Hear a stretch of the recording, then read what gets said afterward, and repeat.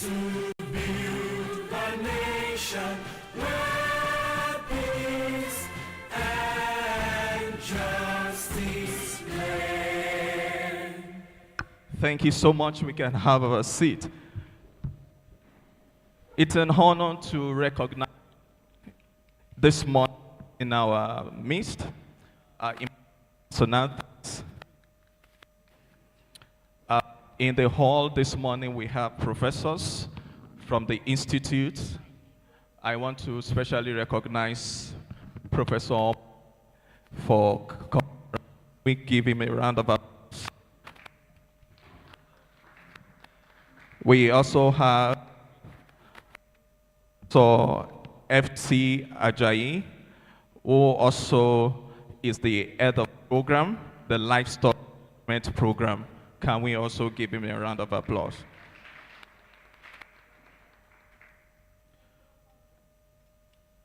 I will want to move straight away to the high table, and we have the Pig Farmers Association of Nigeria president, who is also our own professor in the Livestock Improvement Program, and the person of Professor Akin. Well, we give a round of applause.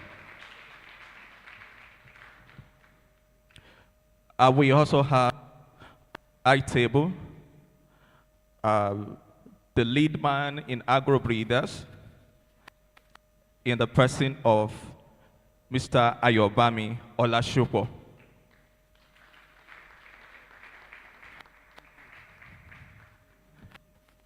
And we have in our midst from 333 Academy, Spain, Javier Lorente Martins.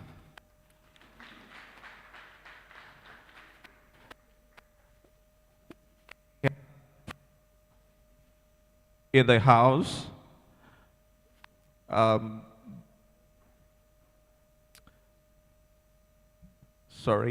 we have in the house Mr. Tommy Olatunde from Choice Genetics, France. Can we give him a round of applause?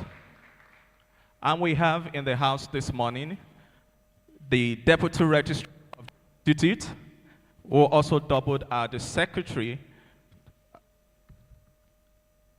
of the Institute, the Deputy Registrar and the Secretary to the to the Institute in person of Mr.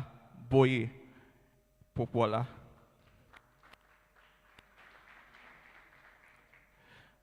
And we also have the Deputy Director of the Institute, who also will be representing the Executive Director, Professor Batolu, here this morning. This is no other than Dr. Adetumbi.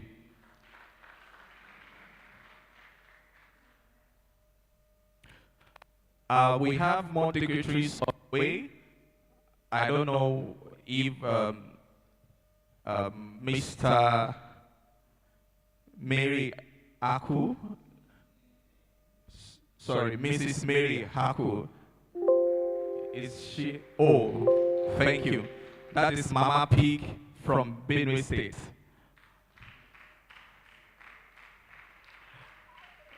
All right.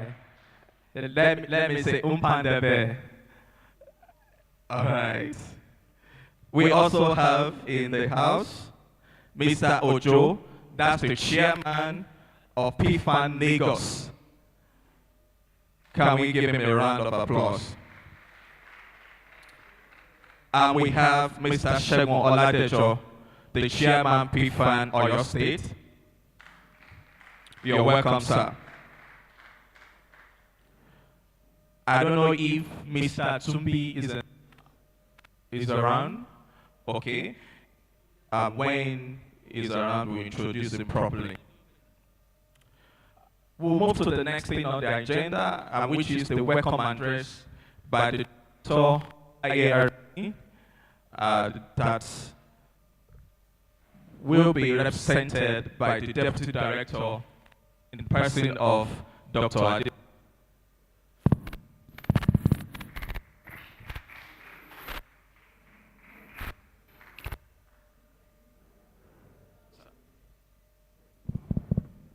Hello.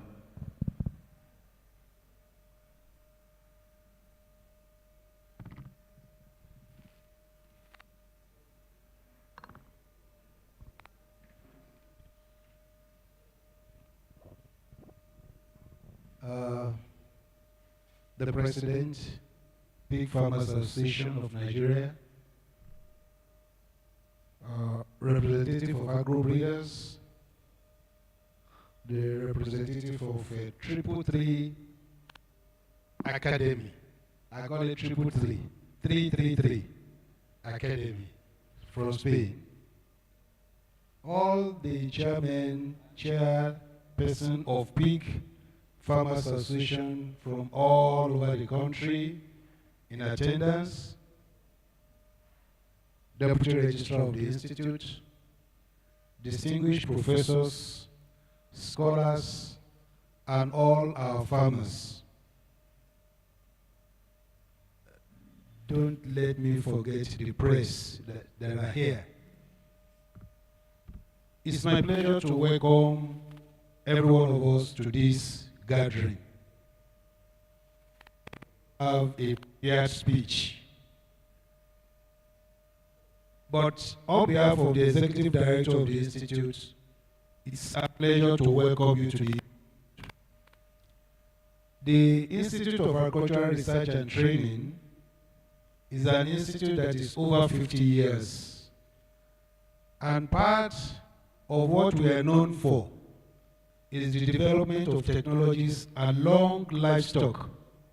And pig happens to be one of our primary livestock that is fetching us a lot of recognition in this country. So it's my pleasure to welcome us to this gathering. And it's one of rare kind of opportunities where we can fraternize, where we can discuss, and have an insight into recent technologies and advances in pig rearing, pig management. The Institute is well disposed to this kind of gathering because we believe that of situation will propel our technologies and recent discoveries. We would like people that are visiting Nigeria and proudly visiting the Institute for the first time not to look only on pigs, look at all other things that the Institute is capable of providing. And our Institute is, we have a friendly environment. Don't be afraid of anything. You are well secured. So feel free to move around at your convenient time to see some of other things that we're also doing that can also help in your pig rearing and management. The director would have loved to be here, but exigencies of duty has taken her to another place, and she's sending a welcome speech that I've just.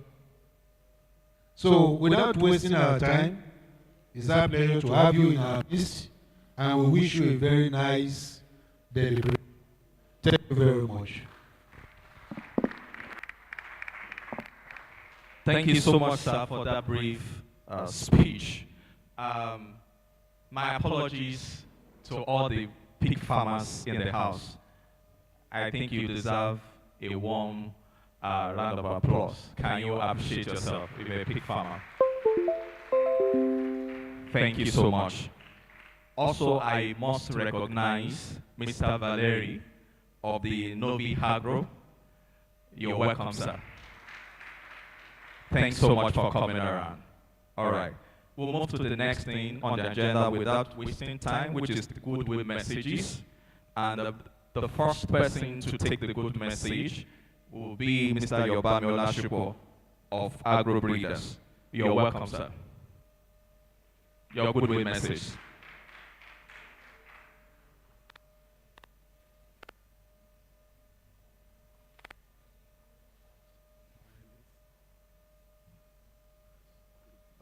Good morning, everyone. To you from AGROBREEDERS Nigeria. My name is Olashupo Solomon Ibami, as Dave stated, and I'm director of AGROBREEDERS Nigeria. All protocols duly observed. We want to appreciate and greet all the important guests in this event. The director of Veronica Opatolu, ably represented by the group of directors. We really appreciate you so much for being at this event. And it is the Institute at large will continue to move even forward and scale greater heights, even in our trainings. Special thanks goes to Adesenwa Kingsley, the national president of the Nigerian Association, all trees from Association of Nigeria, and all companies. We welcome you. And please, the sound, can you help us work on it? Part of the vision of this event is to see that we create a platform where pig farmers from different parts of West Africa can have a convergence.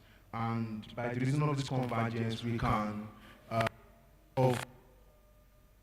not really to just train alone, but then to through the teachings that will be coming, through the seminar and the answers that we'll be having in the next 2 days, we are going to be moving the indoor.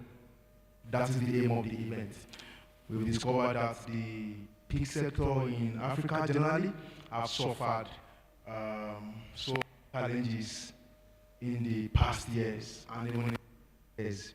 And among in a time like this, we have meetings like where farmers can, come to discuss and see how we can be able to, number one, solve these problems and have insight on what is happening in the world presently, so that we can be able to use that to improve our production thereabouts. And in doing that, we saw a reason to collaborate with 333 Academy, and we are also privileged to have the technical director of 333 Academy, representing the whole board of directors of 333 Academy, the directors and the CEO of 333 Corporate, and the director of the academy. So you are welcome once in Nigeria to have you around. And a lot of people will be speeches. Mr. Tomi Tunde, Professor Eustace Yai, and so many other speakers who will be speaking. We appreciate you for coming, and thank you so much for those who came as far from Lagos, the north, and even other countries. Those following the line from Ghana, Cameroon, Kenya, Namibia. We really appreciate you so much, and thank you so much. We wish you all the best in this event, and our prayer that you continue to increase in production. Thank you. Thank you so much, Mr. Yobami, for that brief speech. I'll bring to the microphone Javier Lorente Martin for your goodwill message.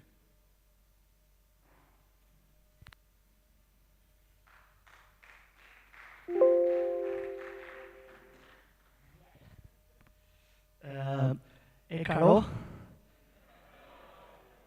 Esi, to be here today. These are probably the only words I have learned in Yoruba, sorry.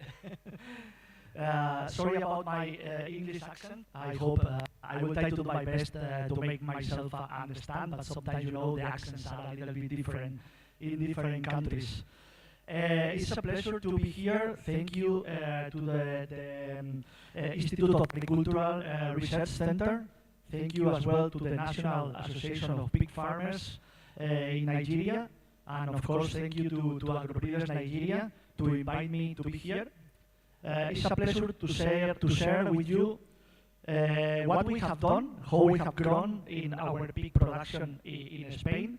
I think that Africa, and you will see later in my presentations, Africa has all the potential that you can have to be a really high potential in pig production. You are the future on the pig production. So, and Nigeria is going to be the country who is going to lead, for sure, the future of pig production. But you need to learn more or less how to be growing, and you need to adapt about the new technologies, new facilities, new challenges that you are going to have. So we are trying to share during these 2 days a lot of knowledge, a lot of information, and it will be a pleasure to discuss with you all that. Thank you.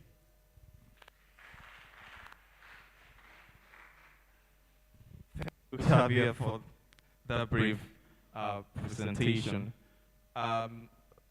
Last but definitely not the least, to give us the good message is the president of Pig Farmers Association. Oh, I'm so sorry for that.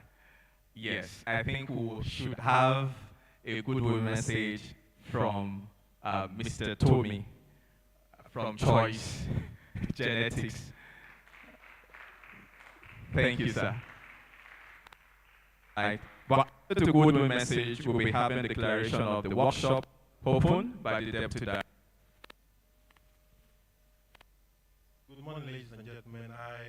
My name is Tom Latunde, and I want to greet my host, the Honorable Director of the Institute, and AGROBREEDERS, and the Pig Farmers Association of Nigeria. When I was told last week I have to take part in this gathering, I was in Côte d'Ivoire. So I came in 2 days ago, and yeah, I'm very happy to be back home.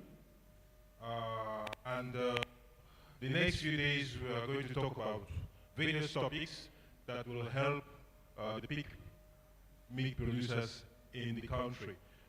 Basically, I will be talking about genetics and how genetics is the factor behind every other thing that we do in pig farming worldwide. So thank you very much again, and we have a pleasant meeting together.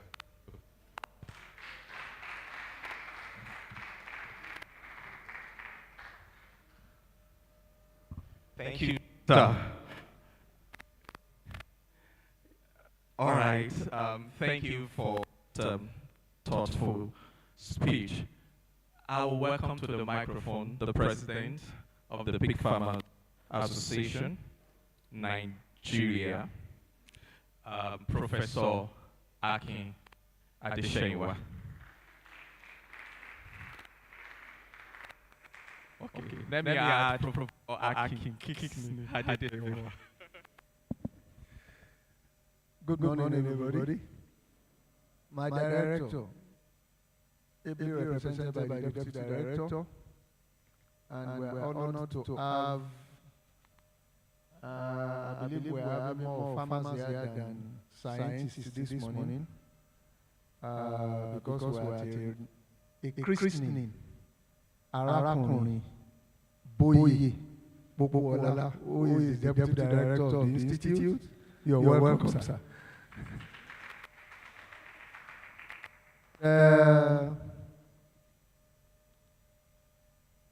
Mr. Ayobami, the CEO of AGROBREEDERS, Mr. Tommy of Choice Genetics, and the acting zonal coordinator of Pig Farmers Association of Nigeria,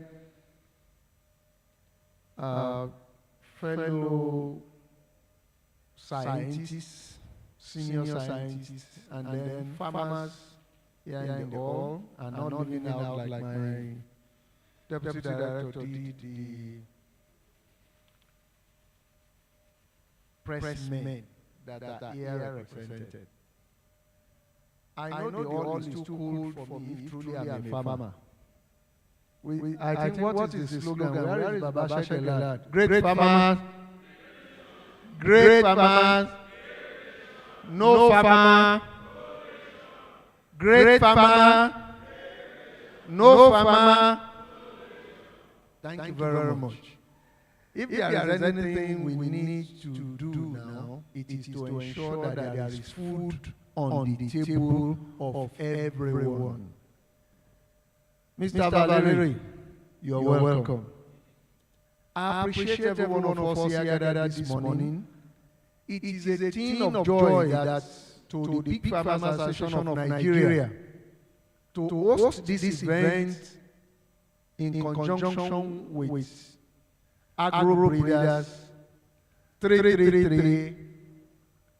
And if you can imagine if somebody have to fly all the way from Spain just for this meeting, it is for us to build on our capacity.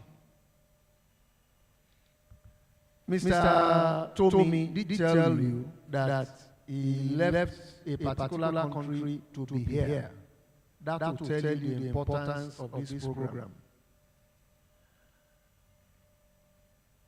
Mrs. Mary Aku is not just representing Benue State Pig Farmers Association as the chair there, but she's also the treasurer of Pig Farmers, the national treasurer of Pig Farmers Association of Nigeria.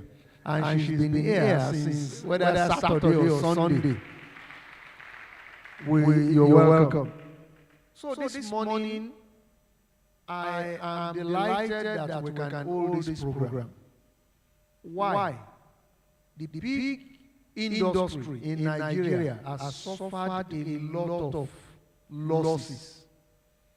As against avian influenza, bird flu, whenever there is an attack, however minimal, there is compensation. To a little extent, I will not say to a large extent, the government has been able to put it to check. We normally have a reoccurrence, but that is not out of proportion. It's easily contained within the area that has happened. But African swine fever, which is a global thing, if in Southwest alone, the hub for commercial pig production in Nigeria,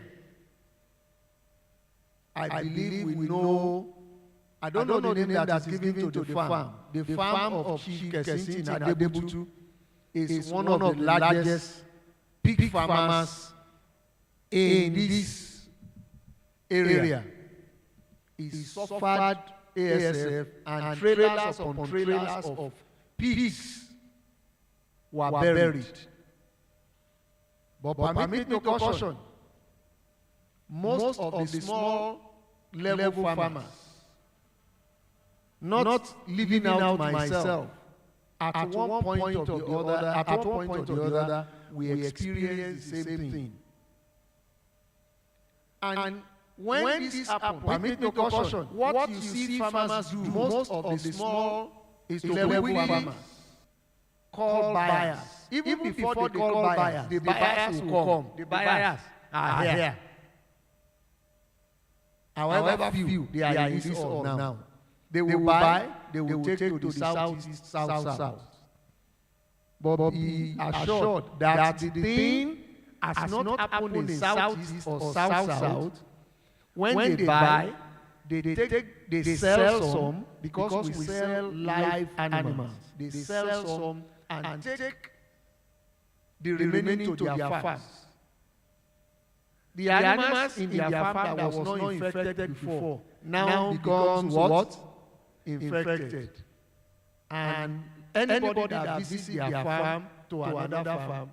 So until a compensation is introduced to assist farmers, ASF will be a recurring decimal.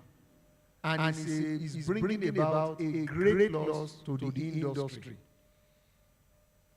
So we have experts, we have people here. The worry of IAR&T was that when this was happening, the report came to our head of department, that's FT, officially, and had to interact with me as being part of the big farmers. How do we solve this problem? And I had to interact with all people you are seeing today, which now brought about through the assistance of AGROBREEDERS. I want to give that organization a round of applause. The CEO is a young man, but he's a vibrant young man. When he heard and when he saw, he was interested in partnering with the Institute because he has links with Mr. Tomi, even though we also have a link with Mr. Tomi of Choice Genetics. He has links with Zabia, who is based in Spain, 333. And they said they must facilitate this, which we are seeing today, so that our farmers can learn some other techniques in addition to what they know. So it's a thing of joy that Pig Farmers Association is the platform that facilitated this with the big support from the Institute of Agricultural Research and Training that is responsible for solving farmers' problem. So today and at this meeting, most of the problems that are challenging us, particularly key area around ASF. ASF, we are not just going to look at it as a disease, but it will be looked at in all its entirety, because we don't practice biosecurity. You may visit me in my home, and the best thing I think I should do is to do what? Take you to my farm. Come and see my pigs. Is there anything wrong in that? Eh? There is nothing wrong, socially speaking, but everything is wrong if you are a farmer. It is not a place for visitation. It is not for viewing. You should not take anybody to your farm. You should bow secure. But how do you, even the feeding, even the choice of the animals to rear? So we will all have the total package with this meeting. And this is just the starting point. This opportunity will be a continuous thing, because this is for the last quarter, or let me say for the rest of the year, but subsequently next year we will have much more trainings. Thank you very much. Thank you so much, Professor. All right. So we'll go ahead and declare the workshop open as I invite the director, represented by the Deputy Director, Dr. Adum. You're welcome, sir.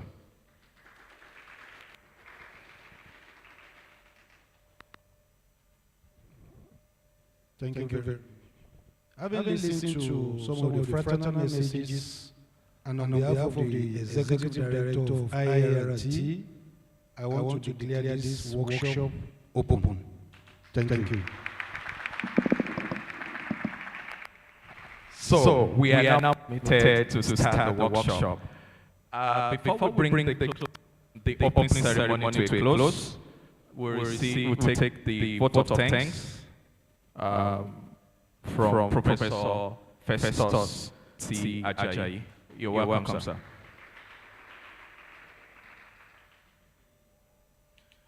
And after the vote of thanks, there will be a group photograph outside. Yeah. Especially the people on the high table. Okay. No doubt that today there is going to be solution to some of the deep problems that we are facing in the country by the caliber of people that we have in the house. I want to sincerely appreciate everyone here, farmers, the press, all those people that have found time to be here. The executive director, represented by the deputy director, and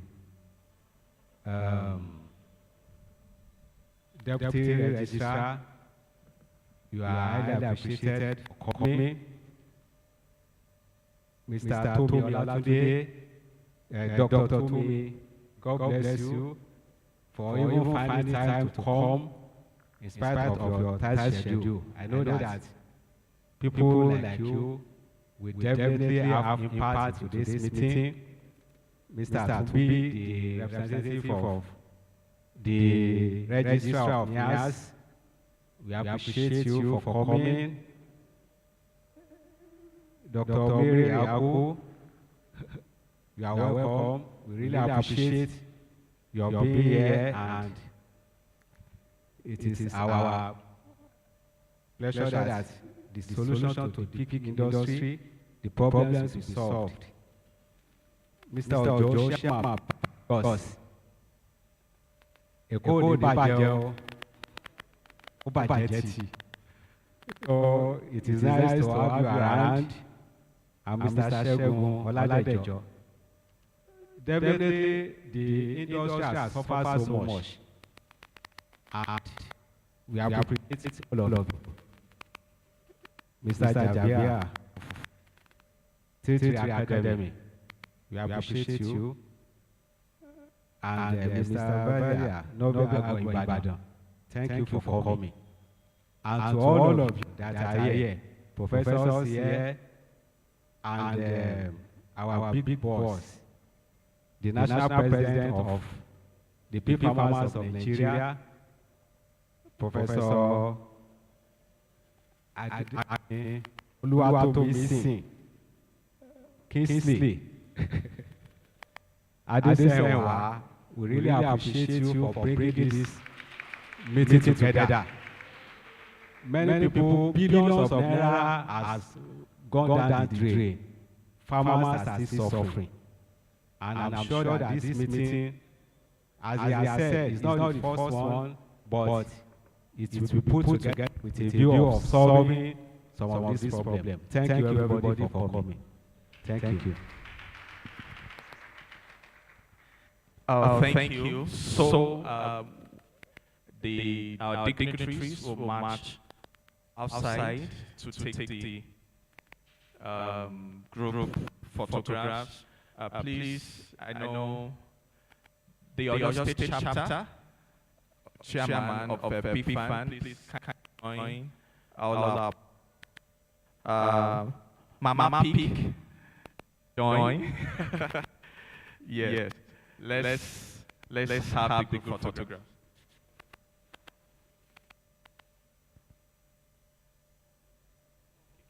Oh, so please, everybody should move outside to take good photographs. Please. Thank you for that.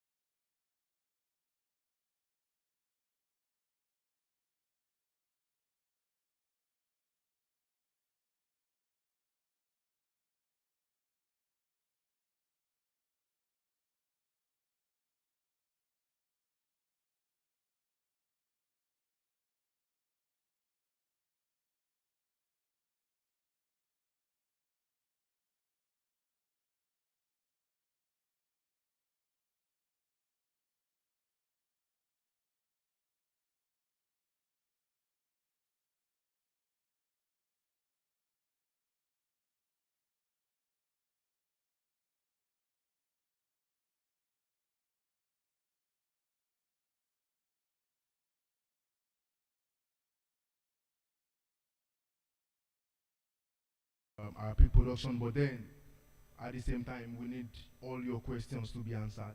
You know, there are farmers that have been hit in so many ways.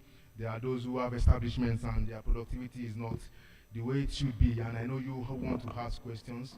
So the presentation should be very brief, and from there we can be able to have time for so many things that we'll be doing.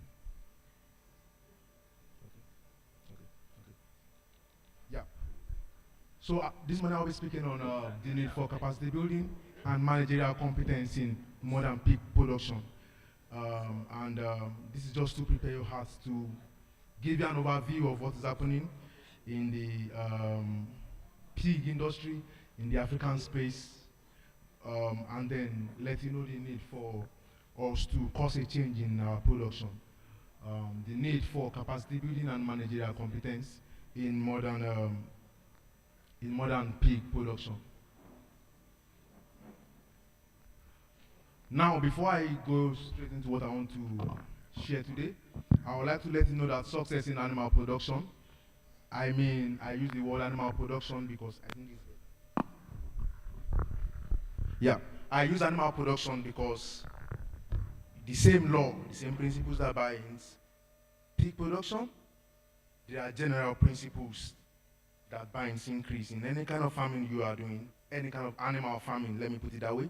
But success in any kind of animal production is firstly a function of individual management and a regional factor. That was supposed to be factor, sorry. For you to, the meaning of what I'm trying to say is that for you to succeed in animal production, you need to first of all know that you have a responsibility as a farmer, and your responsibility is good management. So success will be a function of individual management firstly. Then you can now talk about the regional problem that binds all the farmers in your region. Let me give an example. I farm maybe in Ghana, for example. I'm a farmer in Ghana. Success in animal production, in pig farming, is a function primarily of the management system, the management standard that I have put in place, number one. And secondly, let me say secondarily, there are regional problems affecting all farmers, either have good management or not. There are regional problems tied to each location, depending on where your establishment is. And that is what I mean by this. Before we go fully into what I'll be showing you, let's look at the challenges of pig farming in Africa. Now, by things that we do, we run virtual global mentorship on site in some locations, you know, some selected locations in Africa. Still trying to reach more, but due to the combination of some of the challenges that is going on in locations over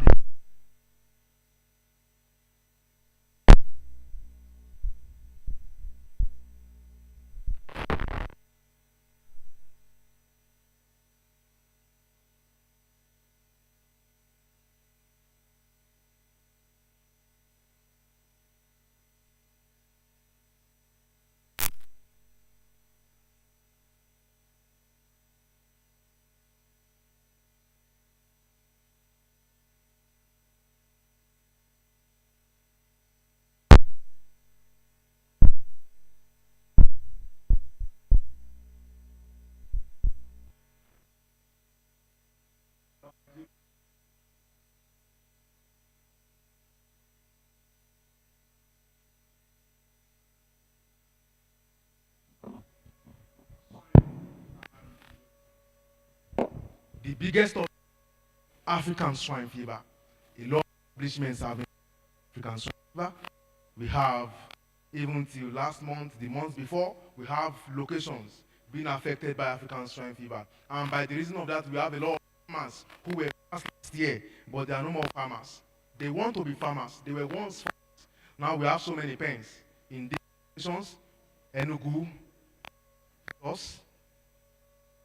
We have so many of them we have visited, different places. Akwa Ibom, Abuja, all these locations have been hit by African swine fever, and that have caused a decline, let's be sincere. It's caused a if we should do the, even we have a good inventory system that we can know what is happening right now, we are going to discover that even from January till now, there have been a decline in the amount of, in the strength of the pig sector, the African, in the Nigerian space now. So African swine fever, one of the major challenges we have in Nigeria.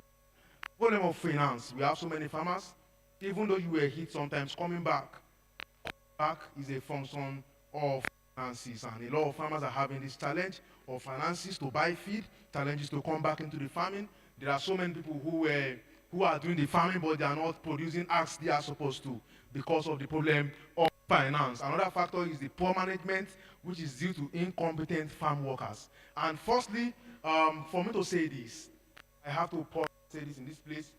For us to really do well in farming, in animal production, the first, or let me say one of the primary things that we must consider is our competence. Competent managers. I normally call it managerial competence. Ability to manage a particular animal farm. And this is also a major challenge in this space. In fact, as a matter of fact, we have so many farms that the funds are available. I mentioned finance, but the finance is not general. We have people who have the capacity to 1,000 animals. I know farms of 500. We have establishments in some major places in this place, even in the southwest. And many of these establishments, we are still opening up farms of as big as 1,000 animals, 1,005 people are producing. So for some people, finance is not a problem, but you still see that even though there is money, the farms are not still doing well because of the problem of management. Say management. Say management.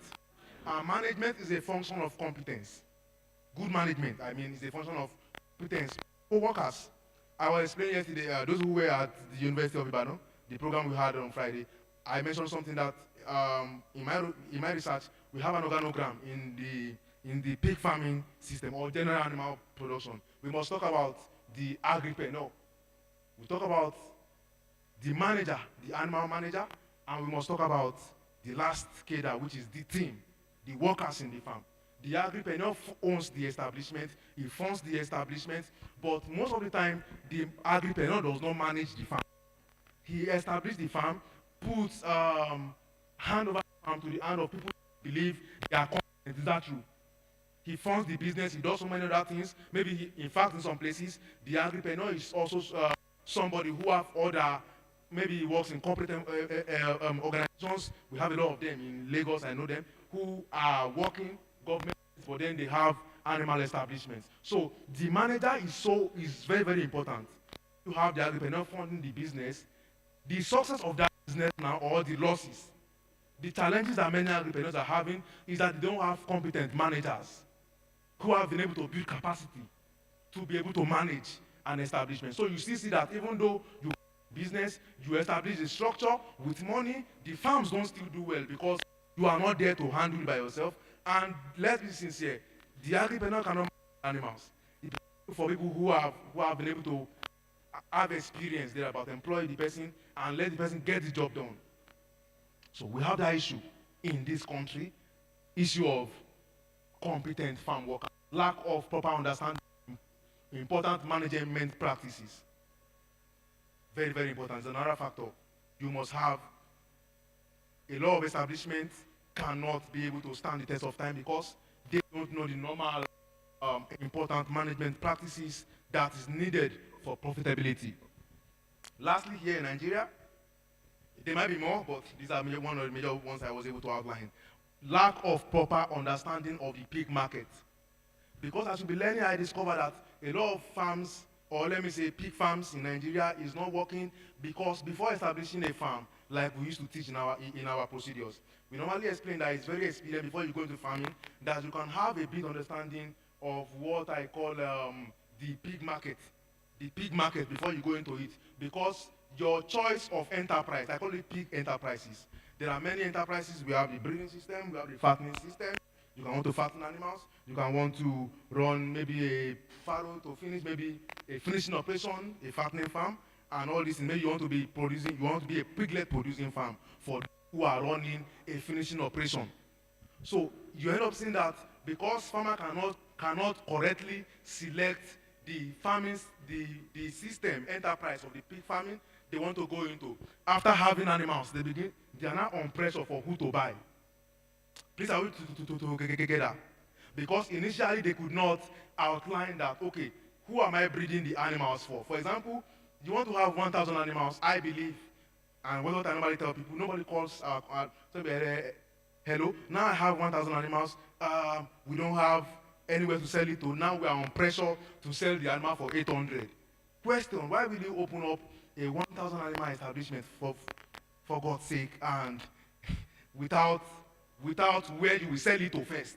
So waiting to have 1,000 animals, then you believe, where are the buyers? You need to think about this in production. Because once you have the genetics, once you have the feed, once you have the management, you know that your animals will grow after a period of time, and it has to leave your farm. If not, it might be difficult for you to feed those animals at some point. These are the reasons why many farms doesn't work. Issue of the pig market. So these are the challenges we have in the Nigerian system. Now let me quickly move. I'll be very fast. Okay? Now this is the issues we have. Now this is Ghana. Also this is Cameroon. And some of the major challenges that we have in this place is also African swine fever. I very often communicate with Mr. Ephesus Nkwenti. Ephesus Nkwenti is one of the director, the pig director association, the big association in northwest Cameroon, Bamenda to be precise. And I was discussing with him, what are the challenges you have in your place? And these are the things he told me. Number one, he said, they have 10 regions. We have 10 regions in Cameroon. We are in collaboration with the Northwest region in Cameroon. And in 2 months ago, they recorded that all the regions, all the 10 regions in Cameroon are affected by African swine fever. But mostly, the location that was most affected is the northwestern part of Cameroon. All animals dead. They send the pictures, what's happening, to our location. We look for how we can be able to intervene for them. We run programs for them and all. But these are the challenges that is going on. 10 regions in the country, all affected by African swine fever. Lack of good genetics is also a major one. We believe when Satomi comes talk about genetics, I don't want to go fine into that, but good genetics also is also a major challenge, because by the time we are producing, we discover that many people are producing, and the production rate is not as fast as it's supposed to be, because of the issue of growing animals with inferior potential. I call something genetic potentials. The potential that animals have to grow. I'm not talking about feed. Let's leave feed. Let's leave management. At least you should have animals that have inherent potentials for fast growth. So that's the major challenge in Cameroon, also, as we also have in Nigeria too. Lack of good management skills is another thing happening. Now these are pictures from some of the pictures they sent to me from Cameroon. All these animals are from different farms. So what normally is that when they come out, they bury, even try, because if it's in some other locations, they tend to still want to sell those animals to make money out of it, but they bury. So you can see animals dead of ASF in major locations in Cameroon. This is Ghana. I was communicating with I got this information from the one of the top individuals in the Ghana pig industry, Mr. Kofi Okra, the director of Nasita Farms, also one of the stakeholders in the Ghana Pig Farmers Association of Ghana. So I got this data from him. What's happening in your location? We normally visit places on a yearly basis. And these are the things he told me. Number one challenge they have also is African swine fever. Many locations have been wiped off this year by African swine fever. Lack of advanced technologies and other functions. They don't have technologies. You want to produce, but you don't have enough technologies to back up these things. When Jabia comes, he'll be talking more on these things. Lack of managers. I discovered sometimes, initially, I thought that some challenges is, should I say, is endemic to our location. But I really discovered that it's not. That when you go to different places, they have, in fact, it's even better sometimes in Nigeria than even in other locations in Africa. So they have challenges of competent managers. Also, high cost of feed items. I just this one because it's just looking at the major one that's happening right now. That in their place right now, as we are having inflation in prices in Nigeria, even in Ghana, they are also having inflation. Sometimes, aside the programs, we also send animals to all those places, and some of this inflation is still affecting them in those places. And the high cost of animal protein, the feed cost is high, plus bad genetics, plus African swine fever, plus lack of competent managers. Other countries have similar issues and other challenges such as lack of doctors and trainers. Time will not permit me because I want to limit the time. I would have added Kenya, I would have added because we run programs for all these people. Kenyans, Namibians, Tanzania, among so many others. The challenge they have in those places, some of them even have better economy than business, but they still have the of instructors. I began to ask an instructor be, and they told me that's the primary challenge. The country wants to grow in the farming, but people to tell them that this is what to do, this is how to do. Saying this thing to people to let us know in Nigeria that sometimes you don't value whatever it is, and we have to, for our production to change, we have to change the mindset. You must learn. So when you people who have committed that Satomi came all the way from very, very do. After this program, go back to Ghana again and to wherever I go because I work in Nigeria. And so when people came from different places, maybe it means we value knowledge, we value capacity building.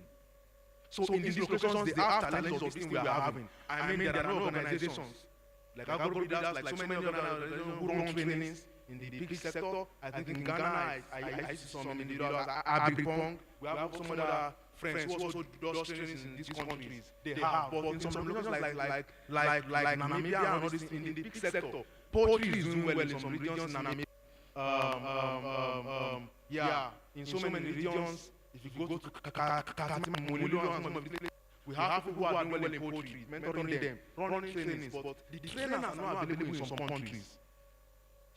Imagine. So the problem, we have some problems that are general, and we have some challenges that you see in Nigeria, you don't see in those places. So this is just a small brought together compilation of the issues that are happening. Now, what's the solution to these things? What is the way out? What is the way out of this problem? The primary solution to these challenges is for farmers to have convergence like this for general discussions, mentorship, capacity building with the aim of forcing improvement. Number one, improvement in knowledge. Then number two, improvement in managerial competence. Because I have to tell you that let us be sincere with ourselves. I be in Nigeria and the same living son, the same challenges that farmer, we have some general challenges. But at the midst of challenges, there are still establishments that are still standing strong. Which are you getting me? What I'm saying is that following online and people on site here, we might, even at the midst of many of these challenges, we still have establishments here that are doing well. Skoda is here. We are trying to introduce them to the dignitaries, but Skoda, there's an organization who is here, they are trying to, they do pig possessing, pork possessing, and all these things, and they have animals and all these things. But I have seen that, even though we're in Nigeria, we mentioned that the farmers have been rightly hit by ASF. I agree with you. There's no finances and all these things, I agree with you. But also we have to know that challenges, managing challenges, or ability to stand strong, we call it business resilience, agribusiness resilience. Ability to keep your establishment going despite the high cost of feed, despite all these things, is a function of what you know. The proof of this, we have tested it. Some people say, okay, we have challenges that go with us, how can we solve this problem? The only thing is, okay, who are the people managing? Who are the team? Okay, 1, 2, 3, 4, okay, it's fine. You leave. I'm sending somebody to that place. Please, are we together? Some of our 5 people say, okay, you are going to this place to go and get this problem solved. Go back there and balance that place. One person. Say one person. Not greater in age, not greater in stature, but greater in competence. Goes there, you do this. This is wrong. You don't enter anyhow, nobody enters again. This is it. we are doing this. Okay, because of high cost of feed, our animals must live at so age. Okay, having a number of animals, let us open another outlet under our farm, which we know that this place will be a place. Our animals are producing, they are going there. One person directing, giving instructions on what to do, and farms are bouncing back. I'm not saying this to encourage you. I'm telling you that this thing we are doing here, like our dear father in the industry, in the Nigerian system, the national president, have said in this place. That's the fact. All we have come to do in this place, number one, is to discuss about general issues in the industry. But plus that, we must know that you need knowledge, because he mentioned it. We need knowledge. Challenges might be there, but you can still do well, because your excuse, let's be sincere. I am somebody who doesn't work with excuses. If there is a reason for this program not to hold, PFAN has so many reasons to say it won't hold. I have so many reasons to say we won't have it. There are so many reasons, IAR&T. In fact, I learned that there was supposed to be a program here, if I'm right today, which was, please, I don't know what I'm saying, which was because we want this program to hold. So we can easily say, okay, there will be an event in this place, then no West African conference. But people told us that we want to get this done. Plus the willingness and the readiness to make an establishment work. At the midst of challenges, it can work. Tell yourself it can work. Say it can work. And I'm encouraging farmers from Cameroon, from Kenya, who is working virtually. Your establishment can still work. Despite all the losses you have experienced here, despite the issues, your farm can still work. You can still bounce back, I tell you. I know farmers who have been out of pig farming, who might be here and said, AGROBREEDERS, I've lost all the money. I've lost all to African swine fever. But if you can grow again and you can run with the things you'll be hearing, your establishment can still work. There's hope for growth in the African system. As I round up, when I do trainings, we do agribusiness mentorship, and I always like to share this. I designed this. We designed training materials to and this was one of the things I sat down one day and sketched this out. And I believe this is, if you can understand this, I call it phases of agribusiness growth. If you can understand this, then it's possible for you to be able to increase and know the issues you are having. I want to show you the place of capacity building and managerial competence in an agribusiness. This works for poultry, it works for whatever it is you are doing. Now, look up. I call this place the latent phase. Now, this is time to check it. Because progress, your measurement of progress in an agribusiness, time is a factor. For example, the difference between two farmers selling your animals at this month and next month can be defining, can be what determines your profit and your loss. You understand me? People who do poultry, you know these things. People who grow poultry, who do layers, who do not only farming alone. Generally, what I'm saying is that even in pig farming, a pig is supposed to sell out at maybe 8 kg or 7 kilos or 100 kilos. If that animal should move beyond that and they exist in your farm, and those animals are not breeding stocks, they are fattening stocks, you discover that because normally in pig farming, as the animal grows, the FCR continues to drop. You get what I'm saying? I mean, they start having exponential growth from birth weight, they start to increase. And when they get certain weight, the rate of growth, when you look at it based on the amount of feed consumed, it doesn't add up anymore. Is that true? I mean, they don't grow fast as they are growing. So if you have fattening stocks, your measurement of productivity will also be a function of time. Say time. So everything you are doing is under time, because over time you are paying salary too. Either you make money or not. So all those times they are working must really count. So I'm measuring this by time. This is the latent phase. I call it the latent phase. This phase is an agribusiness phase where you have production. There are activities, but there are no obvious profit. Mostly this is the beginning stage of every establishment. At this stage, you are producing. You are working, you have animals, you are growing animals, you are paying salaries, but you are not making income yet. That's how it is in agribusiness. I call it the latent phase. Now, from this stage, you get to another stage where your production and your production began to grow. You began to have piglets, you began to have more animals giving birth, and you begin to climb the ladder. I call this phase a phase of exponential growth. That is the phase where the farm begins to become profitable and productive. You are having more litters, more animals. The farm in charge of 10 sows, you began to have 20 sows, to have a lot of animals in the farm.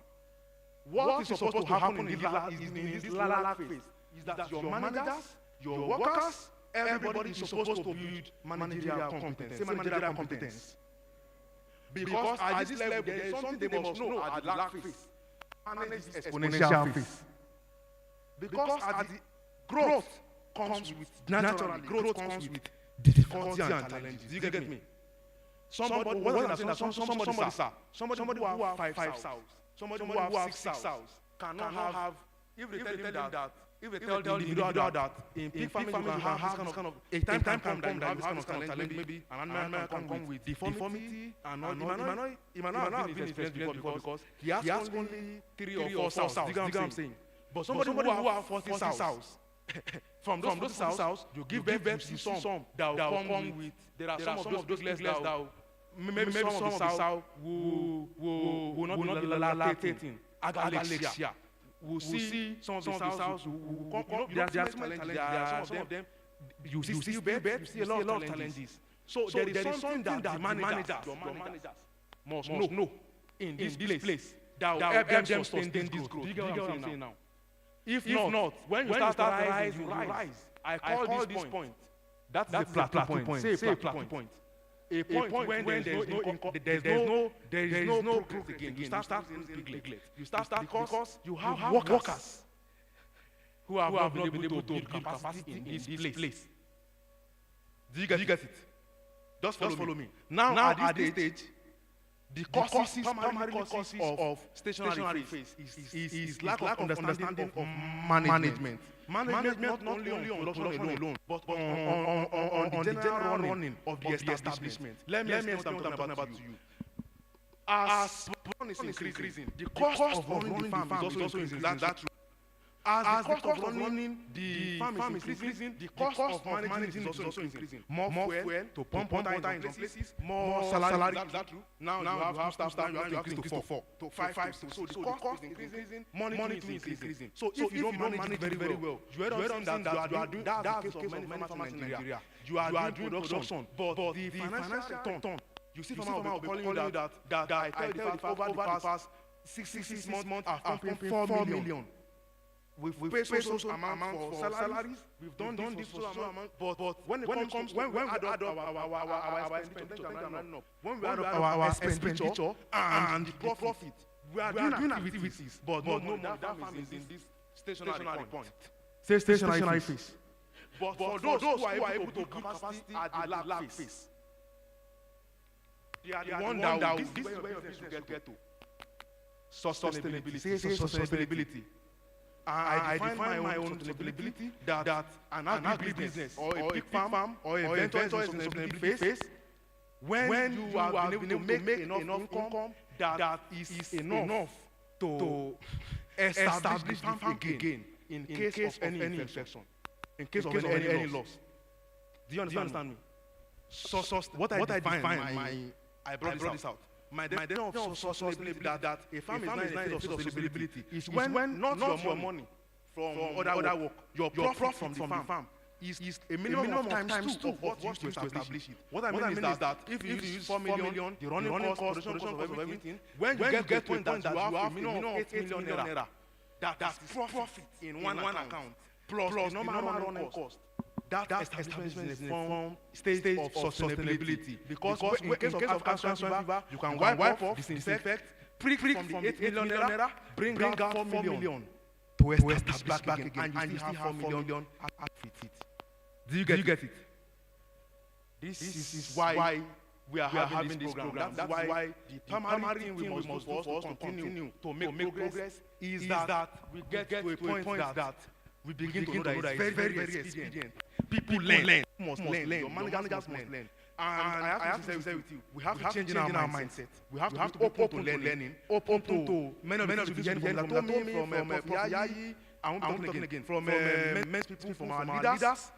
You must be open to learning these things. And by the reason of this, you are learning, I guarantee you can't come back in farming. You can't do well in the farming. I'll rest in this place, and I wish you all the best in this program. Thank you.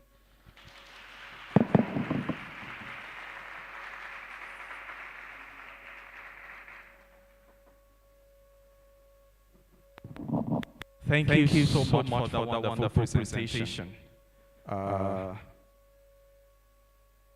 So I'll move to the next introductory session, and that will be taken by Javier Martin Lorente. I hope I'm pronouncing it well. Yes. So we'll be taking on word production. Thank you. It's Javier Lorente Martin, but that's fine. Where do you have the pointer? Yeah. No, it's not here. The pointer.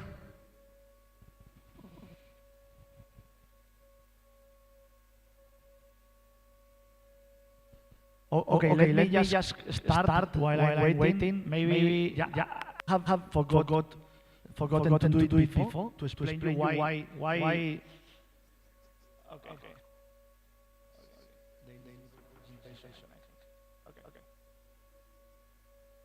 So what the name of 333? Maybe a lot of you know why we call the company 333, but it's really simple.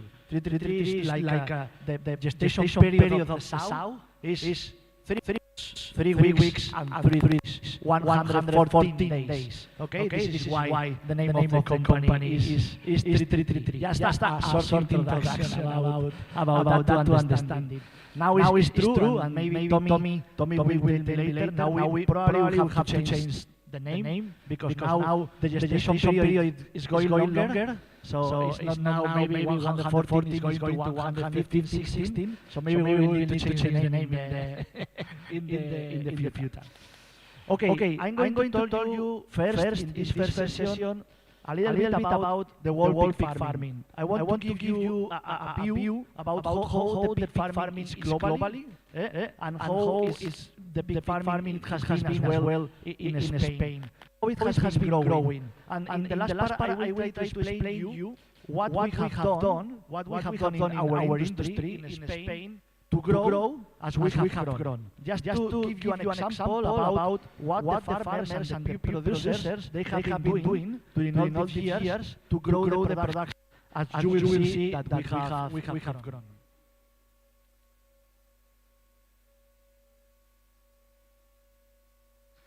Okay, this is the map of the world, and we are going to start talking about sows inventory. Okay, the number of sows that we have now in the world, and least in the countries. You see in the countries that we have information. So these countries that we have information makes more than 70 million of sows globally. Okay. You see here China. China is the biggest producer in the world with around 41 million of sows, and is growing. This 2.5 is the percentage of the growing compared with the last year. Okay. Then the second country, the second part of the world is Europe with around 11 millions, but it's going down. I will explain you why. But you see that the last year we have increased our population of sows. And then we have US with 6.1 million of sows, and as well it's going down a little bit. And then we have other countries like Mexico, like Brazil, probably like Asia, and probably countries here in Africa. We don't have information about Africa. This is one of the problems that I think like industry need to work. You need to work to know where you are, to know exactly how many animals you have, to be able to compare to other countries. But you see that there are other countries in the world that they are growing. And I'm going to explain a little more about that. Okay, this is the global estimated production of meat pork right now. Okay, so you see that we have grown in meat production in the last year. So the production globally is growing. In some countries is going down, but in others is growing, and globally is growing and is going to grow. And the consumption, that is an important point as well, is growing. But imports and exports are going a little bit down. What does this mean? That now more and more, every country, every area is working to produce their own food. Okay? The more practical ways to produce what you are consuming. Okay? So in the future, countries or continents like Africa, they need to grow because you are a lot of people, and you are going to grow in the animal protein consumption. So that means that you are going to be growing in your production. As you see, the global pig production is growing from 2018 till 2030. We say that the production is going to grow globally around 10%. Okay? This is why I want you to tell you that swine production is a really good opportunity. So it's going to continue growing in the world because the world is growing. So you have a lot of opportunities to be growing and be developing in this swine industry. If we see by countries, we have seen before the number of sows in the world. Now if we talk about pork meat production, we have a similar scenario, but a little bit different. Of course, China is still being the first one, the first producer in the world. Okay? But then you see that Europe is the second one and is going up, is going down, sorry. US is the third one and before, but it's not reducing, not too much the meat production. This is why with the same number of sows, okay, they are producing more. It's because they are becoming more efficient. Okay?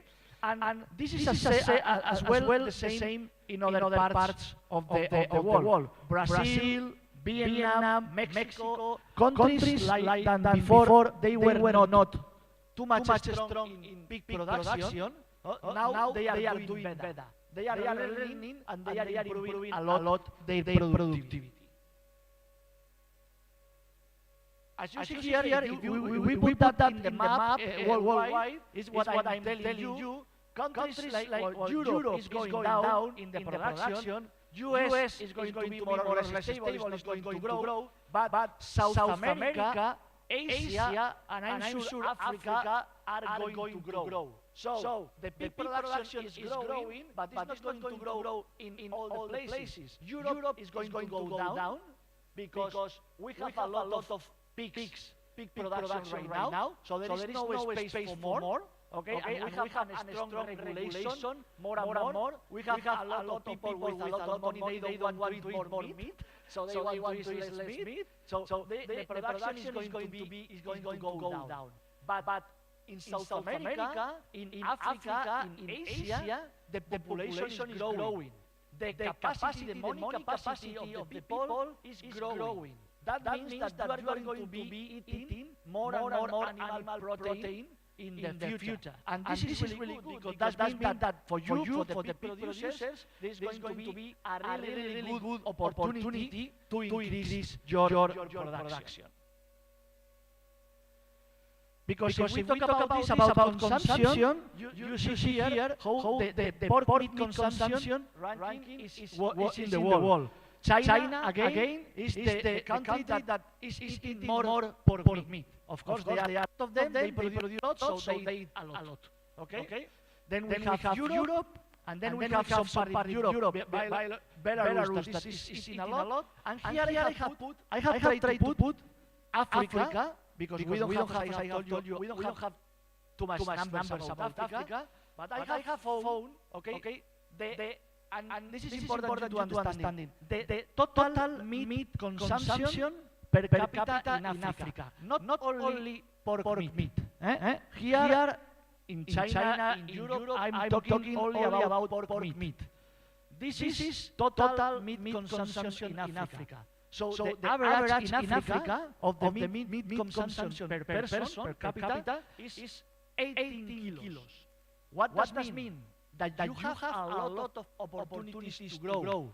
You are going to grow. You see that you are consuming less total meat that some countries are doing just import meat. Okay? So you have again a lot of opportunities.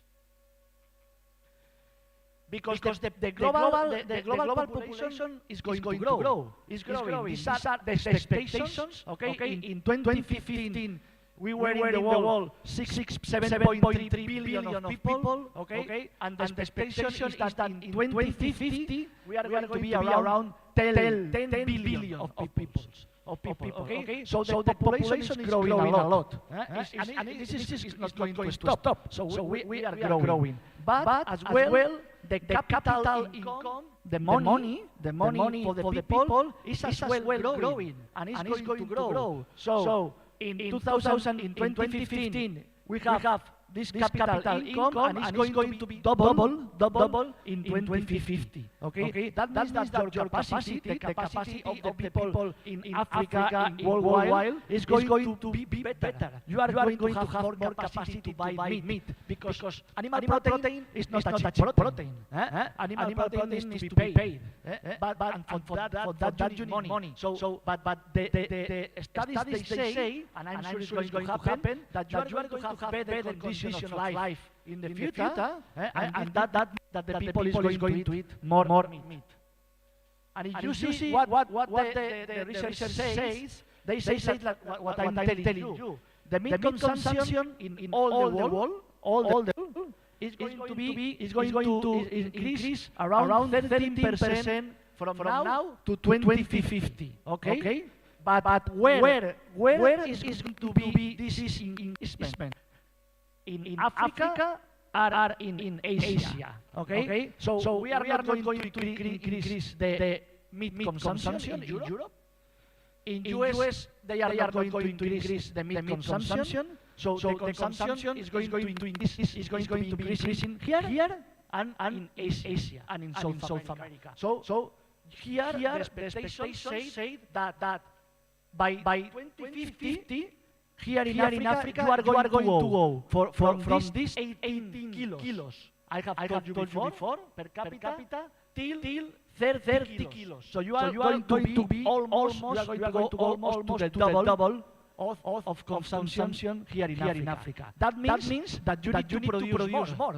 If you are going to eat more meat, you need to produce more meat. So this is really good because you are going to have a lot of opportunities to increase your production in the future. You could import it, but you don't have to do it. You need to produce yourself. You need to produce yourself food because it's going to be much cheaper than to import the meat from outside. So Europe is going down. US is not going. It's going to be stable. South America is growing. Asia is growing. So Africa has to grow. Okay. So maybe you don't see it, or maybe you have. It's true that we have a lot of challenge. You have a lot of challenge here. We will discuss a little bit about later. But what is going to happen for sure is that you are going to grow in your production. Let me now tell me how in this second part of my presentation, what have we done? First of all, let me show you a little bit about Spanish market. Okay? And I will tell you why, because this will help me to explain you how have we grown. Okay? What we have done. So Spain is now. Sorry. Spain is now the third big producer of pigs in the world. The third one. So the first one is China, second one is US, and third one is Spain. Not Europe. Spain. Spain is much smaller than Nigeria. Okay. So we are like one third less capacity than you. And we are in the third position globally in production. So that means that you have a lot of opportunities. We have increased in the last 10 years. In the last 10 years, we have increased our production around 50%. Okay? So we have increased a lot our production. And I will explain you what have we done to do that. We have increased a lot the exports, okay? Because now we are producing more than we eat. And this is a good problem, let's say, because if you produce less than you eat, you need to import meat. But if you produce more than you eat, you can export the meat. Okay? And when you export the meat, incomes used to be really good. So we have increased our exports, and you see that more or less we have increased a little bit the imports, some pieces specific from the pigs, but not so much.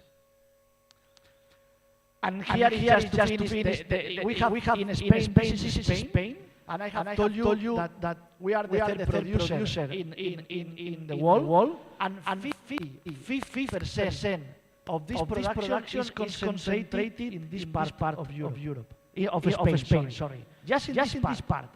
So Aragon and Catalonia. So that means that in a not so big area, we can produce a good amount of pigs if we do it properly. Okay? If we do it properly.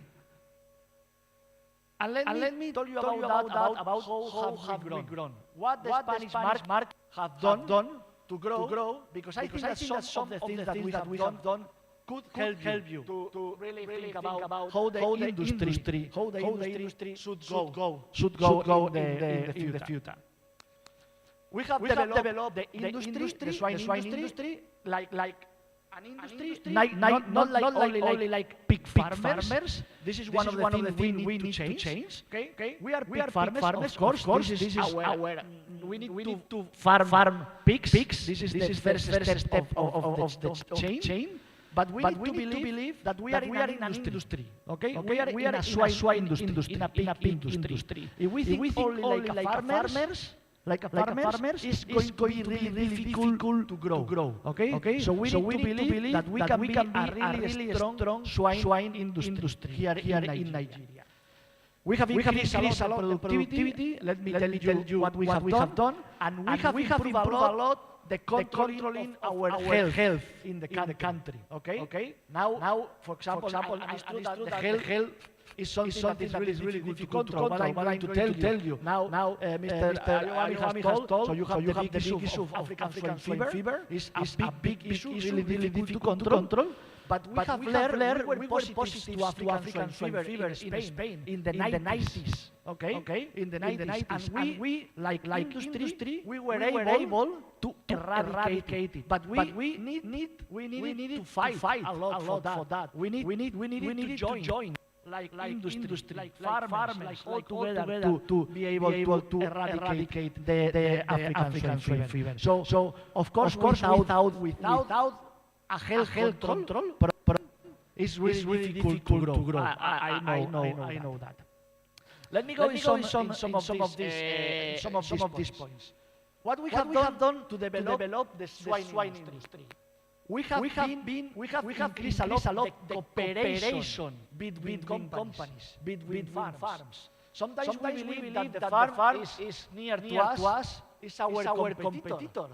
But this is not. We are all in the same industry. I have told you that if I'm not wrong, now please correct me, in Nigeria, there are around 230 million people. And half of these people is Muslims, and the other part of these people are Christians, more or less. So that means that near 100 million of people that are Christians, that they eat pork, meat. What does mean? That your farm that decides you is not your competitor. It's place for everyone. You need to grow in the production. You need to produce more. So there is a space for all of you. There is a space for all of you. There is space for more people that needs to come to produce more or for you to grow. So please, you need to start talking with your partner. with the farm that is not so far away from you. Start talking with them and start working together. What the farmers they have done in Spain, talking one to each other. They have started to buy cereals or to buy food together. Why not? Instead of buy, you say that the feed cost is a problem. Of course, yeah, it's a problem. The feed cost is 70-80% of the big cost. Okay. So why if I have a farmer with 10, 20, 30 cows and I need to buy the feed, why not? If I go to the feed company and I ask for a feed for 30 sows, they are going to give me this price. If I talk with my partner with another 30 sows, and with the other with another 30, with another, and I have 200 sows altogether, and I go to the feed company to ask them, sell me feed for 200 sows. The price is not going to be this. It's going to be this, because you can negotiate, okay? You will be able to negotiate with this feed company. So this is something you need to understand. Talk with the other ones and work together, because you can put down the cost in your farms. We have formed a lot of co-ops, a lot of cooperatives, okay, to work together. This feed mill, this picture here is a big feed mill that is owned by farmers. They build a co-op, okay? They join together. They did a co-op, and with this co-op, they had the potential to build this feed mill. So now this feed mill can again buy the cereals together, and not only to buy the cereals, they can sell the pigs together.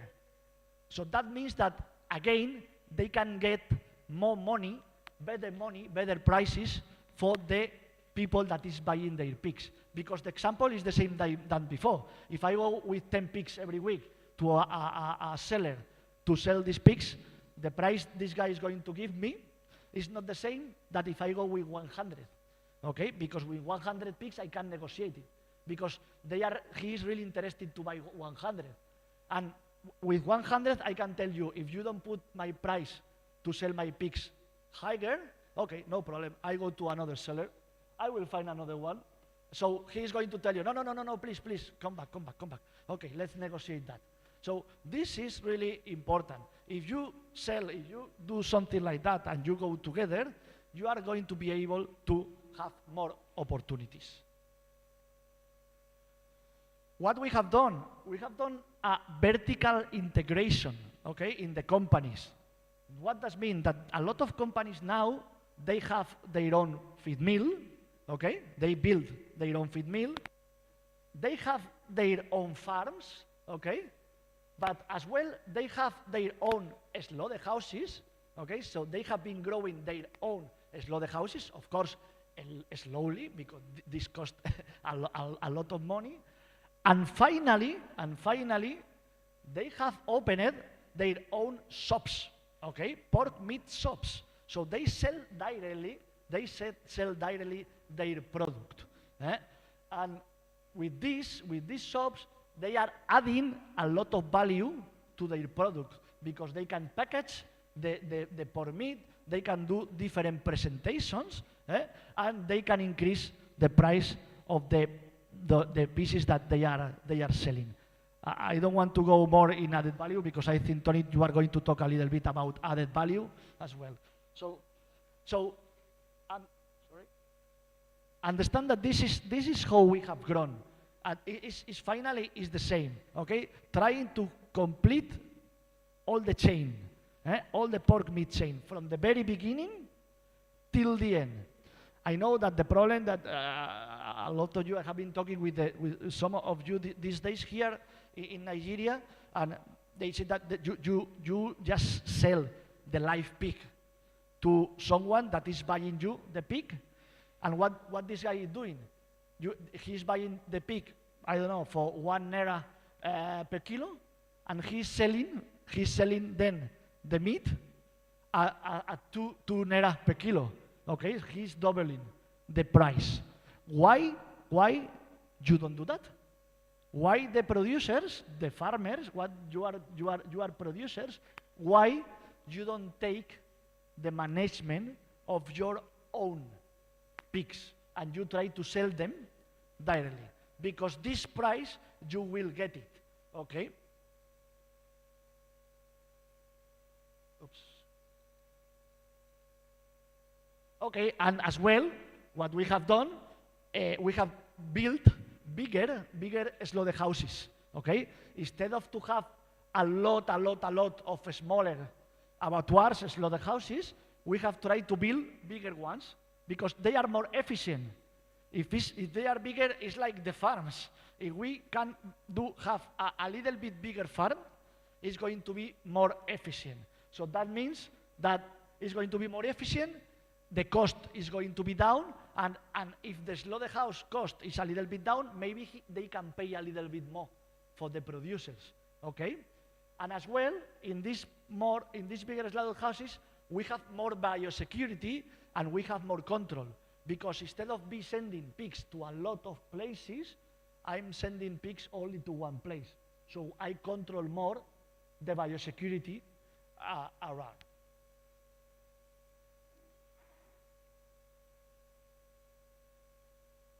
Okay, and finally, what we have done, we have created a really strong national association of pig producers.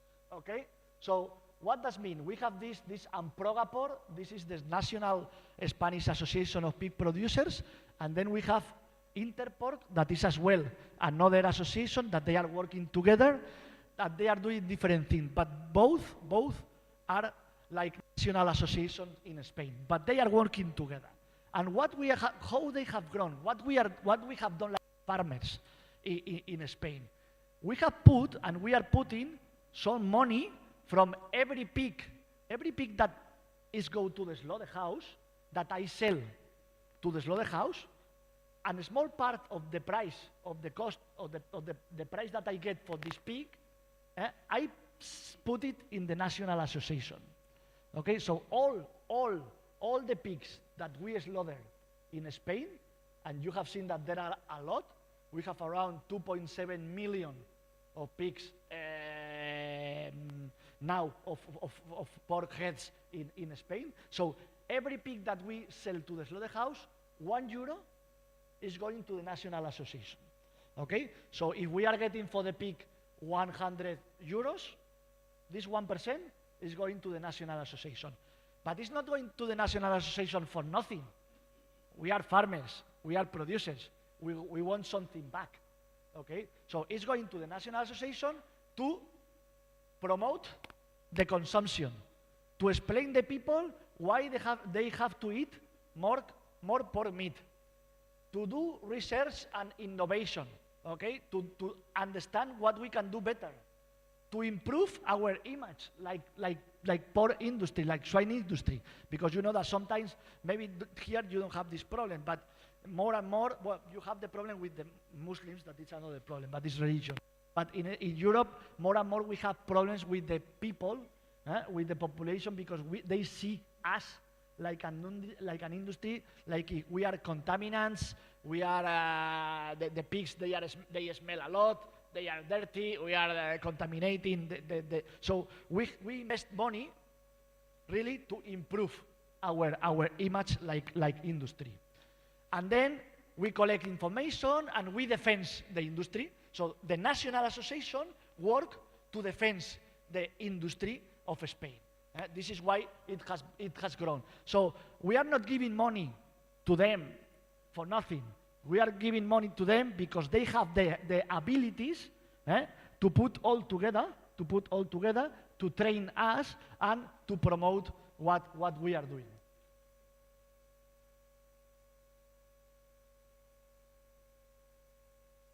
Okay. Come on.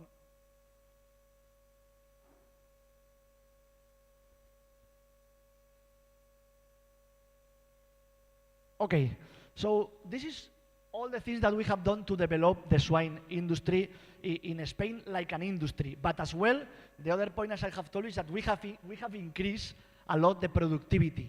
I mean, to be more efficient in your farms, you need to increase the productivity. And you see here, this is from 2008 until 2022, how the productivity in Spain it has been increasing all the time.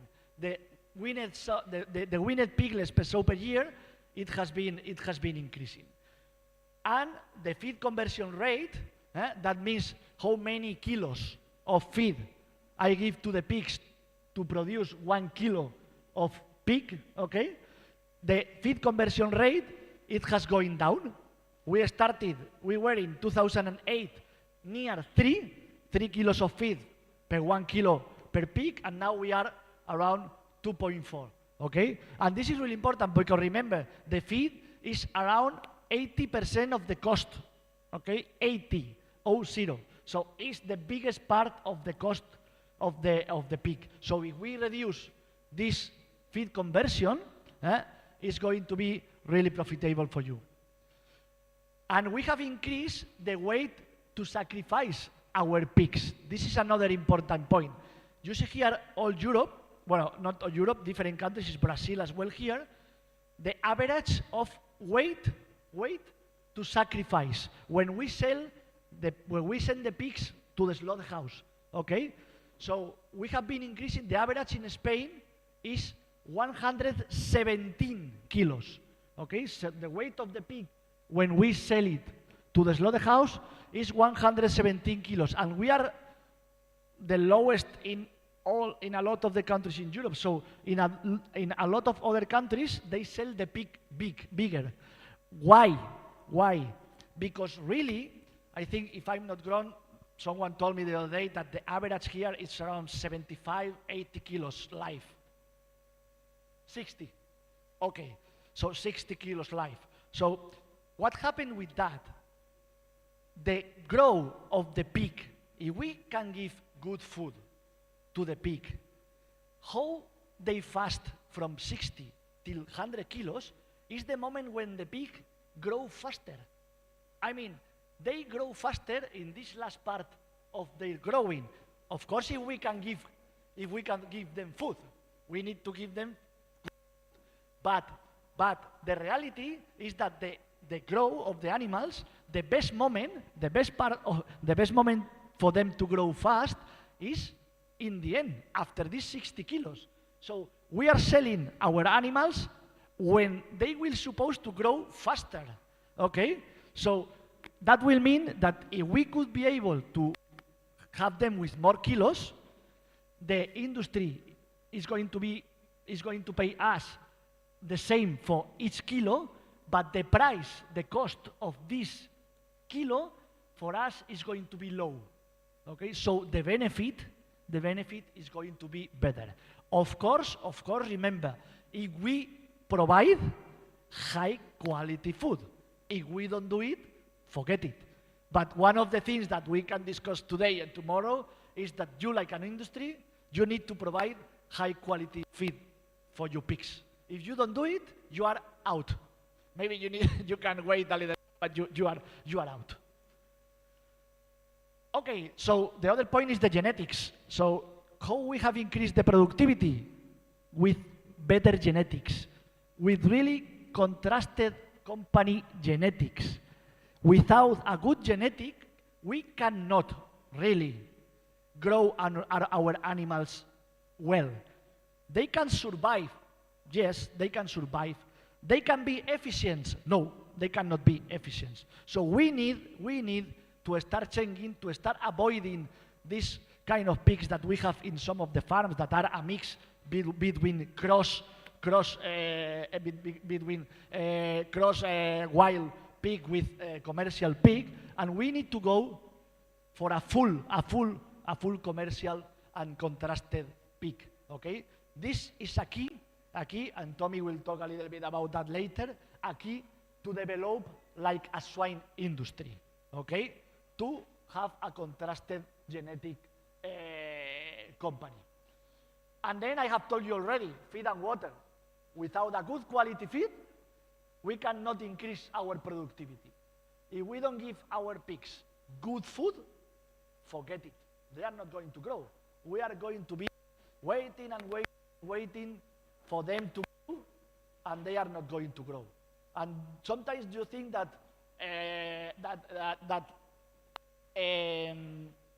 it's better maybe to give a low quality food, and in that way I save a little bit of money.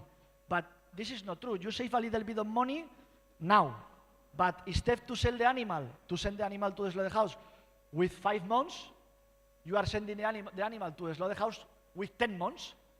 I mean, so instead of do 2 cycles, you are doing 1. So you are losing a lot of potential. So you need to think about that. I'm going to be fast because I'm talking a lot. Okay, facilities, of course. We need to have better facilities and try to have better facilities in our farms to produce better and to increase the productivity. Technologies and all that. That is really good, and it has helped a lot us to develop our productivity. But not only that, I'm going to go to the, for me, the most important is the management, okay? The management of the animals. So the technology, that's fine. The technology is really good, but without management, it's nothing, okay? And we don't need really in our farms now a high technology. We need to improve a lot our competencies in management and manage better our pigs. So just with better genetics, just good food, just with good water and good management, it could be enough to develop really our productivity. And this, Jan, the last part to finish my presentation is about biosecurity. It's about improving the health control. We have said that we know that African swine fever is the big issue you have right now here. But the only way to control African swine fever, because we don't have a vaccine, and it will take time. We are all waiting the vaccine, and we have been waiting the vaccine for a long time, but we will need to wait a little bit more. So wait, because it's going to take time to arrive. The only way is to control the health of our system. And here I'm coming back to the beginning. Like an industry, it's important our biosecurity in every farm, but then it's important to share and to talk with the others, with the farms that are near, and trying to improve the biosecurity in all of us. Because if I improve a lot my biosecurity, and the farmer that is beside me, they don't do it, I'm going to be infected, okay? So we need to take care about that. We need to control all these points, that they are a risk to introduce a disease in the farm. The animals that are coming, of course, if we are bringing animals from another farm or from outside, we need to be sure that they are negatives. The transport that are coming to our farm, we need to be sure that they're clean, and they don't have, they haven't been before moving around another dirty animals or another sick animals. The people that is coming inside the farm, the president has told that before, that we need to take care about as less people as possible coming inside the farm, better. This doesn't mean that they cannot come. If you have some consultants, if you have some advisors, they could come to the farm, but you need to control how they come to the farm. You need to know where they have been before.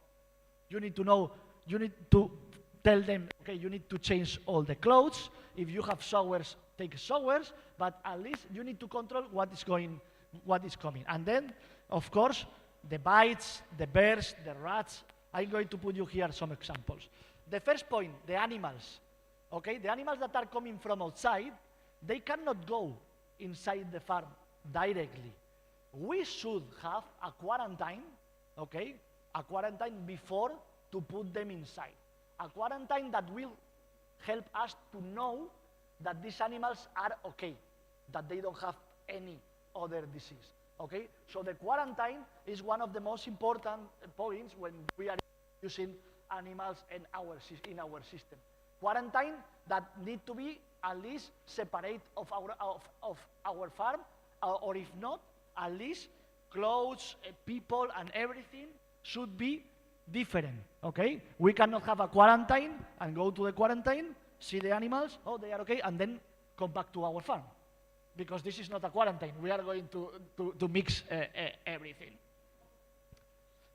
Fences, we need to have fences around our farms. We need to try to avoid the access of animals from outside, wild boars, mines, whatever, okay? So we should have fences in our farms, okay? Fences, complete fences, not fences like holes, with holes like this one that sometimes happen.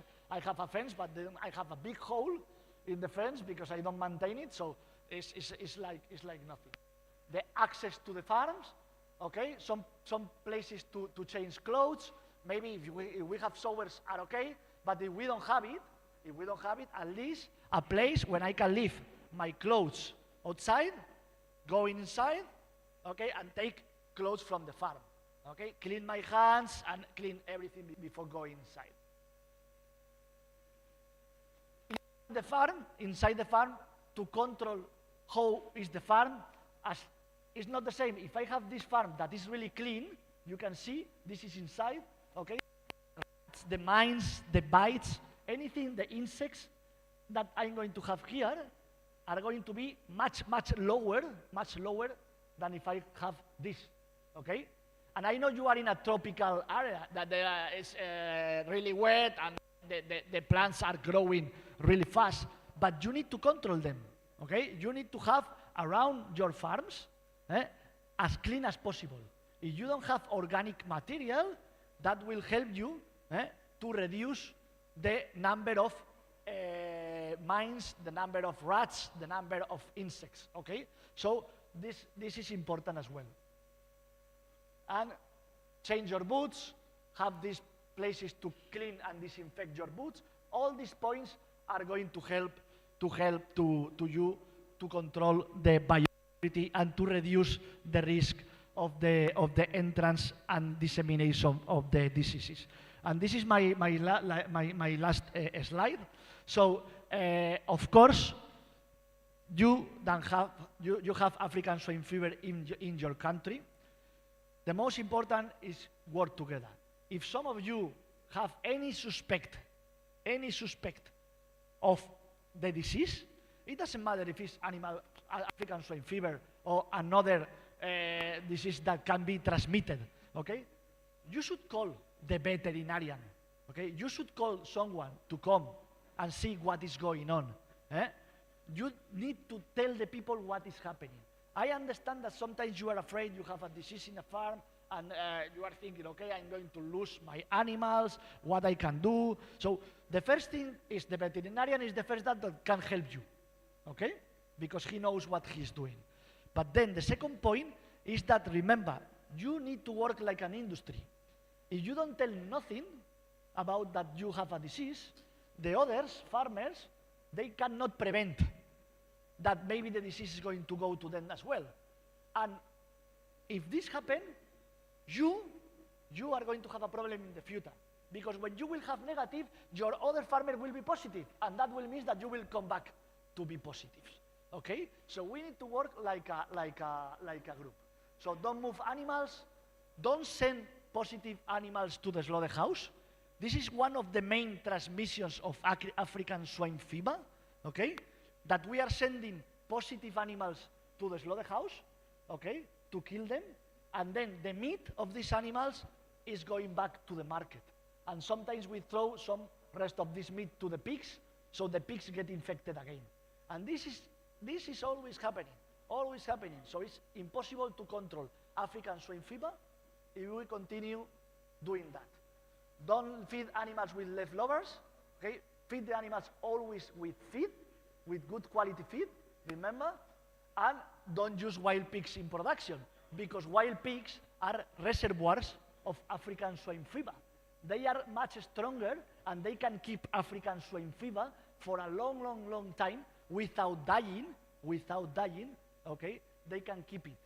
They don't die, but they transmit it. They can be able to transmit it. So be careful with that. So Darwin says that the strongest of the species that survives is not the most intelligent. It's not the one that is most strong. It's the one that is capable to adapt better. So you need to adapt to your new situation. Thank you so much, Javier. That's quite a lot for introduction. Yeah, but I believe that's very educative. All right, without wasting any time, into the technical section proper. The first presentation will be taken by representing Professor IAR&T, the Registrar of NIAS. You're welcome, sir. Mr. Atumbi. Thank you. Can we welcome him with a round of applause?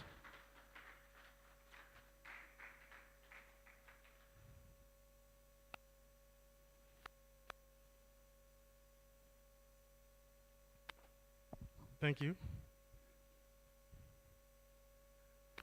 Thank you, everyone. I'd like to, first of all, bring greetings from the registrar of the Institute in person of Professor Iyai, who would have loved to be here, but because of other commitment out there, has sent me to represent him on this occasion.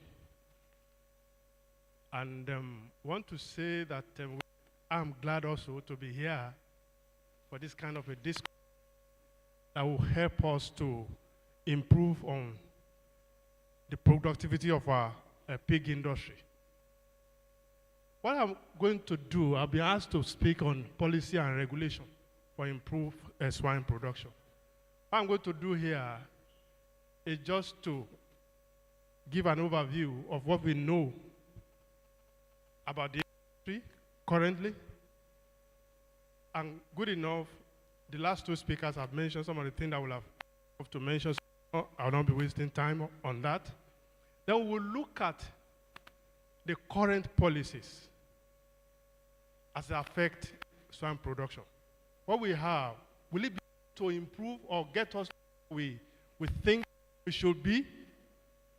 Then I will discuss what we are doing in terms of regulating the industry. Then thereafter, I'll be looking at agencies of government that are involved in regulating the industry and how I will conclude. Yes.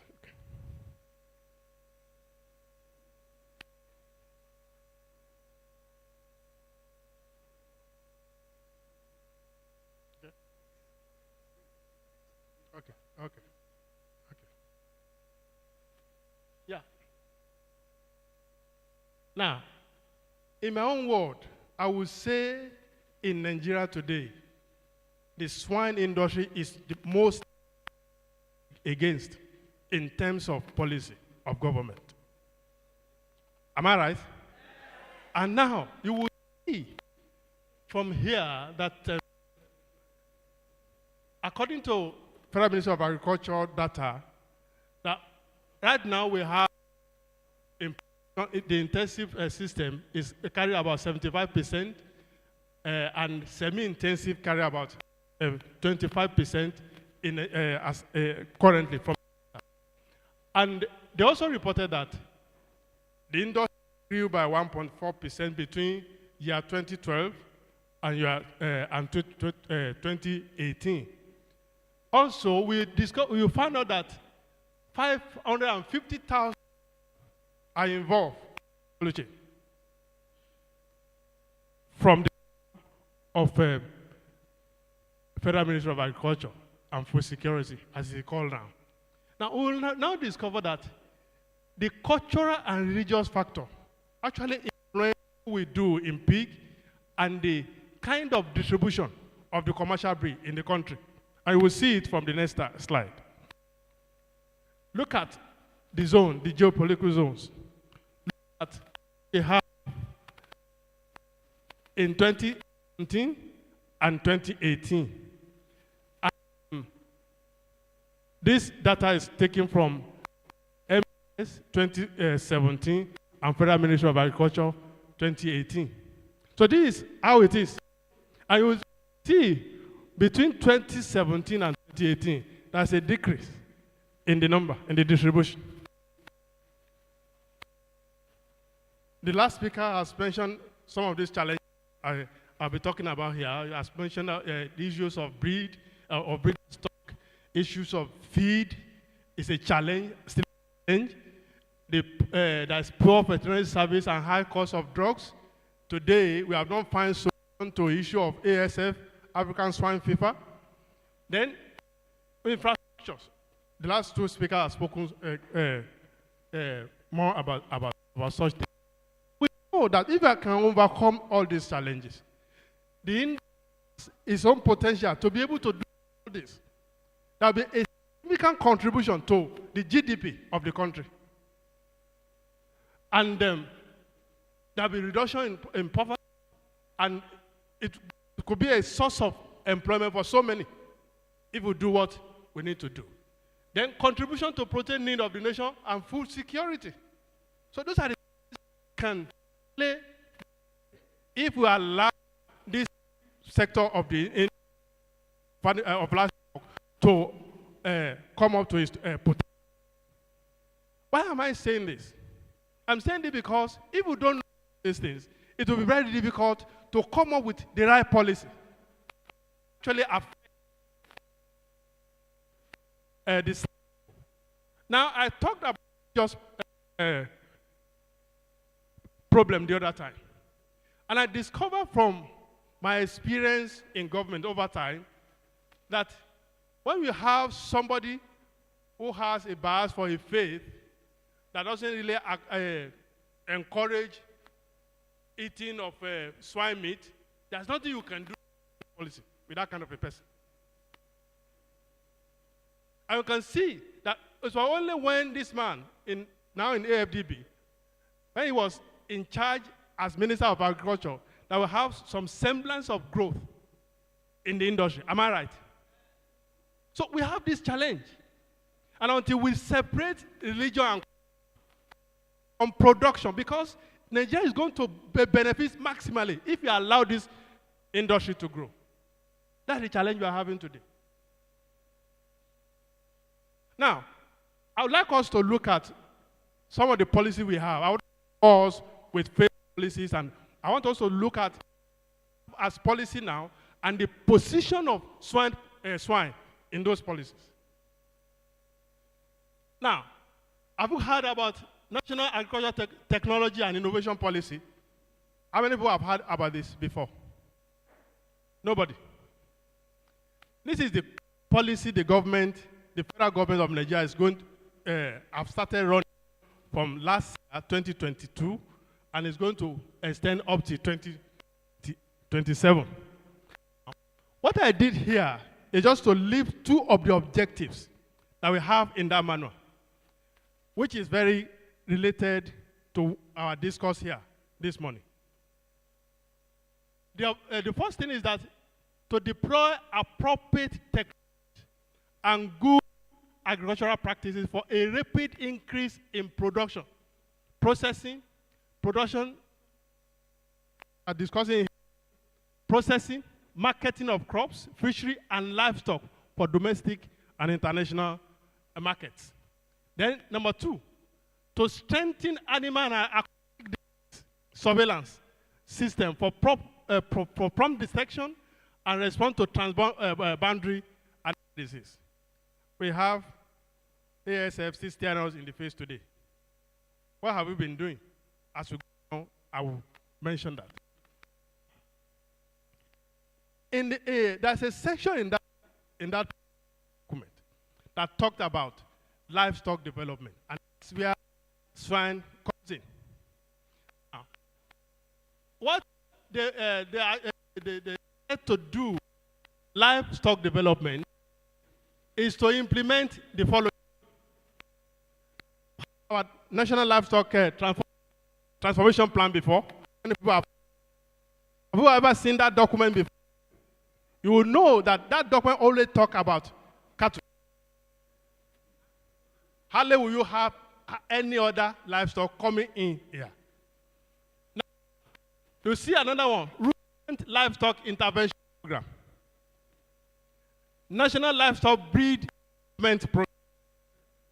National Pasture Development Program. National Development Program. And the last one is Livestock Productivity and Resilience Support Program. Where we have a semblance of pig or swine, where we have the last one. And where I'll be taking some time to speak on. The health press project that I've started since 2 years back. What place does it have for swine production?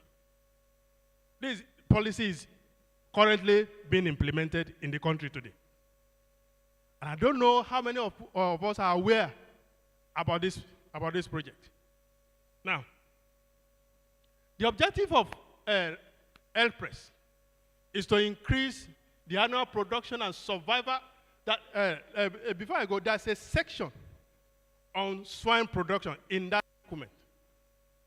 And the objective for this is to increase the annual production and survival of pigs through birth weight and adult weight by adopting right management skills as well as reduction of the incidence of diseases, pests, and parasites.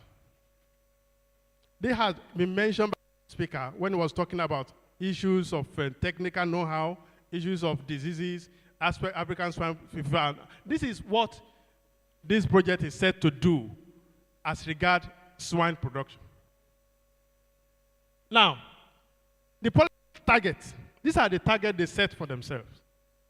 To improve productivity by improving management from 75% intensive to 80% intensive, then reducing semi-intensive from 25 to 20. Now, maintain a 40% increase in pork production at the end of the project as market weight also increases 70 kilograms to 100 kilograms within 200 days by increasing litter size and reducing winning age.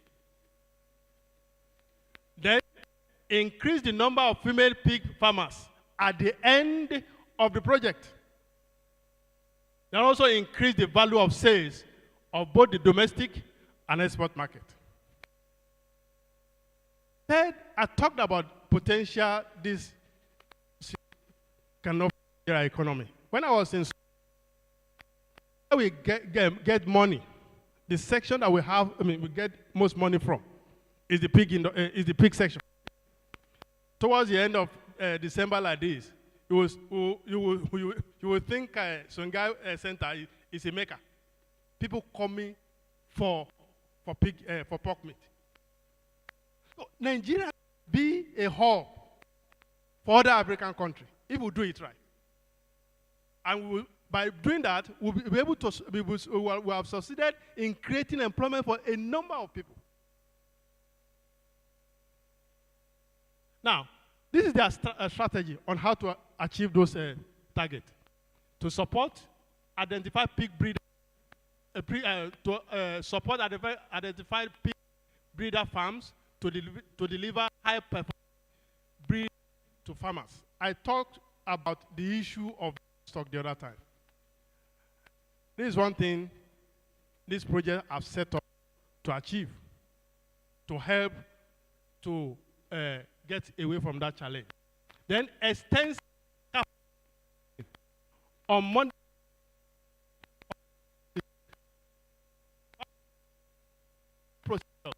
in pig chains operations. It talked about capacity building the other time. That people, the know-how, the people that actually are in that doesn't really have the right knowledge. Capacity. One thing this policy is set up to achieve. Then support production, access to and availability of quality pig feed to farmers. Identify and support semi-intensive farmers to move to intensive production. market development and value addition along the value chain. Then deliberate and dedicated program for female farmers. This actually have some kind of bias for females to encourage females to come into that project. Now, you can see what Plus has set up to achieve, as good as it is. A limitation. And what is that limitation? The project is not open to all states. Why is it not open to all states? And in my conclusion, I'll be talking on this. Because the state government of every state who want to participate has to show interest. They have to express interest. If that interest is not coming from the state government, there's nothing anybody can do. So a number of our state government in this here doesn't really see it as a need. But I know what happens in the north and in the middle belt. So as of today, only 15 states are in that program. And it's not that they close the door for any state. Because you have to show interest that we are going to work into this plan and give some counterpart funding to be able to access the fund that is meant for this project. But some of our states are not forthcoming. Now, what are we doing in NIAS? In NIAS, we know that regulation can be positive, it can impact industry positively, and it can be negative. But we really choose the kind of regulation we want to bring in the industry. As we bring that in the regulation, we can come back and evaluate ourselves and see, are we actually making the kind of impact that we have in mind? And that's why we take time to ensure that professionalism comes on board. And we take a great deal of time to train our inspectors on what to do when they get to the field. In our experience, we have come to realize that people that doesn't really have anything to do in inspection of animal husbandry setup industry, they are the one doing it. You see somebody with an English background in the feed mill industry, what is he doing there? So these are the challenges, and we are trying to see what we can do to correct. Now, in 2017, because of the importance of feed to animal husbandry, we chose to start with feed. We can have the right, we can have the right environment. If the feed is not right, we are announcing for ourselves that any feed industry that will be practicing in this country must come up to some standard, to some level of standard. So that what the farmer is taking to his farm is sure that that content is a replication of what we have in the formulation. And so we ensure that the nutritionist or feed formulator in all the feed mills is an animal scientist. Because that's the person that actually knows the need of every category of the animal. So this is in place. Then we don't all stop there. We try to build the capacity of the feed millers. When we go out to inspection, we come back with some gaps. We work on those gaps, and we come back in form of a capacity building or training, so that we can be able to bridge those gaps. That's what we do. Now, these are the highlights of what we have in the regulation. Before the coming of that regulation, we only know a number of feed mills that they exist. We don't really have their records. Nigeria doesn't really have how much of the capacity of this feed mill. We cannot say, okay, feed mill A is producing this and is of this capacity. So in registering, you have to come up with a kind of a number of standard that you need to meet up with. And that's what we check when we go out to do inspections. And it's until you fulfill those criteria that we can now recommend you for registration. Then we at that. From time to time, come in surveillance to check what you do, to confirm whether it's in line with the lay down plan. Now, we are working on the regulation on good animal husbandry practice for swine production in the country. And by the end of next year, we should be able to come up with a gazette on this. Then I want to also mention here that there's a practice regulation that will release in the year 2020. And that practice regulation, all animal scientists to ensure that they register with the institute. Then if you have a training outfit and you are not an animal scientist, there's a need for you to bring in an animal scientist into that outfit. That's when you can be recognized. We have stopped a number of those people doing training in Lagos, in Abuja, so that we know that when you are doing the wrong way, we can hold you responsible and we can penalize you. Now, the issue is in the purview of the Department of Veterinary Science, Federal Ministry of Agriculture. And I know that the Ministry of African Africa, there was a plan that was released in 2022 called National Strategy for the Control of ASF in Nigeria. And I want to believe that this organization has something to, have a kind of collaboration with the department, so that we know what this document entails. And I don't know how far of implementation that they have been able to achieve. Then I want to believe that the department, whether animal husbandry department or veterinary services department, must collaborate with our research institute, so that we illuminate on scientific approach onto solving our problems on the field. And it will help to come up with a kind of policy that will be workable on the ground. So there's a need for such kind of collaboration. The need for us to develop local vaccine, look at for different categories of livestock, and especially swine here. Some of the agencies of government that is involved in regulating the industry.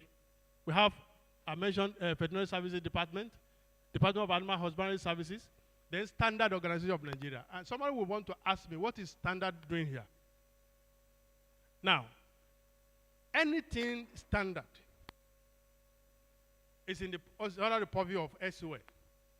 And if you want to do, I remember when we want to come up with the field of poultry about 2-3 years back. The concern is that we cannot do it if we are not collaborating with them. So we have to seek their buy-in to be able to come up with that document. We are already working on standard for pig industry now. For pig industry now. We cannot do it without their buy-in. So those are the constraints that we have that is slowing down operations, that is not allowing us to move the way we should. Then, NIAS, as we know, then is there any collaboration among these agencies? For me, we are not collaborating, and we should. Everybody wants to go on his own way. Our belief in NIAS is that regulation should not be a revenue venture, making venture. It must be such that we impact the industry, so that by the time you get it right and we're able to make your money, you'll be able to pay your tax to where you're supposed to pay your tax to. But our collaborators are not seeing this way, and we are working on this. The institute is taking on the challenge, even though we're having some kind of challenges. We still believe that we can get some understanding to be able, because we need to come together. There's a need for that.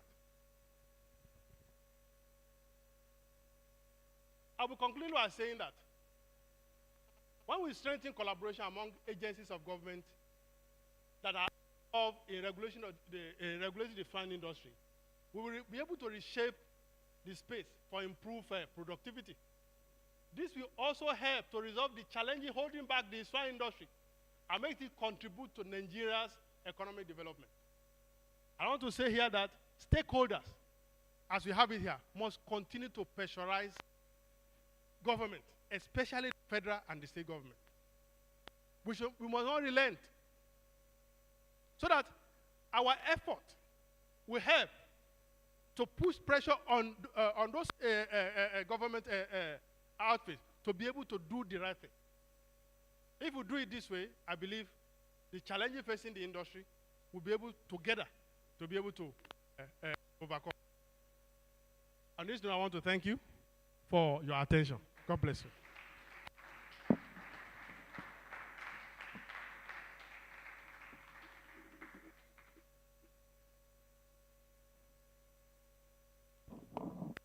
Thank you for the presentation, sir. Now we are going to have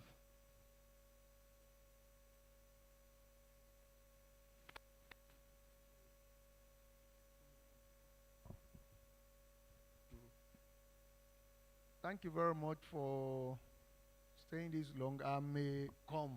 Don't run away. I want us to do a democratically elected government here. We have taken 3 presentations now.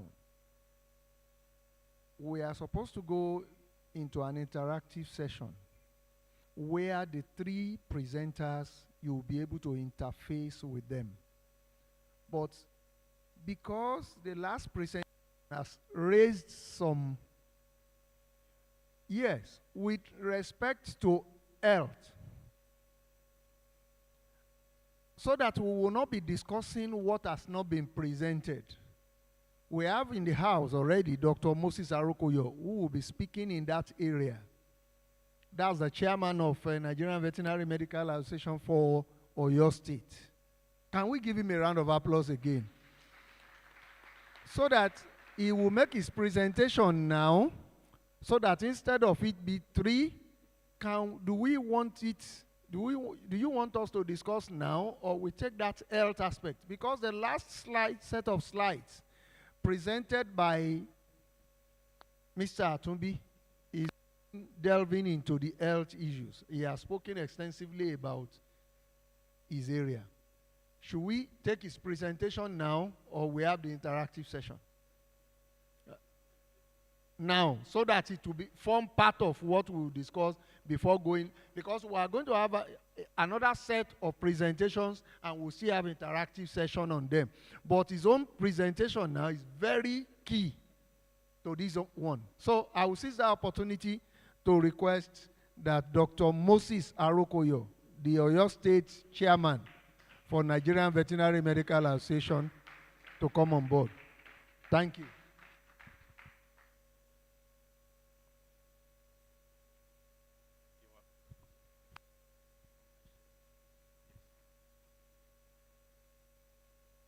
I want to say a very good afternoon to everyone, and thank you for having me. All protocols duly observed, please. So I'm going to try to, I don't know what has been said before or what has been left out, but I'll try to focus, like as Prof have said, on issues that borders to health, and then we'll take it from there. So my focus is going to be on I'll try to do some overview, I'll do some econometrics, I'll mention some common diseases, we'll talk about the economic impact, and then prevention and the control. So just some quick overview. Globally, we are talking about 778 million. This is the number we have of pigs, globally, and China is set to control 50% of the world output of pigs. European Union follows with 134 million. We have 74 million heads out of the US, and then the African continent commands about 40 million of pigs. Nigeria is doing an estimated 7.5 million pigs, with Malawi following second, 6.3 million, and we have Uganda stored 2.7 million. Nigeria produces about 350,000 metric tons of pork, making Nigeria the highest producer of pork from pigs. And of course, you know that in Okearo in Lagos, we have the largest farm cluster of pigs. There you see about 1 million of pigs in one particular area in a cluster gathered together. The highest producing states we have Ogun State, 321 pigs, Oyo is 300, Osun is 285, Edo is 246, Rivers, and so on. This is according to the National Bureau of Statistics. So just to do some economic reflection, I'm going to, because if you want to talk about the health, we need to know the import and the importance of why we need to keep the pigs healthy. FAO have said that every one of us need about 53.8 grams of protein every day. That is what we need to take. And so you begin to ask yourself, from where will this protein come from? It is said today, according to FAO, that pork meat is the highest source, of protein, commanding 36%. After this, called poultry, 33%. Then you have 24% coming from beef. But the truth is, if you put pork side by side with chicken, you'll find out that most rapidly people tend towards chicken meat than pork meat. And chicken meat alone cannot suffice for the protein. We are talking about a population of Nigeria over 2 million, estimated to go to 400 million by 2050. Where will the source of protein come from? Pigs are very prolific. They are efficient feed converters. The milk yield per ton is probably 6 times what you will get if you put the same equation. If you equate side by side with cattle, you'll be talking of an output of 6 times what you get in cattle. They are very hardy. And almost anything you throw at the pig is most likely going to test it first, eat it first, to find out whether it's going to be okay or not. The world pig market is put at $254 billion US dollars as of 2022, and it is estimated to reach over 400 billion by 2028, according to markets and research. Nigeria has a yearly growth of 1.7 of pig. The presenter before me did give statistics to say they have grown 1.4%, looking at certain years. But average, we're growing at 1.7% in the pig industry. And this, in this industry, some of the times when you're talking about poultry, you look at the large-scale people, the medium-scale. In pig farming, you cannot neglect the smallholders. They have a very, major role to play in farming. So what are the common diseases? General signs we have skin-oriented signs, we have the discharge, what you see, and then we have abortions and lameness. In the general signs, you start talking about loss of appetite, labored rapid breathing, like you see in certain diseases, weight loss, fever, and so on. And sometimes the only way we know to identify that there is a disease in our farm is when we see sudden death. You just see mortality. And so when you look at skin, you see red coloration, hardy skin, wrinkled skin. You see them itching their body, then you know that something is probably wrong. And then for discharges, it could be NASA through the nose. It could be diarrhea, which gets very expensive. I mean, it's smelling so badly, then you know that this is not normal. And some of the time, the fecal pass out could be discolored, that the color is different from what you observe normally. Then you have abortion. Some of the times, the way you know that something is going wrong is when you start to see abortion in the pigs, like you see in African swine fever. Then lameness, the pigs start to limp from one place, to another. It's not working very well. Sometimes try to walk, it falls down. Then you know something is wrong. So some of the common disease we have is African swine fever. This is known by every single one of us who are pig farmers. We have lost so much to African swine fever. We have the dysentery.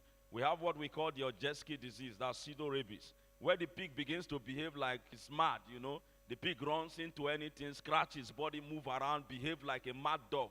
So we call it pseudo-rabies. And then you have brucellosis, dermatitis, the influenza, mastitis that has to do with the udder, and so on. These are just to mention some diseases, and I put some pictures up here for us to see, what goes on when we begin to see disease. But just to move a bit faster, what are the prevention and what are the control measures, which is the reason why I was brought here. Am I understood, please? Okay. So one of the major things to do to prevent or control is to look at nutrition. You know, one of the things to do, not to spend money treating, because if you look at this slide, you won't see anything about treatment. The idea is, how do we prevent? How do we control? How do we avoid spending additionally on treatment? We can do that if we prevent, if we put some control measures in place. So I start from when you have your piglet. Now the piglet is taking milk from the mother, and then the piglet is supposed to transition, you know, from that milk into eating something solid. In between those times, you have to understand there's something called creep feeding. You have to organize something digestible. I'm just trying to put it in layman's terms. The piglet has to be able to eat something that is not so hard, something that it can take and digest fully before the pig begins to actually eat something solid. That is the creep feeding. It has a very high content of protein. You have to know this, and you have to put this in place. It is very, very important. And the speaker I met, my colleague over there, talked about clean water, what kind of environment. It matters a lot, because when we talk about prevention and control, most of the time, the first thing that comes to our mind is get an injection and shoot, you know, into the pig. This is not the way. You can't prevent, you can control.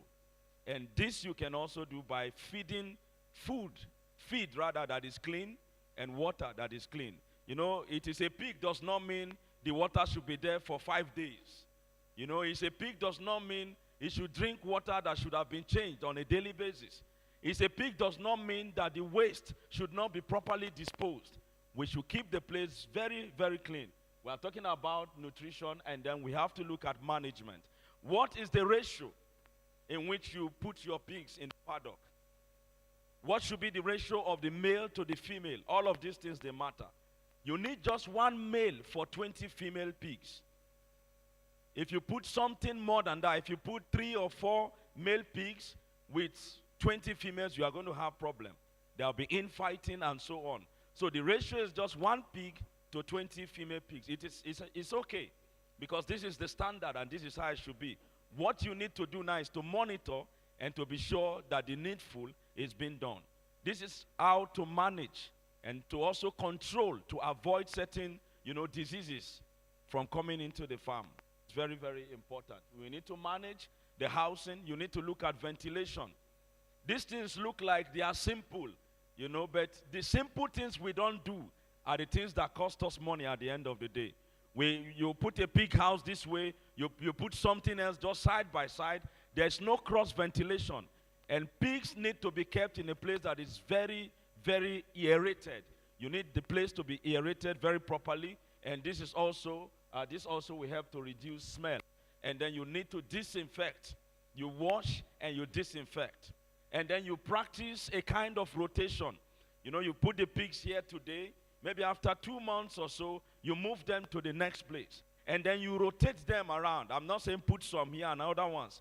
I'm talking about the place, the paddock, one being empty. And then you move them to another place. And then you rotate them. What you are trying to do is to break the cycle of the disease agent that is already breeding. So when you take your pigs out of this paddock, after a couple of months or a month, and you put them in the next place, whatever is the disease agent life cycle, it won't be able to, you know, go on to the pigs, because it's supposed to probably, it's in the stage of the life cycle where it is going to infect your pigs. So when you do paddock rotation, you have succeeded in breaking the life cycle of the disease agent. So this also is very, very important. We need to practice this. And then you need to do proper waste management. There is this conception we have at the back of our mind some of the times. We just feel they are pigs. They can live in dirty places. You will not get the best out of that pig. I've been in farms in the east where you enter the place and you are surprised that they are kept in that place. It's so neat and it's so pleasant place to visit. The same is what we should aim to achieve. We should be able to do proper waste disposal. We should have pits We should have where we take the fecal material from the pig and bury somewhere. Or when there are deaths and mortality on the farm, we should be able to do proper disposal of the same. Then we have to, like I said, look at the paddock rotation. We have to disrupt the life cycle of disease agent. Then so much have been said about biosecurity. This is very, very key and very, very important for disease control and prevention. Don't allow people to enter your farm anyhow. He said, my pigs are producing how many? He said, they produce 14. Come and see. And then the fellow carries the disease from his farm. Sorry, that's light. So the fellow carries the disease from his own farm into your farm. He has ASF on his farm. You are so excited to show that your pigs are very prolific. And so you tell him to come see, and he becomes a disease carrier. He becomes an agent of transfer of the disease to your farm. We need to reduce the number of visitors that enter our farms. And if they must enter, you must practice. There must be, dips where they can come, they remove their shoes, they wear slippers, and then they step into the disinfectant, the food dip, and they enter into your farm. If anybody comes to your farm, he thinks his shoes are too expensive to change, they can go back to where they are coming from. You have a life investment you are trying to protect. You must be able to provide simple things. The dip, the disinfectant, the slippers, the lab coat. People come, they put it on, they remove their shoes, they wear the slippers, they step into the food dip, and then they can enter into your farm. And if your farm is so capital intensive, maybe you want to go to the extent of telling them, take a shower before you enter into this place. I know a farm in Saudi Arabia, if you visit the farm, it's a poultry farm though, if you are planning to visit the farm for 4 days, you must make plan for 3 extra days. Because when you arrive at the farm, you are going to take a shower, you take off your clothes, give you clothes to wear, they give you somewhere to stay and eat. You'll be there for 3 days before you enter into the farm. Why do they do this? In that farm, they slaughter 1 million broilers daily. So nobody is going to permit you to be a source of disease, into the farm. 1 million broilers on a daily basis. So when your farm begins to get intensified, when your investment begins to get more concentrated, more increased, you need to put in place a solid biosecurity that will help you to safeguard your investment. And then early calling, isolation of disease animals. If you notice that any pig is beginning to show signs of disease, nasal discharge, don't wait until it becomes something that is very, heavy as per infection. Separate that pig. Have an isolation point on your farm. And that isolation point should be a bit of a distance from where the other pigs are staying. You need to have an isolation point. The pig is having diarrhea. You need to separate that pig to the isolation point. It needs to be treated there. It returns to health. It returns back to the fold. It does not, from there, it's off. Early identification, and that was why I mentioned the general signs, the skin. When you see your pig beginning to go erythematous, the skin is becoming reddish. Something is not normal. You need to separate that pig to study what is going on with the pig. A pig will hardly throw up. When you see a pig vomiting, it's a sign for something that is not okay. You need to separate that pig. Pigs will hardly vomit. They will hardly throw up. Vomiting is part of the sign of ASF. When you begin to see vomiting, you see the skin, you start seeing mortality, and the pig is falling. And so you need to do early detection. And when you detect early, you need to separate and monitor. These are the things we must do if we want to prevent and control diseases on our farm. Then disinfectant, like I said, in a pig farm, you must just have it handy. And you don't just put the disinfectant in the food dip. You need to change regularly from time to time. You don't leave it there. All the dust, everything in the slippers, under the shoes have filled the place, and you leave it there for 2 weeks. We need to change regularly. It's very, very important. And then vaccination. I know it's not a common practice that we do in this side of the world, but there are vaccines E. coli vaccines, you know, and so on. We need to do vaccination where it is supposed to be done. These things are important. That first week of life, give iron injection to your pigs. You should do so because pigs have the tendency to suffer from anemia. And if you miss that first week of life, you don't give anemia in, iron injection, it becomes a source of, how do I put it? It becomes a sort of setback for the growth of your pigs. That first week of life, it is very, very essential that you give the iron to your pigs. And then, you know, pigs also need salt, but not so much of it because that is the source of sodium for the pigs. You need to know some of all these things and you need to practice, but too much of it is not necessary. We're talking of 0.25 gram of salt per pig at piglet stage.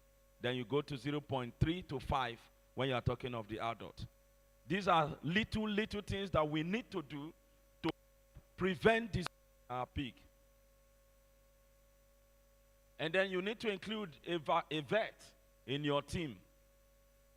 Nobody knows everything, like my predecessor speaker just said. We all need each other. We need to come together. We need to put our ideas together. What I know, you may not know it. What you know, I may not know it. So in your team on the farm, you need to put a vet because of the health of the pigs. You have made so much of an investment and you want to secure your investment. So it is very important. So you do all this. Look at the nutrition. Look at the management, proper waste disposal, the security, the rotation, and so on. And then you need to deworm your pigs. After farrowing, you deworm. After weaning, you deworm. On arrival to the farm where you want to put them after weaning, you deworm. You need to deworm the pigs so that you save them from helminthosis. I conclude by saying that the pork industry supports over 600,000 jobs in the U.S., directly or indirectly. What I know is that as of today, as I stand in front of you, if you go to Jobble on the net, you will find vacancy for 85 jobs on a pig farm as of this morning. So the pig industry is creating employment outside this place and also in Nigeria. The loss due to health challenge is put at $8 to $29, almost $30 per pig. This is what we lose when we don't take care of our pigs very properly. We lose between $8 to $30 per head of pig. The economic cost of ASF was estimated at $50 million in Benin between 2014 and 2018. This country lost 15 million to African swine fever. And what about Nigeria? 306 as of 2001. Put together the statistics, we lost 9 million, over 9 million US dollars. The pig farm or cluster farm in Okearu alone is able to generate 5 billion Nigerian currency yearly. So what happens when African swine fever enters into a place like that? That is 5 billion at risk. In that place, you have at least 1 million pigs clustered together in an environment. We must think about health. And somebody said that in the next 40 years, the world will have more food than the last 4,000 years. I repeat, in the next 40 years, he said the world will need more food than the last 40 years. Chicken alone cannot provide that. Cattle alone cannot provide that. We need to look at the pig farming, and we need to know that this is a solid source of protein too for our people. Health, they say, is wealth. And the same is true for pig farming. Thank you for hearing me.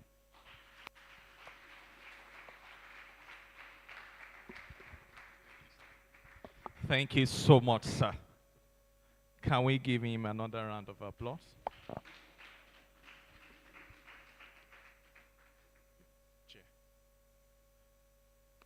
All right, so we quickly go to the first panel discussion, and we'll have our presenters to come forward. I want to believe that we have one or two things that we have learned. We may want to ask a few questions and we'll have the opportunity to that. But to anchor that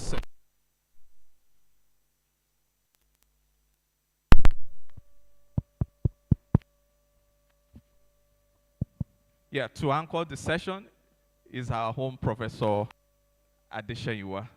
You're welcome, sir. Yeah.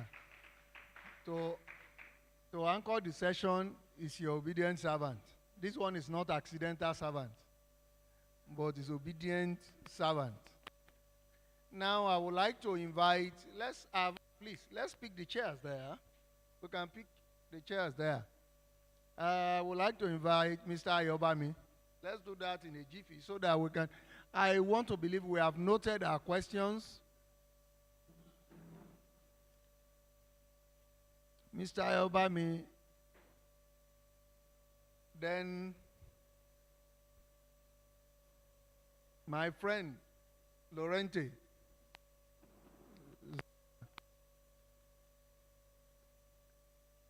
Then Mr. Atumbi, Dr. Arokoyo.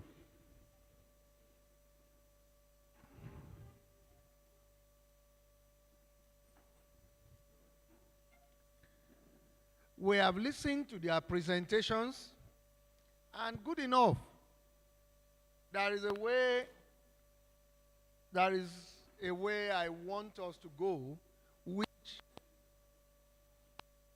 was arranged beyond me. That's all I will say openly here.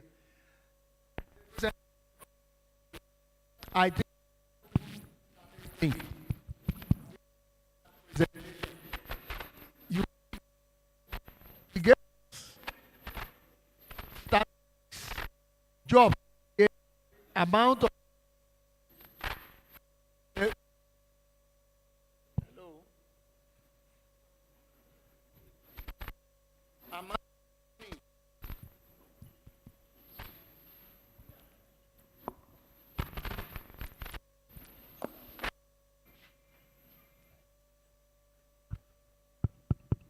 amount of money generated. Mr. Boladuro, I think maybe you will be in the best position to guide me on this. I think we did a study then of what the losses came to. And beyond publication, we shared with farmers at various times. Whether at Okearo in Ogun State, the commercial hub for pig production in Nigeria is southwest.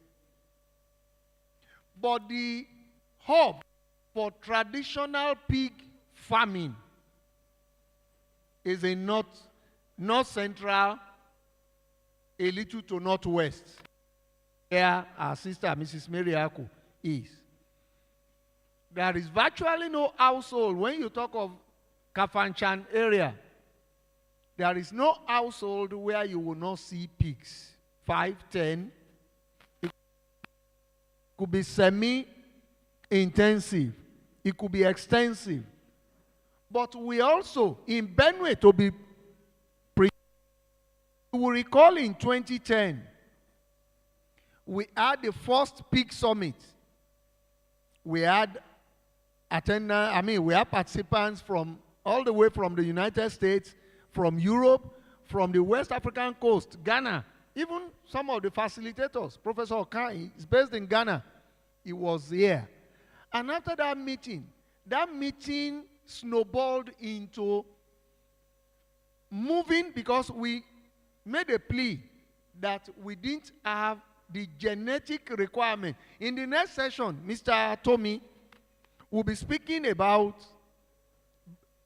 breeds and genetics.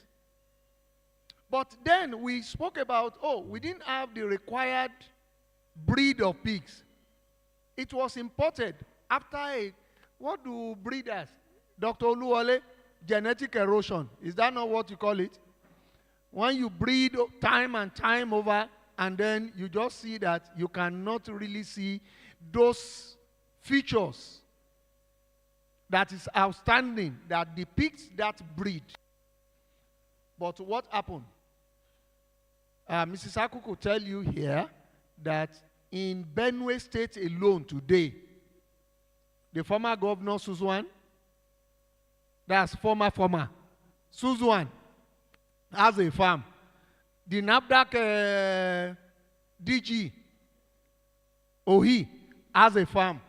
Then the immediate past governor, Otto, is even the largest pig farmer. In that, if those people are doing so, then I think that should tell us something. What Dr. is saying is correct. There must be money in that thing. If all these former governor, former NAFDAC, former this, but the 2010 summit brought about establishment of a farm in Yandev. I hope I'm right. Your college. Huh? 2012. Yes, after. I'm just saying it. Here at IAR&T, we also imported improved breeds of pigs and was located at Ikene. There was also the importation of improved breeds of pigs by Napri. In Shikazaria, they imported theirs, kept some of them in Otukpo. And there were individuals. There is Joe Daniel Farm. There is the Imoil Farms. They imported, Imoil Farm imported from South Africa. Joe Daniel imported from UK. We have several like that. I've forgotten some other practitioners now by name who, when you go to Lekki, you see those farms. They are there. And I did say, Adebutu is not a breeder. Adebutu can give you LPO of 1,000, 2,000, supply me 2,000 winners or growers. He wants to fatten and sell. If there is no market, make such a request? No. It's presentation. And if you think we are not doing enough, if somebody from Spain, talking of Xavier now, who said what we are doing is not bad the way we think it's bad, but we only need to regulate and do it better to be able to get the best from what we're doing. I hope I'm right. Because when we look at the pig population in Nigeria alone, the statistics then, I think it said 40 million, which is now 44 million. Nigeria has risen to 8 million pigs. Malawi risen to 8 pigs. But Nigeria is still topping. But we don't appreciate what we have. Having listened to the first, you have gained the other, but certain things may not be clear. I will want questions and comments so that we can dialogue. It's not a one-way, oh, they just speak and then we take it to line and sinker. No. What about that has been made?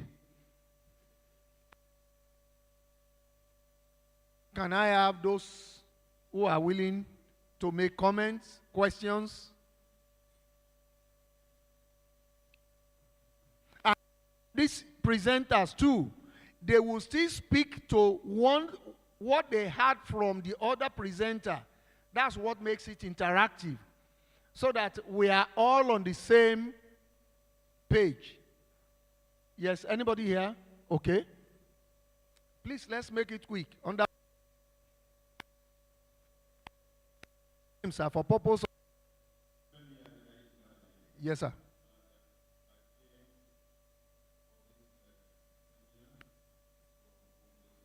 Oh, you're welcome, sir. Oh, thank you for coming.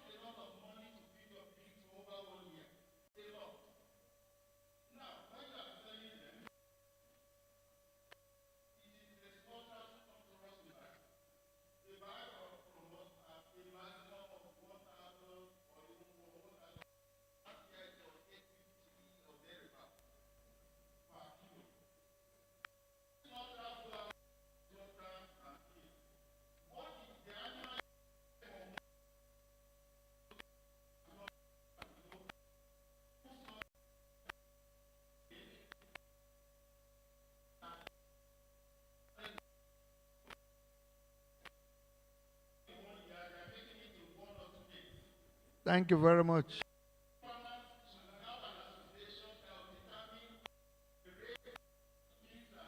Thank you very much, sir. Thank you. Thank you. Thank you. Hello. For some of those, wait, before we go. Please, we want a situation whereby almost every one of us will contribute. It's not that I want him to. And I need you to even, I should have stopped him. I'm from, so don't tell me, I don't want to be biased. So that, but I've given him time. Yes, but you have gone to some things. If you look at, yes, you don't have a copy of the program now, but you will still get it. Later tomorrow, somebody will be speaking on modern sows, stress, piglet management. Then later today, there will be reproduction, guilt, and sow management. So some of those things we have not gotten there. What we are expecting is to generate a discussion is what I presented. If there is any doubt about them, what I presenter was that pig is the, is it 36% now in terms of consumption? Talking about poultry, 33%. Talking about beef, 24%. And talking about mutton, that's from sheep. And then goat, which chivon, is it 5%? It is the world statistics, not Nigeria. Pig is not the most consumed meat in Nigeria as of today.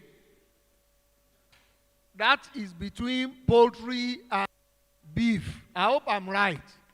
So we are talking of the global statistics. There is no, go to any of the countries,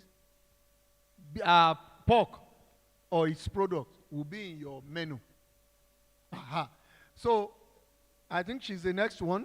No, before you speak. Sorry, it's because if I wait until receive more questions, I will forget some of them.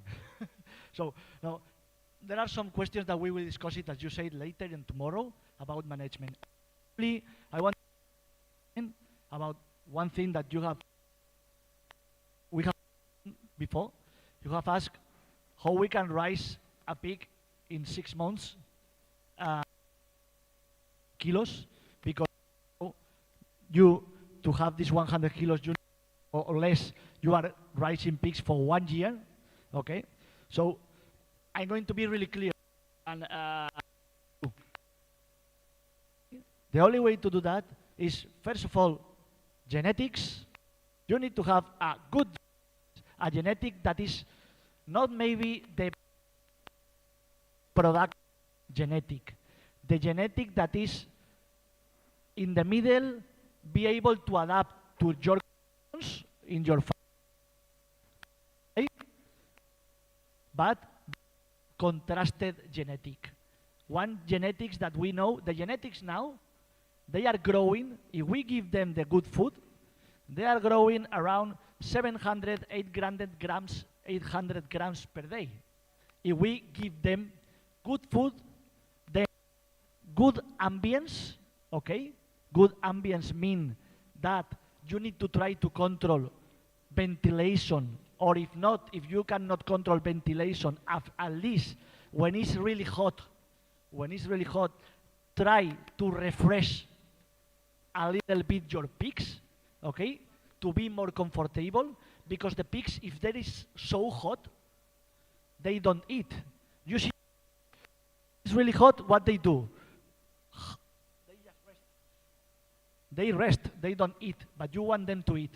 So refresh them and control ventilation, good genetics, and good feed. This is the only way to have 6 months pig with 100 kilos. Very much. The next person.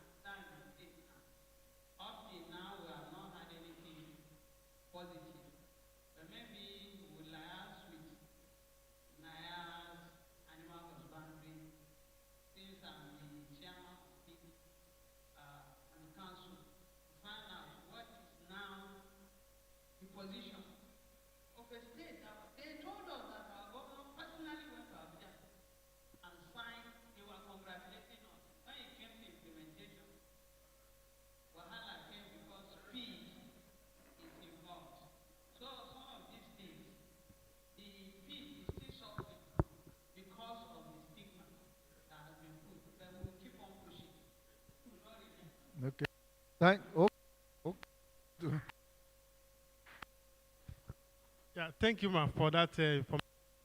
We want us to, we need to confirm from Lagos because Lagos also presented pig. And when we met at the State House with Shoneka, he was the one that represented the governor. And was saying that they are having challenges with their president because they chose pig. But what he told me was that they were still on it. So I will after this meeting, I will confirm from him if they finally get through, so that their experience, we can use it for your own, so that we will know what we can do about that.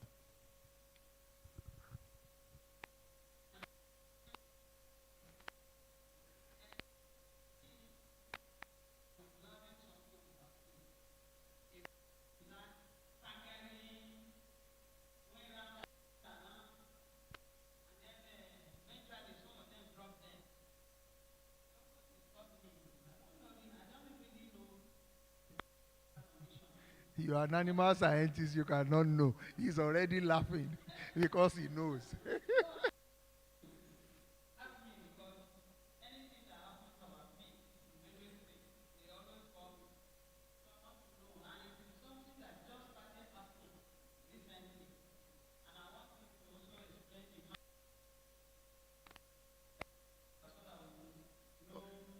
Okay. Dr. Moses, I want you to note that, but permit me to also tell you, Dr. You need to set up a team around yourself. This man is a vet. Dr. Ladele is a vet. Where is the other person? Okay, they are not here. But from my own early days in UR, not as a graduate, but a practitioner in the pig industry. Professor Oyeyemi, Dr. Nsien, Alaka, I believe you are familiar with all these names, even including late Professor Oluwole Akimboade. These are my core team, 3 services, all around farms. So whenever it's animal management or feeding, I'm in charge. Whenever it's the animal health, my vet colleagues are in charge. And to what you have said about health press, it is not a so I'm a member of the livestock plan.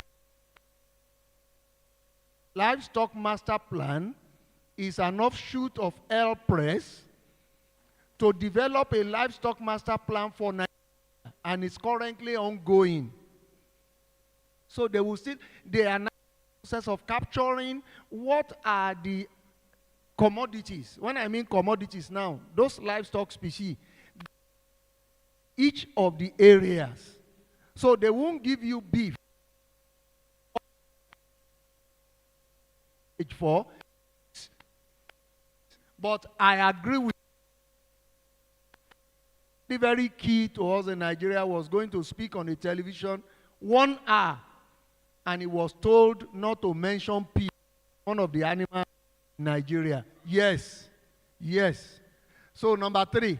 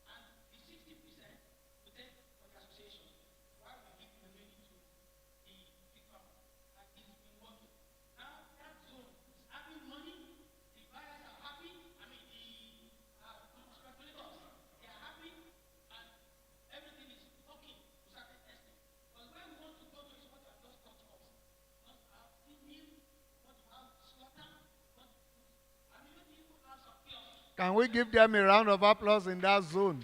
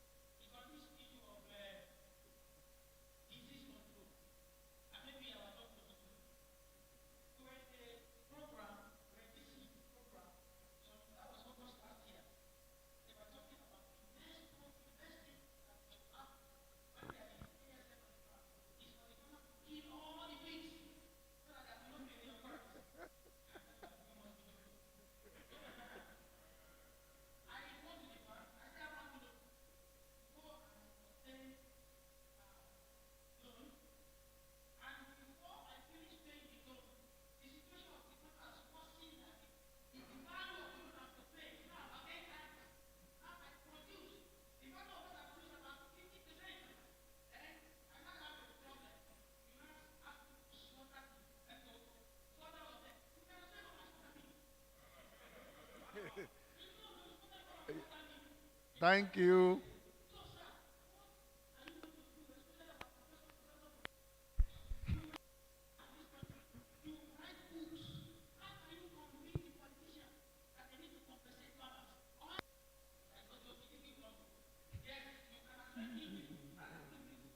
Thank you very much.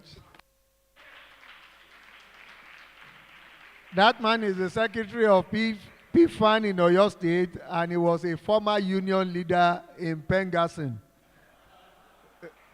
So, yes.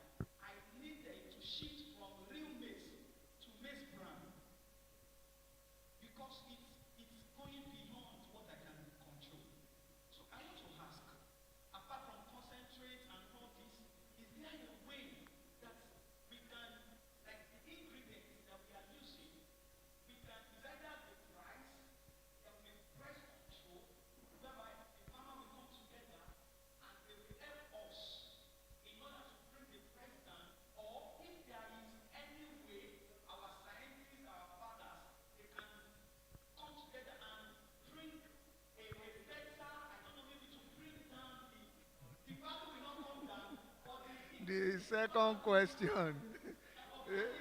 Yes.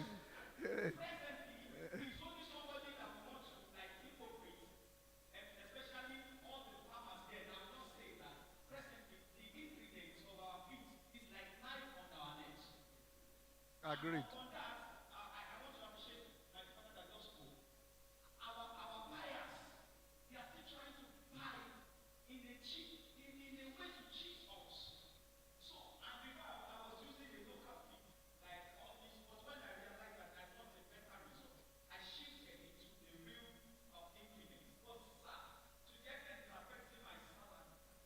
Okay. Thank you. The second question. You got it.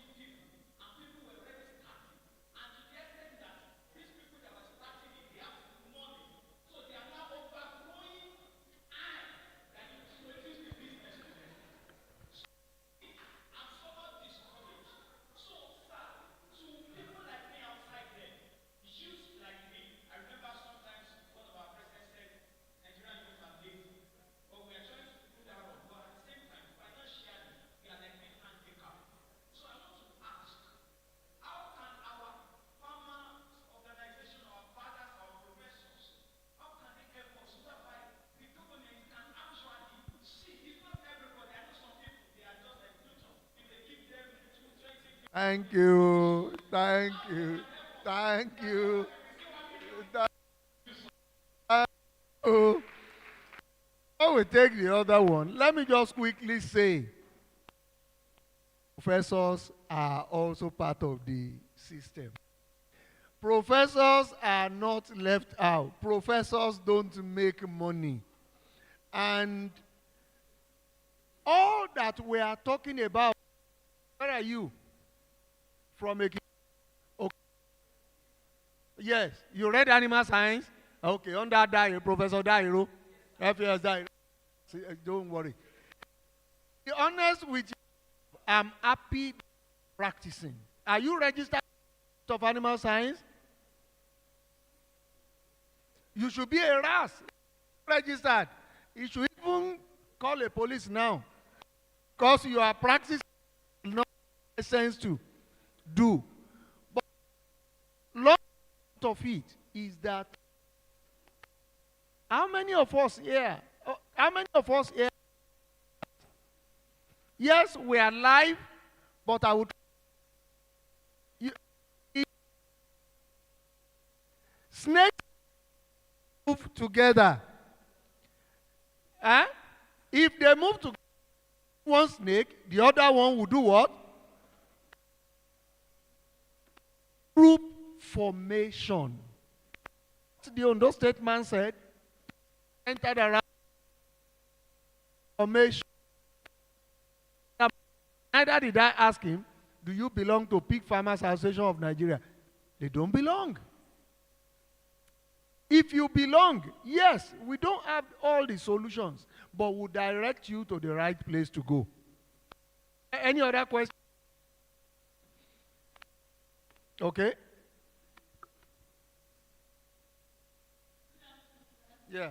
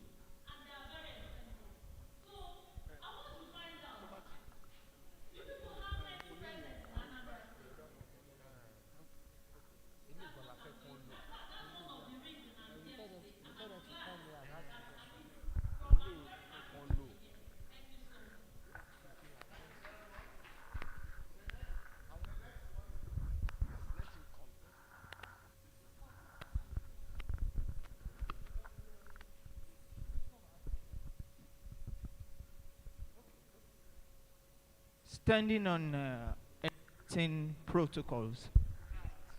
Sorry, please. Okay. While you see us exchanging microphone, there are some microphones that people who are online can hear, but there are certain microphones that is not connected. So other people, more than the people that are here, are online. Thank you. Yes, I want to buttress on what the man from Ondo State said about infectious diseases like ASF entering and you need to clear off the whole farm. Really, it is very devastating, sir, to we farmers. At a situation whereby even if the government cannot step in to push for farmers, we can meet insurance company. I don't know if NIAS can help us with that. Insurance companies, they don't want to insure farmers. They will tell you we things, but we animals. Cannot insure animals. What else do I want to insure? The buildings that might not collapse in how many years' time? And you ask him, but if you can insure the animals for me, even if I have such, I will have something to fall back on. So please, I don't know if we can also look into that. Then also, I'm looking at, yes, clearing of farms when infectious animals comes in, everything. All these are killing to farmers because no farmer will want to hear that ASF ti wọlé o, ẹja pa gbogbo ẹran yín. It won't work. But if you say ASF ti wọlé, insurance company yín ti dé, ẹja ká pa gbogbo ẹran yín. Hey, I believe it will still work better for us. Thank you, sir. Thank you very much.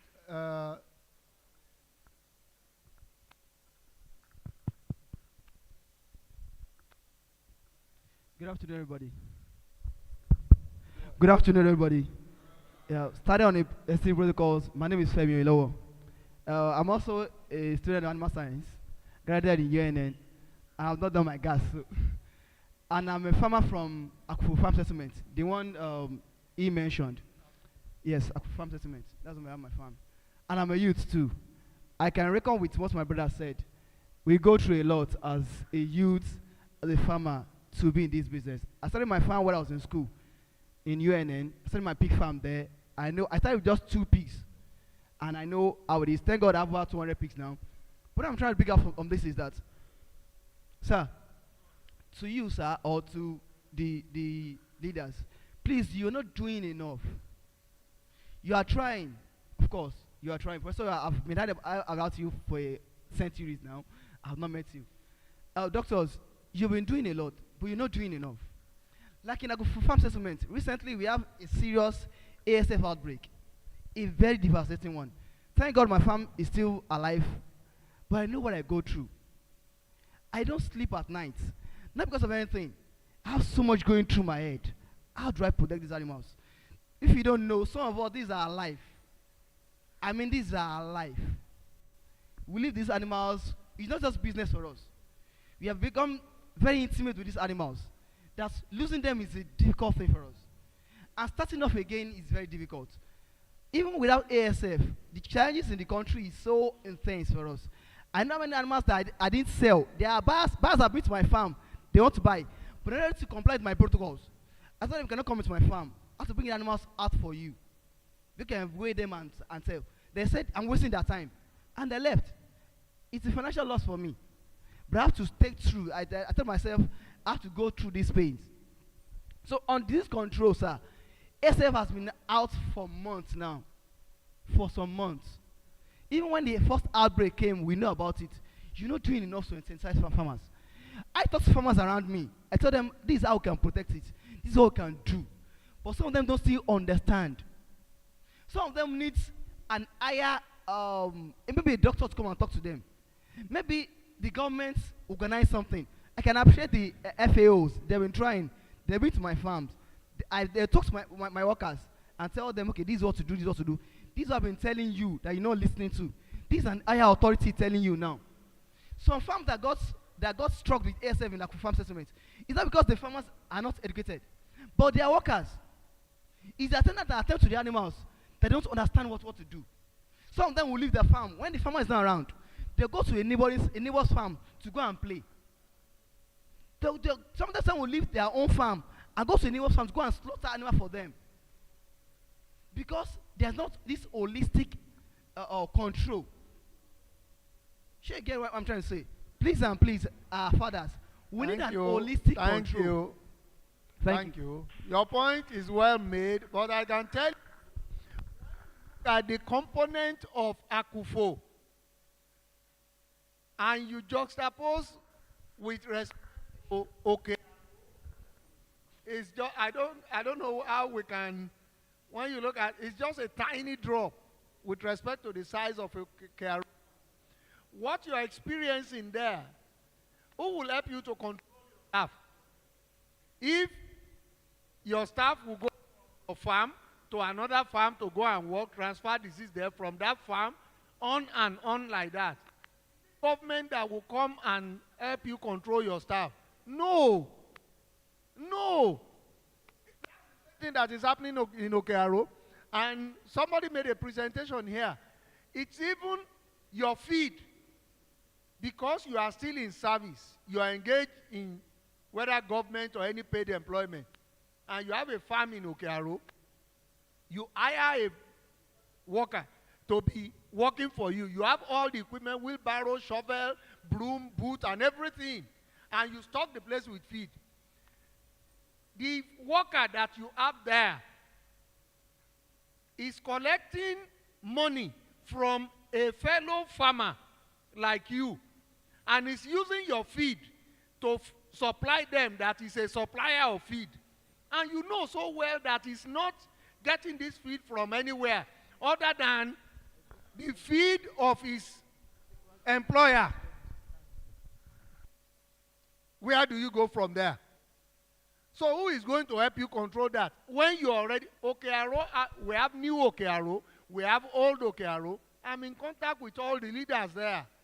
They have several groups. But they've not been able to control these workers. But the workers too, they are, even loaders, they have association. Those who help them to load animal into the truck. So they have several groups like that. It is us having a control on what we do. So if we expect government, it is government, government is not helping you to collect the money when you sell. Oh. Over to you, ma. Thank you very much, sir, for this program. And I want to thank all the presenters for the presentation. It was real. Thank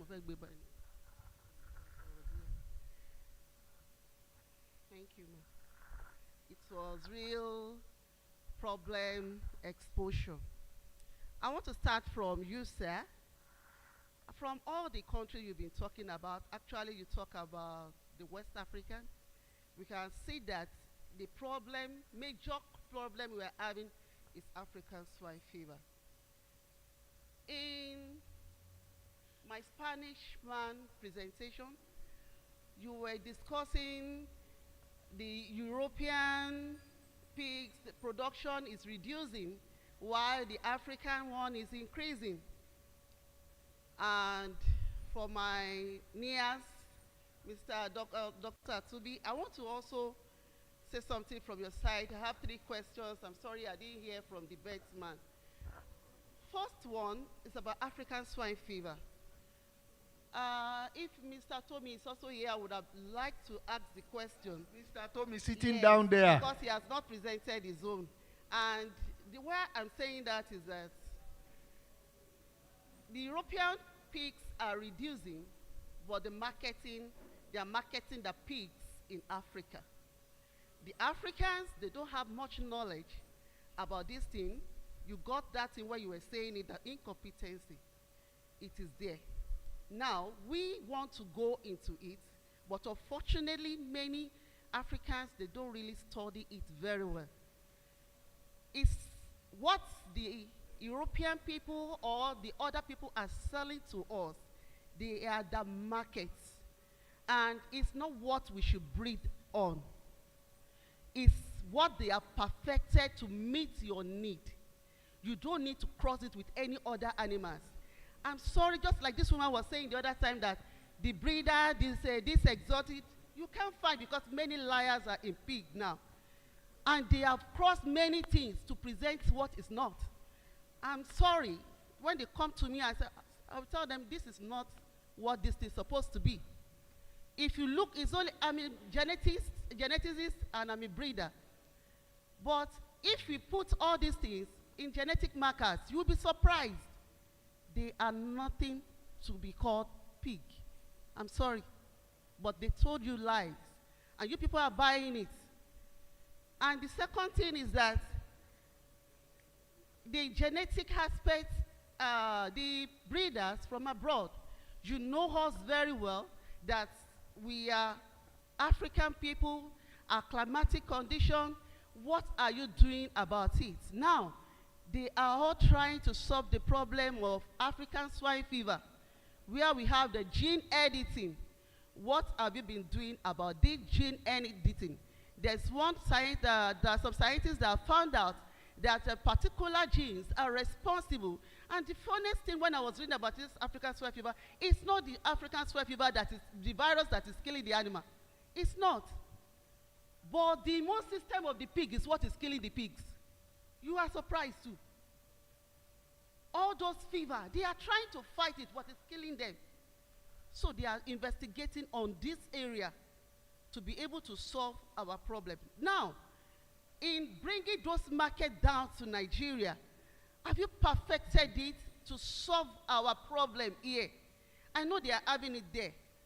But, in fact, the man that spoke from, that was saying that if they kill the clinical, yes, Nigeria will continue to have the African swine fever if we are not careful, because we have spent a lot of money and killing the animals to just kill it like that. I'm sorry, but that is where it's spreading from. If you slaughter the ASF now, the blood that you are carrying all around, the animal you are carrying, that is why it is spreading. That is where it's spreading. There was something in China where they practice, and Mr. Atubi, Dr. Atubi, this is where I'm going to really, the NIAS should please, to help us to look at the way government, you know, there was a time I wanted to write something on this policy. I look at it, just as I look at it very well too. I saw that our government does not even effect all the policies they were just putting there. And you can't imagine somebody putting all his money in something and then it's not getting something out of it. Some farmers died from all these things we are talking about. This compensation, my God said it the other time, they should please, incentives for the losses of the farmers. Please, they really need it. Thank you, Dr. Sorry, there's one important thing about the breeding aspect. There are lots of things to need to be understood in that area.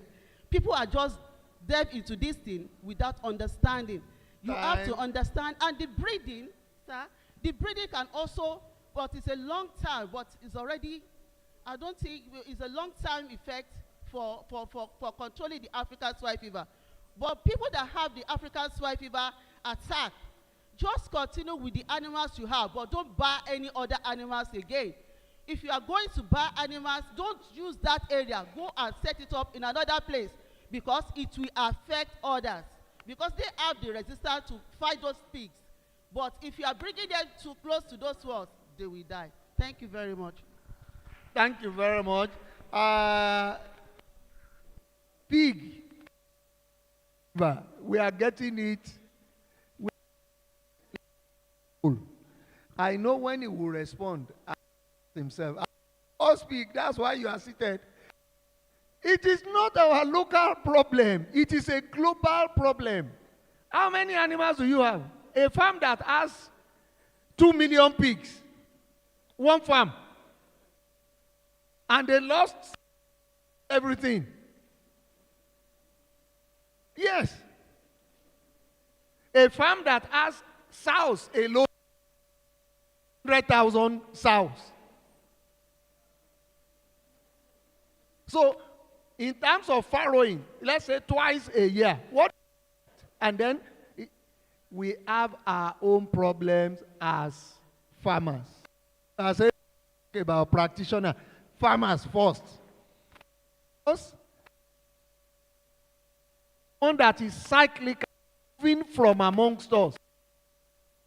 The zonal chairman of PFAN, Mr. Ojo, is all over the farms, but nobody would disclose. Lack of wait, nobody is coming directly to destroy anything in your. You don't want to disclose to your colleague that you have, and he's coming to your farm to take something, and that thing is going, and it's like that. Yeah, I'm just saying some whatever should be copied. I want you to see it. Yeah, if it is not the one that is moving around in Nigeria, a study has been carried out through Benin into Okearo, from Okearo to every part of Nigeria on a yearly basis. Quote me. It's there. Google Ajala and Adesenwa 2007 or 2008. You see some of these things there. You have one phone. They are there. And I think I will give you the opportunity, sir. Where is the mic straight into the, so that they speak directly to this, that ASF is not one of the country diseases yet, nationally or internationally.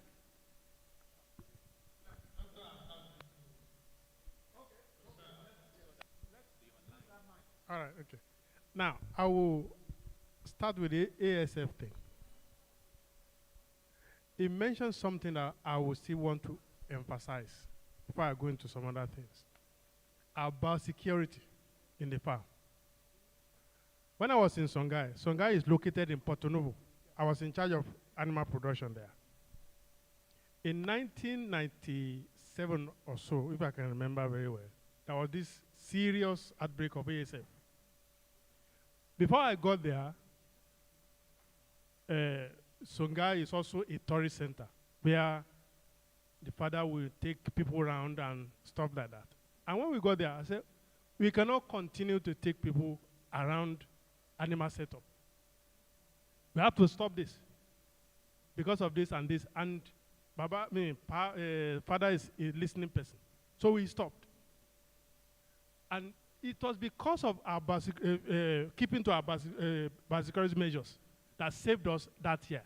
Not a single pig died. Now, I'm going to, I talk about the regulation we are bringing up on good animal husbandry practices. These are parts of what we are embedding in that regulation. Now, the way we set up our farm also, what's the distance between the two, within the farms? We are not respecting standard, international standard. To the extent that when you have a close, easily, that when something happens that in farm A, it will get to farm B. So we have to get a regulation before we can begin to enforce. And that's how it's slowing us down. We can do that for poultry, and we have instances where people want poultry beside another product, not meeting up the specification. We close them down. We have seen people that have spent millions in setting up poultry. We say, you cannot do it here, even in this Ibadan, because of the implication. So it is hard to take. They will say, okay, we don't know about this regulation before, and this ignorance of the law is not an excuse. You are coming into this space, you need to ask questions in this space. So the first thing is the regulation. I agree with you. We are coming up with the right regulation. And we will be very stiff about the enforcement. It is for the good of the farmers. If you don't do it right, there's no way you can get it right. So that's number one. Then number two, somebody talked about issue of fund. I want to run through all the questions I have here so that I can give space to another person. Someone talked about possibility of funding, insurance and things like that. We give to somebody that does not have, that's not. It's easier to relate with people that have formed cooperatives than just a single person, an insurance person. To do to insure. That much I know. Today, I will come up from the angle of what the DOC industry. Standardization that we are trying to standardize a kind of a technology to trace the chick from their farm back to the hatchery to factor issue of about into it without a strong that is reliable. The hatchery operators are saying this and this and that, but they also accept that it's going to help their business. As we are discussing that, the issue of maize came in profit. You have to relax. And the first interaction with present minister about last issue of maize was part of our discussion. Because we have to that stop what we are doing as a regulator, because there is a problem. See the way we saw it. We are doing that now. I pray they will take certain things which I've done and we have submitted. So it's a gradual process, and they themselves.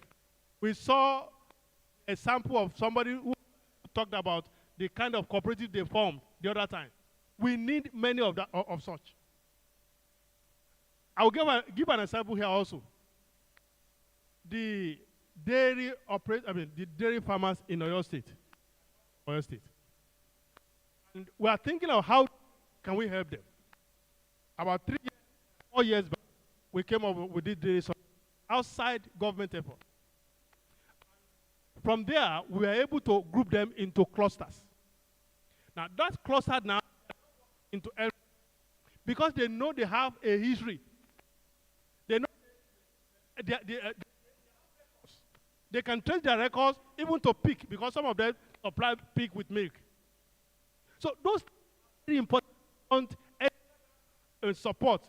It will not just come without you having record, without you doing it the right way. They are very important. Then somebody asked about the way we are on Sona base. In this, have 2 offices, one in Abakaliki, the other one in Owerri. Now we have a point person in the person of Professor, now the Dean, Anambra State University of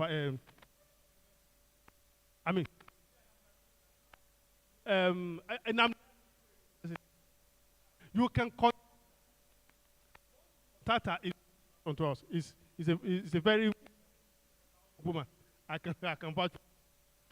So after we have 2 offices, one in Ibadan, one in Akure, and so on. Also. Now, finally, I want to say that we are the one that will solve our problem.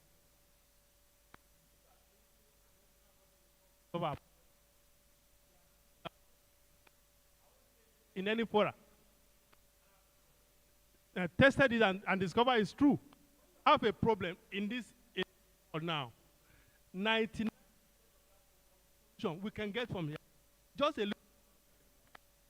If we continue to for people to come and solve our problem for us, they don't like us. So that's the truth. So we are the one to take, and that was why I said collaboration of government and research centers, so that we can ruminate about our problem and best way to provide solution to it. Help us. Thank you, sir. So I'll just add a word or two, so not to take our time. So for ASF, The people who came to the farm and told us that we need to kill everything, they didn't say it out of hatred. And they didn't say it out of the fact that maybe they don't like us or maybe they don't know what we have invested. What we need to know is that when ASF enters into your farm, it becomes a big problem. A problem in the sense that you need to do a whole lot. Maybe you succeed somehow, which is not right anyway, because if your pigs already are down with ASF, you are not supposed to sell. You are not supposed to sell that diseased animal to the populace. If you sell an animal that has ASF to the populace, you are not doing well. So when they tell you to destroy, it is not out of hatred. It is because that is the right thing to do.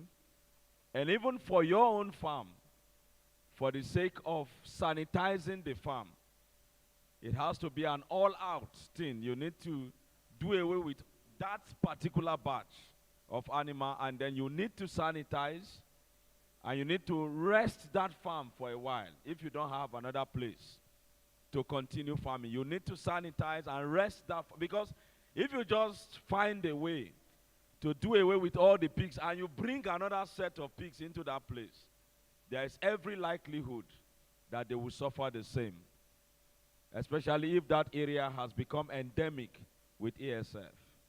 So what I would advise is that you insure your farm, insure your business. You need to insure. It depends on the endemicity of the area. And this is where I would defer to what he has said in the sense that you cannot, you have your farm here, just 2 meters away, you have another farm. Whatever happens to your farm is very likely going to happen to that farm. We must stop the idea of putting farms side by side with, your friend started a farm, he's doing so well, and because of that, you just start a farm, the next building. Whatever happens to his farm is likely going to happen to your farm. We need to respect distance when we are putting up farms. And then when you have the outbreak, the truth is bitter, but that is actually the way to safeguard against whatever you plan to stock next time. If you try to do some form of palliative, and it looks as if the pigs survive and you bring fresh pigs to add to them, they will come down with the same thing. And you will just continue the cycle, you continue to lose money.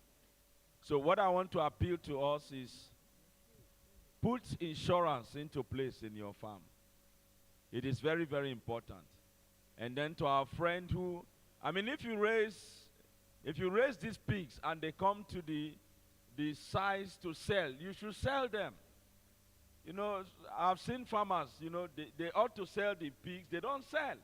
They like how big the pig is. It's like they find joy in coming there every morning to admire the pigs. Whatever they are eating after they have reached the market size, they are reducing your profit. You should sell when they have reached the age to sell. And then in conclusion to Madam, the pigs that turn round and go round and suddenly and they die, that's what we call neurocysticercosis. Caused by tapeworm. You see swollen under the skin like lumps across the body. But when that gets to the brain or the spinal cord, it becomes neurotic. The pig will not just go in cycle, the pig is no longer conscious of its environment. It moves around, it sits abnormally, it goes in cycle, it salivates, and all of a sudden you see mortality. So we need to do regular deworming for our pigs. It's very important. Thank you. Thank you very much. Okay, I try not to tell similar answers, so just one question to add about African swine fever. In Spain, the regulation says that you have to have minimum 1 kilometer between farms. So you cannot have one farm here and one farm there. We need 1 kilometer. Why is that? Because the diseases, they are moving. And this is the only way to isolate one farm if we have a problem. So if we have an African swine fever problem and we have 1 kilometer of distance from the other farm, maybe, it's not 100%, but maybe I can contain the disease in this farm and avoid to move it to the others. Then the problem of African swine fever is, as we have told, the biosecurity. So we need this regulation, but the only way, when we eradicated African swine fever in 90s, the only way to do it was isolating areas. So what we did is a compartmentation.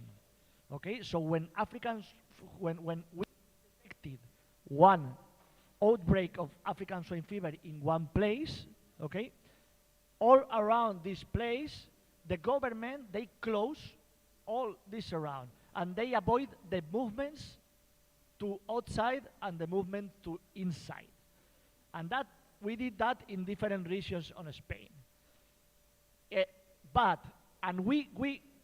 We didn't cool all the animals, because not all of them, doing this compartmentation, we avoid to spread the disease really fast. So we needed to cool animals, of course, but we avoid to cool all of them because we avoid the spread of the disease.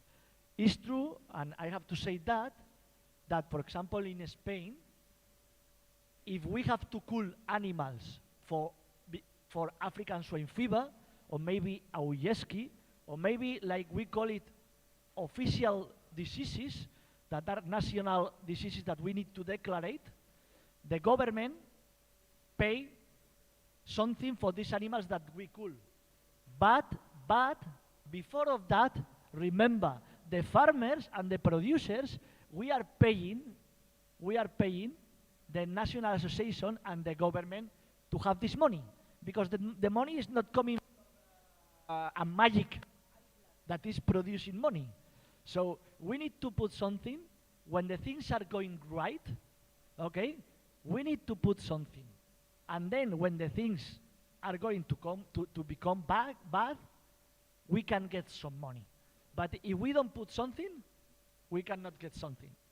And if I go and ask the government, okay, I have an outbreak of disease in my farm, and I need to cool my animals, and I want you to give me money, the government is going to ask me, but what have you done before to avoid the entrance of the disease in your farm? Have you improved your biosecurity? Have you made your farm with enough distance to the other? What have you done? If you have done nothing, forget it. This is not working like that. We, like in industry, need to put something to get back something. If not, the government is not going to support us with that. This is regarding the African swine. It has been, I'm really excited. It has been really impressive, the discussion and the passion of swine production. But let me tell you something. I'm going to be, swine production is done with passion, but it's a business, okay? So when we need to start a business, we need to be sure that we can run this business, that we have all that we need to do it, and not to do it in the short term, not just to put some pigs and maybe in 6 months to sell them. We need to be sure that we can continue the business in the future, that we can find them somewhere, we can buy the animals, we can build the farm, and we can continue the production. I'm sorry, because I'm as well a farmer in Spain, but I'm sorry because only with passion, we don't run business. But the first is passion, so I congratulate you for Then, regarding, I don't know who has the feed ingredients and the cost of that, I think there is not so many things to do regarding the inflation. The inflation make the prices go up, go high, and my recommendation, the only thing that we have learned to do in our systems is to close agreements with the feed companies, okay? The feed suppliers that they need to provide feed to us, try to get agreements with them, long agreements that can provide us the feed more or less to the same cost in different stages. Or at least if the feed price is going up, at least to go up in the cost gradually, okay? Or maybe if the feed costs go high, maybe sometimes what we have done is to arrive to agreement that, okay, I need 6 months to sell my pigs, okay? So when I will get back the money, okay, I can pay you the extra cost of that. I know it's difficult to arrive to these agreements, but I cannot find another way. And the final point is, sometimes has said that it's difficult to have agreements with other farmers because the mindset is different and all that. My friends, I need to insist. We are to be friends. We are here to do business.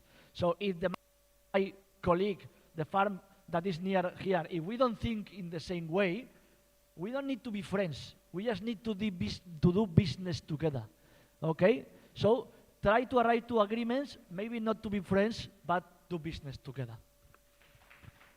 Yeah, yes, I want to quickly make some recommendations concerning, just to add to what everybody have said. When that brother was talking, the one from Ekiti State University, that man was talking about out of both passion and together. I mean, he came to the business with a vision of making money. And one major thing I would say that is really that we have to put in place is what he said about having a good regulation. I think one major challenge we have, firstly, in the country is that we don't have enforcers of regulation. Let me put it that way. There are some, I was discussing with, before now, you know, we normally have conversations in the hotel and on how they were able to build up their system. And they told me a long time ago that they have the same problem we had. But the time came that they built a national association, not just one that is a national association, but the farmers built the system. So the system now later came back to profit the farmers. I don't know if you get what I'm saying. What I said when I was doing my presentation, I intentionally chose that I wasn't going to talk on pig or anything. We have a problem of mindset in Nigeria. And one of the major challenges we have is that we believe that, let me be sincere, majority of our people are not responsible. We don't want to take responsibility for what be, but we want results, or we want to have results by reason of that platter, but it doesn't work that way. He told me that in their own system, initially they had problem of buyers and all these things, but what they did is that they built up a standard, they have standard slaughterhouse, and that per pig that leave every farm, €1, right? You have said that already, goes to the association. From that, they are very strong and be able to intervene, even in the issue of African swine fever. The question the association will ask you, when you say the national association, there should be an amount. What I'm saying is that there should be an amount that I, as a farmer, all of us, that we put to our national association. When we have millions lying there over the years, the association can now have branches, enforcers of regulations in different states. Please, these enforcers, they can be the one that will ensure that, okay, this farm has been affected. Maybe they write or something to the national association, even without the federal government. The association can do something for farmers to ensure that the loss is reduced. I don't know if I'm saying things that make some sense, but that's what I think can work out. But so far, there's nobody to support the farmer. The farmer is growing and he looks at, I am already going out of the farming. because of African swine fever, and I have opportunity of selling these animals to make something out of it because nobody supports me, I think we have a problem of regulation in this place.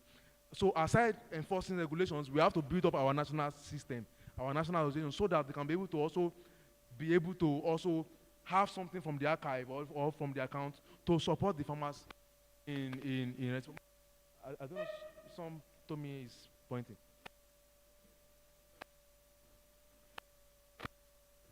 No, I'm not making my presentation. I just want to buttress what he's saying. What I said is what happens in Europe. This is what happens in normal societies. But when you say each person should pay per pig, it takes for granted that the farmer himself has what it takes. What it has is genetics. He's feeding what it's supposed to be fed. All right? And he's reaping what is supposed to be. He's reaping what is supposed to be. Probably taking home what is supposed to be taken home. Now, having that, underline that, then he will not have a problem giving €1 to the cooperative. Now, we should go back to genetics. We would feed animals well so that we can pay the €1. I'm just using, I'm not advertising. We can top with top feed. To bring feed, or Nova Agro, who is here, to bring feed, because the animal has genetic potential, so that like 4 months, 100 kilos. Is it?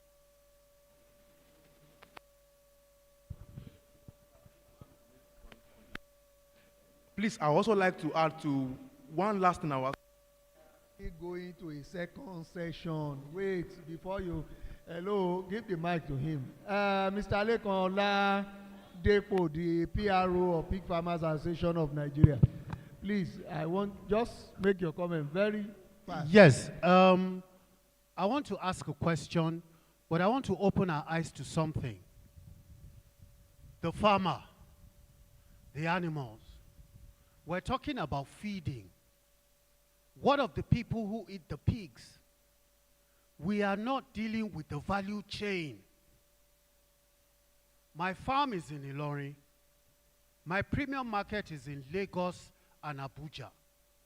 When I slaughter in Ilorin, it is difficult to find a commercial cold room that will take my pork, because they also take chicken. My brothers from the other mother will not eat.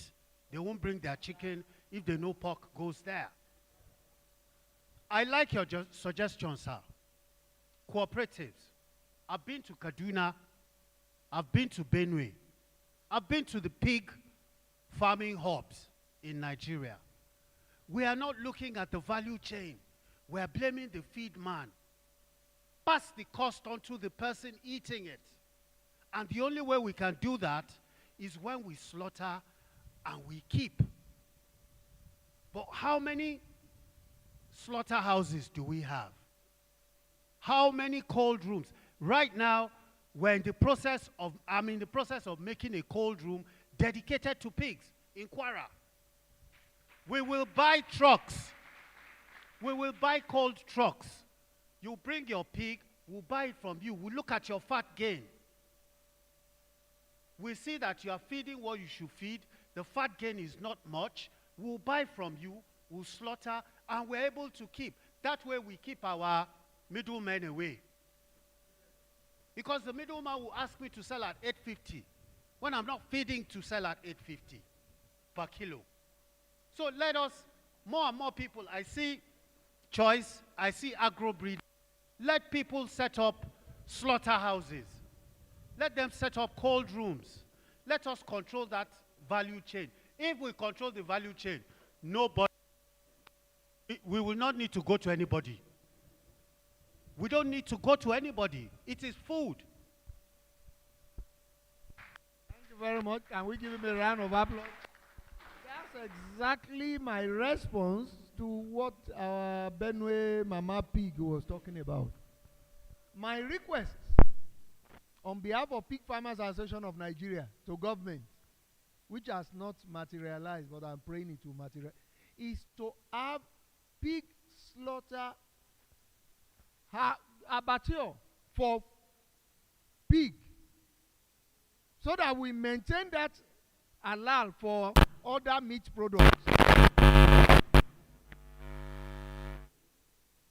So that we maintain that regulation for other meat products in each of the 6 geopolitical zones. And if we have individuals, if there is anything I have ever spoken to Mr. Valeri here, even freshly when he came from Ukraine with his chairman, it was nothing but, please, if you have any company in Ukraine that you can invite to come and open, what we need now is not pig farm. It's not feed mill. What we need is abattoir for what? Chicken. As long as we can have that. What Mr. Oladepo just said, oh, sorry, sir. Oyedepo just said, can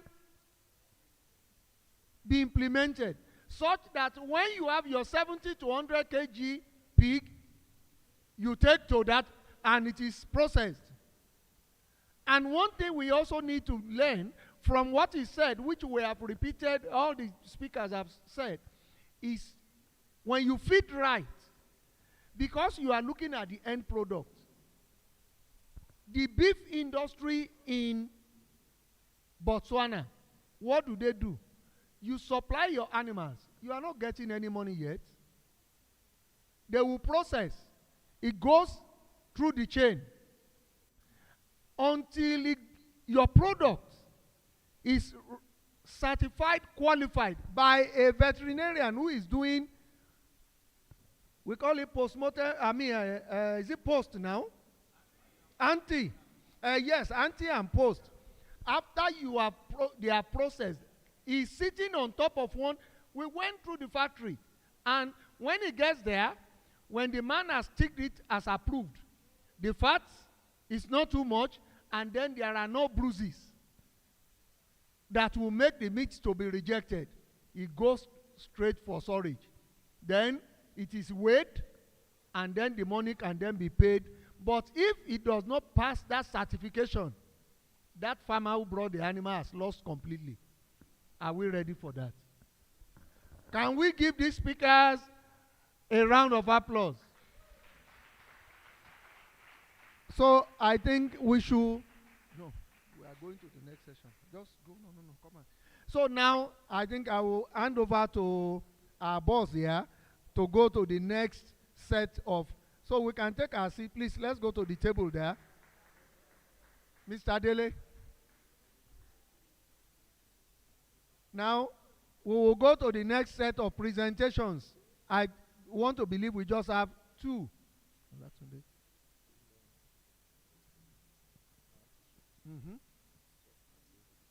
Yes, I'm Martin. Okay, please go ahead. All right, thank you so much. So as not to waste time further, I want to invite to the stand Mr. Tomi Olatunde for his presentation. And I think it fits well because he will be talking about value addition in pig production, and which we just concluded with the interaction session. You're welcome, sir.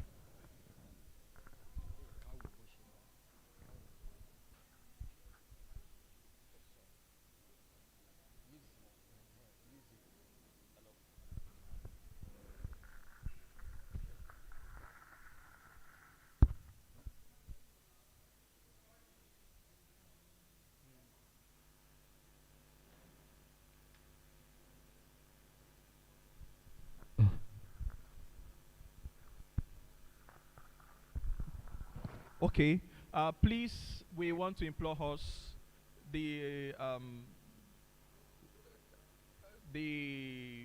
refreshment that was given to us, we want to implore us to kindly keep the package. We have been privileged to have Skodak preparing something for us. I believe it's is it a roasted pig,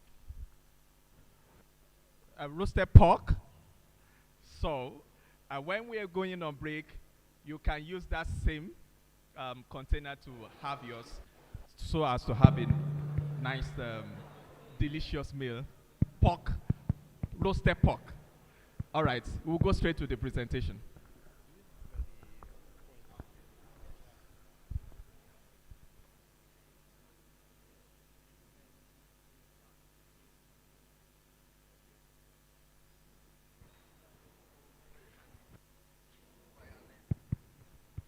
I've learned that.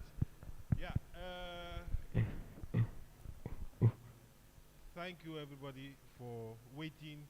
And I would like to speak on value addition in the swine industry. As far as genetics is concerned, the value added to this industry is the genetic potential. The genetic potential of every animal to grow, to give you back, to give you meat, which is the final product, of course. So at Choice, we have a mission. Our mission is to invest in life sciences. Sorry, I'm going to do some introduction and talk about our company, what we do, and how we bring about this genetic potential, all right? So that our values are to develop an open model with respect to life and our planet. Oops. Yeah, I'll quickly go through to the fact that Choice as a company belongs to a bigger group called Grimaud. Grimaud is a family group holding where many companies are accommodated. We have other genetic species apart from the porcine. We have rabbits. In the group we have shrimps. So the idea is that we come from a comprehensive genetic family, all right? So that data is, so that data is interchanged between all these various companies. And of course, you will see later on in the slides how we and what we do with this data. Now, we have 5 key pillars at Choice. Basic and most important of those is we give importance to our customers. We give importance to our partners. We regard our team, workers, and collaborators in Choice. We give regards to them. And of course, animals, people that consume the products that we manufacture, and of course the planet. So that's why our slogan is caring for life. I will go through some highlights from last year with you. Being a genetic company, we deal mainly with exports. All right, we export to China. As you've seen earlier, China is boasting of around 40 million sows. All right, most of their genetic infusion comes from Europe, and we are part of it. They come and they load grandparent stock from us with semen, frozen semen, live animals with very high genetic value to improve their stock. They come every year. We also do importations to Japan, a very peculiar market, very qualitative. Yeah, and for the past 3 years, awareness has started in Africa. That is an event in Tanzania, and that was the initial event in Uganda, where we do trainings and workshops. Now, we go back to the basics. The basics in genetics is research and development, all right? Now, as I said earlier, we have a program in our group called GenTech, where we combine genes, we compare genes from various species, all right, in the group. And it's powered by the, sorry, I'm still getting used to this. And it's powered by the group, Grimaud. So in this program, this program employs 35 scientists, sampling and doing all the genetic work. This program gets 12% of the turnover of Grimaud every year, so that whatever we get from the sales, we reinvest to improve on the genetics. There are lots of data, 8.5 terabytes of data, and then 25 research centers in France, in Poland, and until of recent in the United States. So that the vision of research and development is to continue to improve the efficiency and, of course, at the same time, caring for the biology and welfare. We saw some slide earlier where the sow population in the United States remains standard, correct? Now, the genetic evolution has helped these markets to keep the same number of sows where the efficiency of the sows has improved. You understand what I'm saying?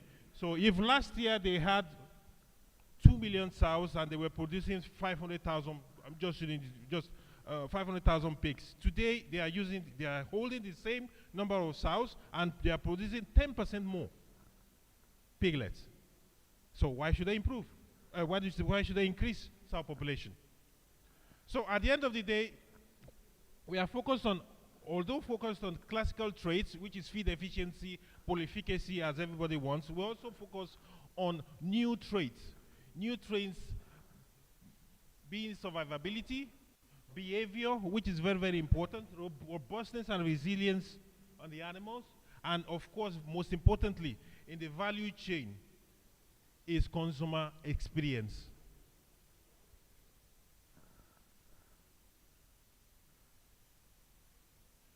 So that our basic criteria for selection is not only polyefficacy, all right? No feed conversion ratio, which we divided our criteria into two, production criteria and reproduction criteria. So the production criteria means we develop and improve the back fat, the muscle depth of the pigs, all right? The weight, of course, which is attributed to the feed conversion rate here, and of course the feed efficiency. And of the reproduction criteria is the born alive, the piglets are born alive, the homogeneity of the pigs, weight at birth, very, very important, and we strive to decrease the number of piglets born dead. Okay? And of course, importantly, it's how many teeth these animals have. I mean the sows. All right? So that it will affect the colostrum production, which becomes then available to the piglets. Hereby, it's a chain reaction. Okay? Then, of course, the milk capacity. As I said, this is one of the basic selection criteria that we use. we make sure that our pure lines have a minimum of 16 functional teats. So when you have 16 functional teats, it means you have a minimum of 18 teats, or 20 sometimes. So that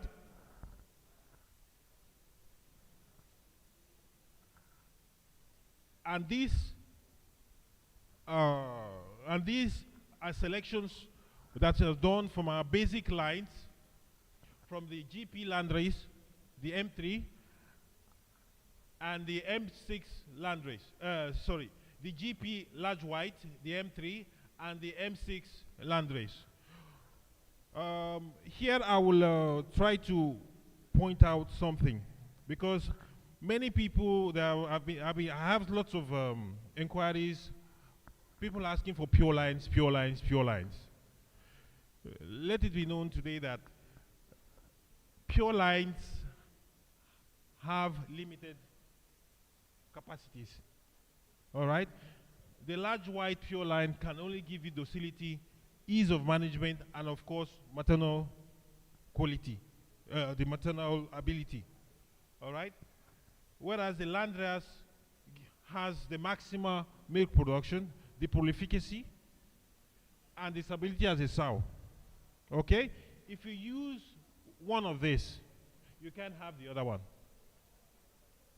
All right? And they have limited lifespan.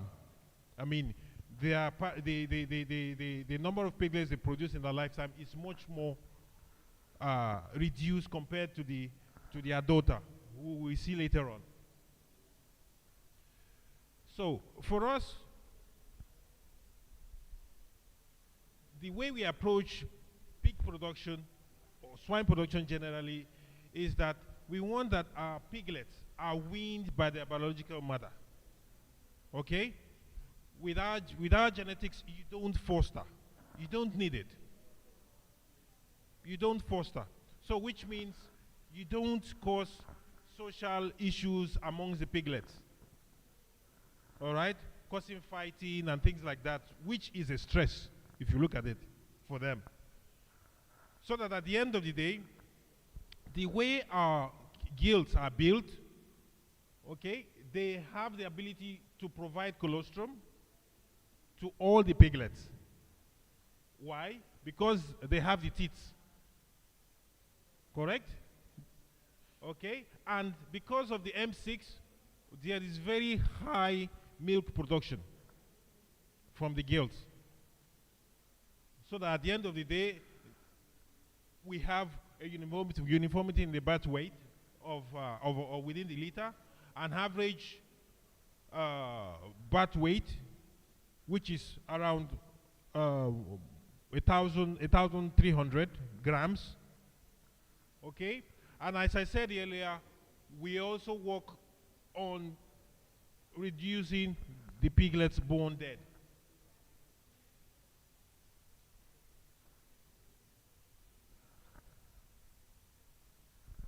We are also increasing the possibilities because of the continuous selection that is being done based on the criteria that I spoke about earlier. So you can see right now we're in 2023, where we already have an average of 15 piglets born alive. All right? And in the best farms, we have 16. And we are climbing. So this is the need, this is the reason why each pig enterprise needs a genetic company to incorporate themselves with. Because this is what we do. This is our job.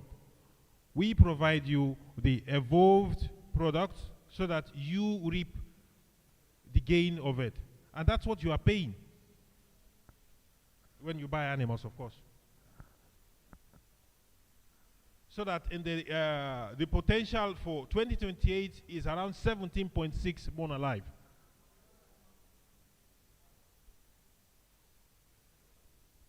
As I said earlier, it's principle that we improve the number of piglets born alive. Of course, we keep the average weight. We all know that a piglet, when it's born and it's around 800 grams, what is the possibility of survivability? It's very, very minimal, right? Okay? So this is what we work on. We work on the piglets having high enough birth weight so that their survivability, provided all the other parameters are fulfilled, is very high. So that the consequence thereof is that good quality piglets at birth and increased survival capacities, okay? And of course, selection for increased uterine capacity. Working on other, okay? We also work on the qualification of the pigs, and here about we keep the weight of the animal stable. It's a work that is done, and the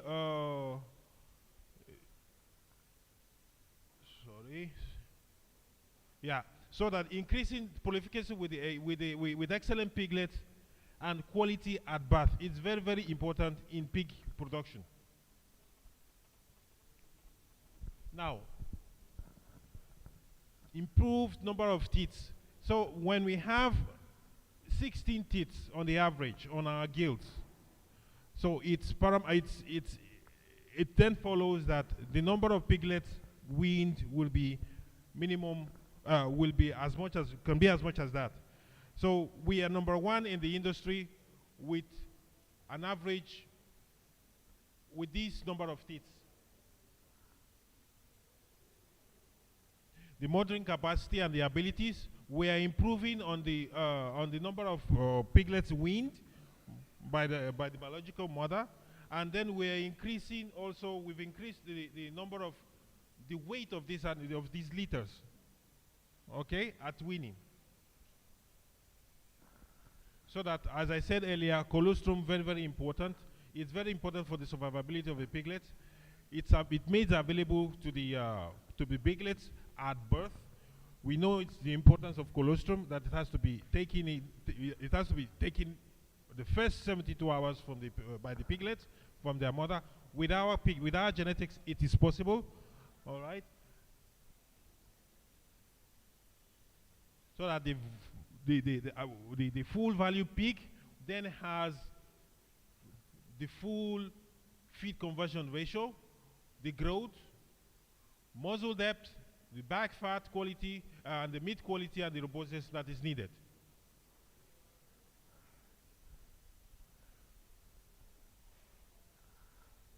We also select for the feed conversion ratio, as I said earlier.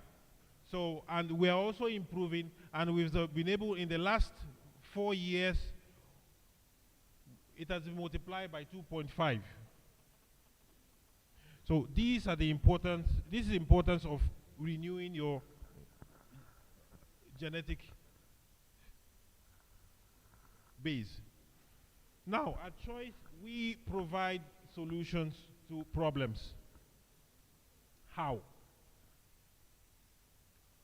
We offer the maternal lines, which is the CG36, which is a cross between the M3 and the M6 that you've seen earlier. The CG36 is an F1 sow, which is the parent stock that you need. I heard somebody saying we don't have, so that is when you want to produce fattening meat, that is what you need.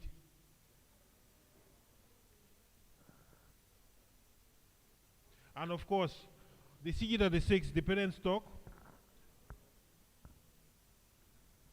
it inherits from the grandparents. It inherits 16 teats on the average, very low mortality, and of course with excellent feed efficiency.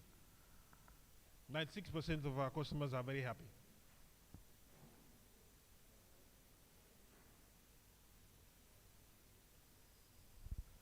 Now, with the CG36, as I said earlier, you see the 87% pre-weaning survivability is because of all the traits that we discussed earlier.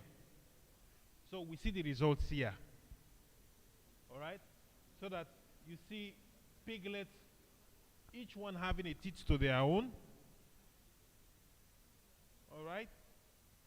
And then the winning factor will be easy. Of course, these sows have their robustness, they have a lifetime performance. Normally, a CG36 will win 80 piglets in a lifetime. 80 piglets in a lifetime divided by either 14 or 13. So you know the average parity she will be giving you. So we're talking of return on investment.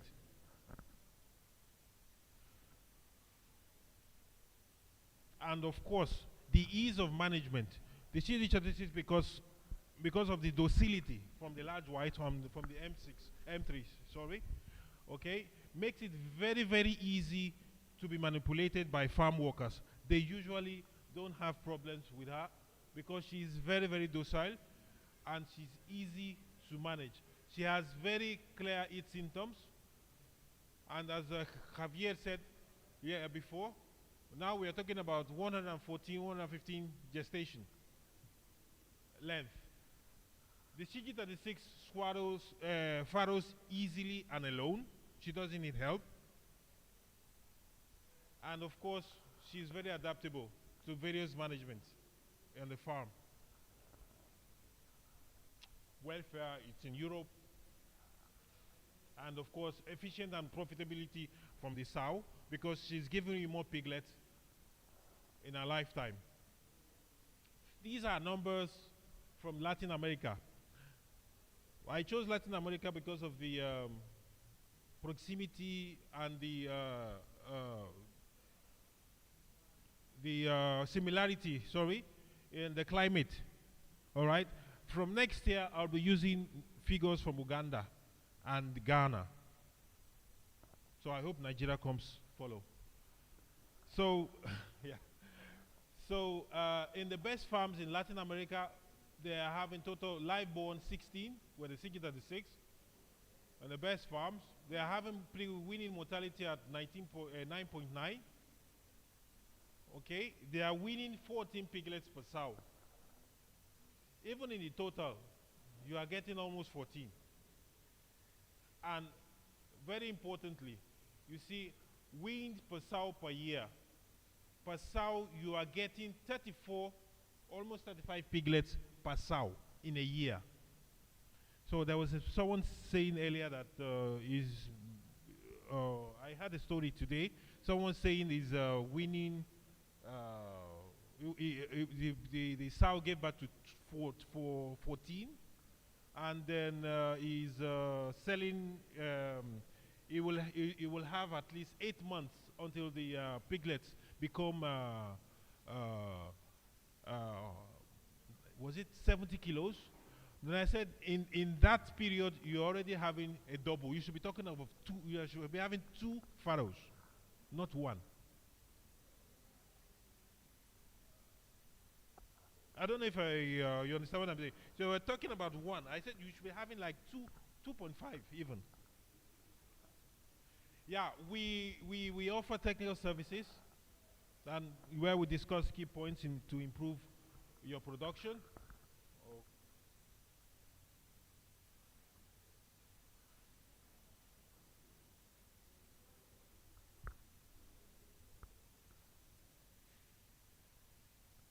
I think it's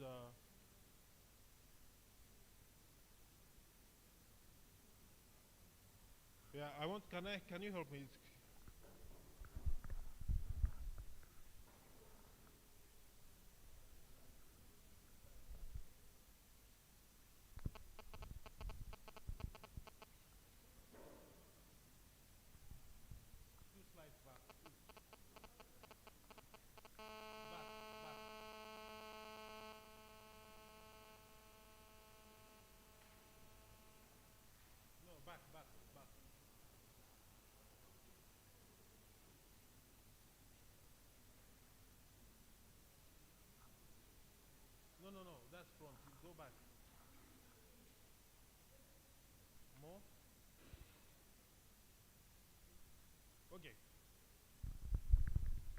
this is one of the boards.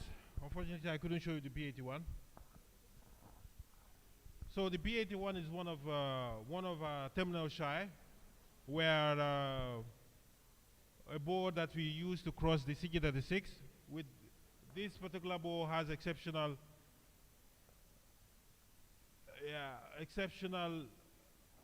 efficiency in growth, vigorous piglets. This thing is and excellent carcass quality.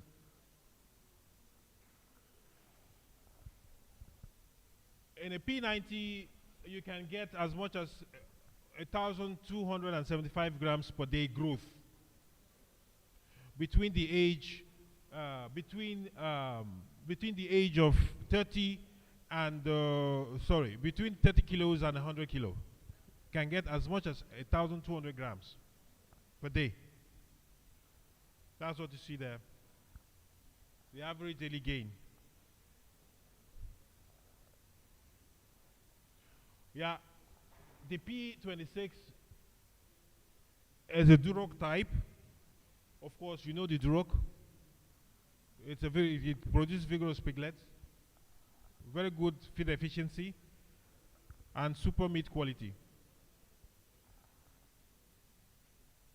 Now, performance in a pig farm is defined by genetics and environment. Under the environment comes the feed. Okay? If you don't have genetics, good genetics, you can't do anything. It's the base of good production. So that you focus on the product and technical support and field genetics. So we are concerned about our customers. We help.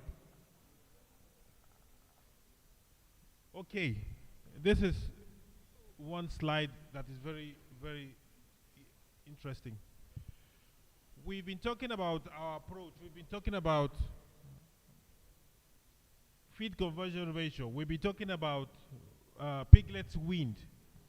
Here is a slide that shows the economic impact of each of the criteria. Here it clearly shows that one extra pig that is weaned gives you 5.5 euro per pig in your pocket. So you can imagine. All right? The growth, this is the economic impact of the growth. It's another 0.68 euro per pig. The muzzle depth, of course, the back fat, okay, the resilience of the sow, and also the feed conversion ratio, okay, 4.8 euros for each 0.1 unit of feed conversion. So this is the economic, and this is what we are talking about, and this is the main concern. We help with technical services, site evaluations, and layouts of designing of new farms. Let us know, we come and help you. Yeah, and we are digitally literate. We have a platform called WizU, where you can get in touch with us, asking questions, and you have access to technical data about that concerns production on your farm. Any question you can ask, you ask us through that platform, and the experts in the company will reply you. Of course, social media. Thank you very much.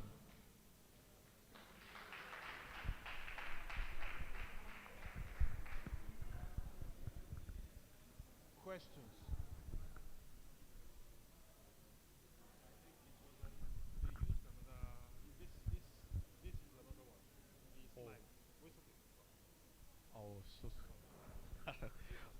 All right, can we give another round of applause to Mr. Tommy.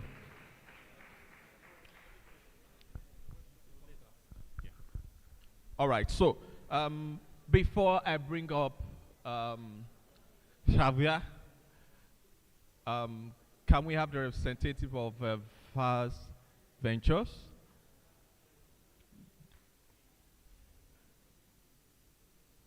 Yeah. Just 5-7 minutes.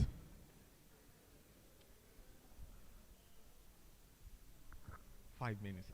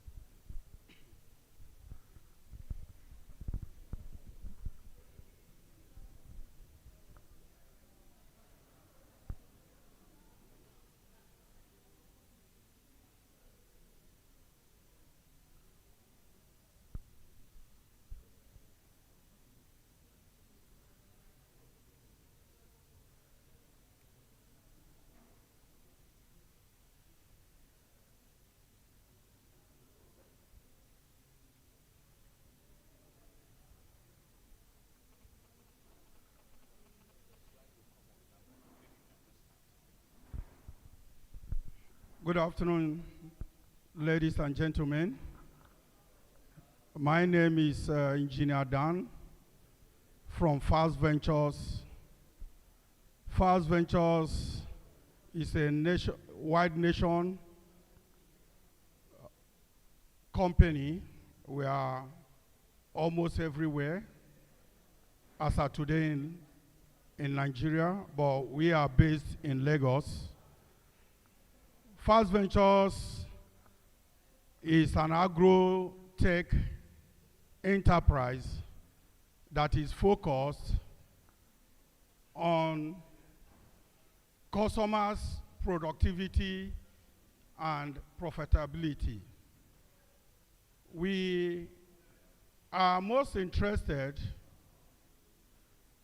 in what happens to the farmers. However, we started as farmers, and we were there for over 8 years because of space constraint. We couldn't continue. We are still looking for a place. However, we now came into the sales and services of modern equipment that is needed in piggery. When we started piggery, we found out that getting some of the tools and equipment needed wasn't there. It was so difficult. So we tried to engage in that value chain in order to make it easier for farmers. This is not more like a presentation, but just a review of what pig farmers need to actually prosper in the business. I've had so many talks today which were encouraging, but here we are just showing you few of our products. We have over 80 different products only in piggery. We are also into poultry. First of all, I just want to few of the equipment. This is a farrowing bed. And for you to be successful in this business, you must need this farrowing bed because it will help you. There are some people that entered into piggery because they heard that a pig can produce about 20 piglets or even more. But unfortunately, there are so many things that they didn't know about. And when you have a farrowing bed, it will help you to avoid crushing of the piglets. There are times you see some sows giving up to 20 piglets. At the end of the day, they win just 8. It doesn't make sense. And if invested in some of these tools, it will help you. Because a situation where you have a sow that litter 20 and you are winning 8, assuming you have a pure breed or a Duroc that is being sold a winner now for about 250,000, you can guess what you must have lost. But this equipment is less than 200,000. This is another type. This is a single sow bed. The first one you see there are so many people that are still using it. The second one and the third, they are complete single sow farrowing crates. This is a double one. All these are to help you to get high productivity. We have this, and some of these we have installed in some part of Nigeria with collaboration with AGROBREEDERS. We have done some in Abuja, we have done some in Port Harcourt. And the single sow, we did one in Ibadan about 2 years ago. So, this is also a very important one. Some of the piglets die because the mother could not breastfeed them. But when you have this is automated, and it uses electricity. There is also a manual one that can be used. What this does is that it provides another source of milk for those piglets that cannot feed well, because when they are born, it's survival of the fittest. And this will help you to win a lot. We have this, which is a walking scale. There are so many farmers today, you'll find out that because of lack of investment in tools and equipment, they are losing a lot. There are some of them, when buyers come to buy, they will hang it if you are using a hanging scale. And the buyer will be there trying to pretend to support the animal, and he will just do a little lift. That little lift can cost you about 10 kg. But when you have this, you don't need to bother about it. You just open the door, the animal walks in, and you check what it is. Nobody touches it. This is also injectors, auto injectors, for those people that are running serious piggery. They have a lot of animals. This will help you to either do your vaccination or treat the animals very fast, because some of them there contains about 100 mils that you can pour your drug into and start giving them. They have adjustment. You can select any meal you want, half meal, 1.5, as the case may be. This is also a pregnancy tester. You can use this to check the pig if it is pregnant or not. I've seen in some platform where I belong, some people will be saying, please, can you help me check if this animal is pregnant or not? Nobody is a magician. This is also a nipple drinker.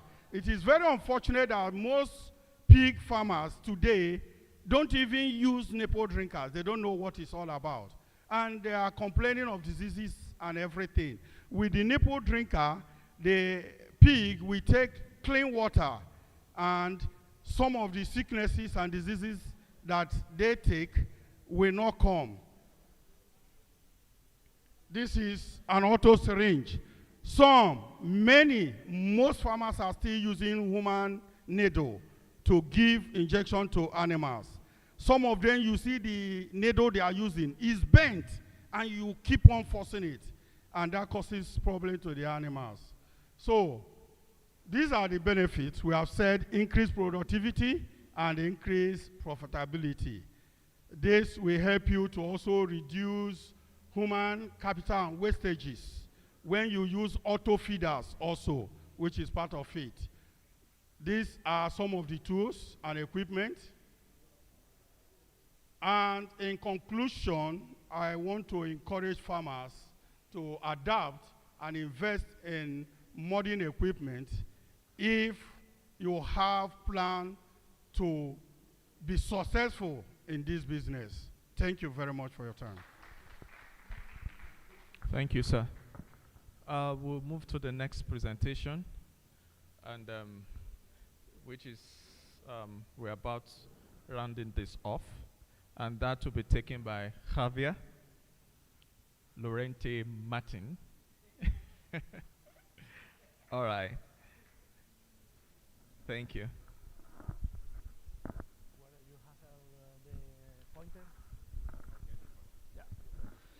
Okay, I think we are a little bit tired, so I'm going to try to do it a little bit interesting for you. This is the last presentation, if I'm not wrong, so I'm not going to take too much time. Then we can have the last panel discussion. We have been talking about business, about the genetics, about all that, but as my friend has asked this morning, one of the main concerns of the farmers is how to manage the animals, or how to improve, how to do better management in our farms. So I'm going to talk now a little bit about one part of the management. I'm going to talk a little bit about reproduction, okay? And tomorrow we will have time to talk a little bit more about farrowing, the management in the farrowing, with the piglets and with the sows. Okay, now I'm going to focus more in the part of the reproduction in gestation. Because really, I have been talking about business, but I'm a pig guy. I'm a farmer, so I go to the farms, I visit different farms. I have been working in the farms for 22 years now. So this is what really I do more. And I wanted to talk a little bit about gilts and about sows, okay, to see how important there is the management in these animals. I'm going to focus in gilts about how we prepare.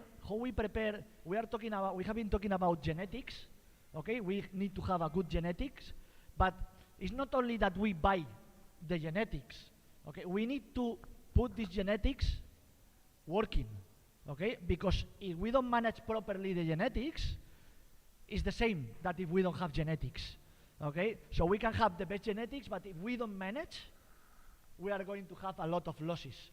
We have seen now, we have sows that they have 15, 16, 17 born alive. But if we don't manage these piglets, a lot of them, they are going to die. So finally, we are not going to achieve what we are looking for, okay? So I'm going to focus this presentation in talking about how we select, what we need to see when we select our future animals, okay, the animals that are going to be our moms in the farm, and then how prepare them for the reproduction, okay? Because sometimes when you go to the farms, one of the main questions is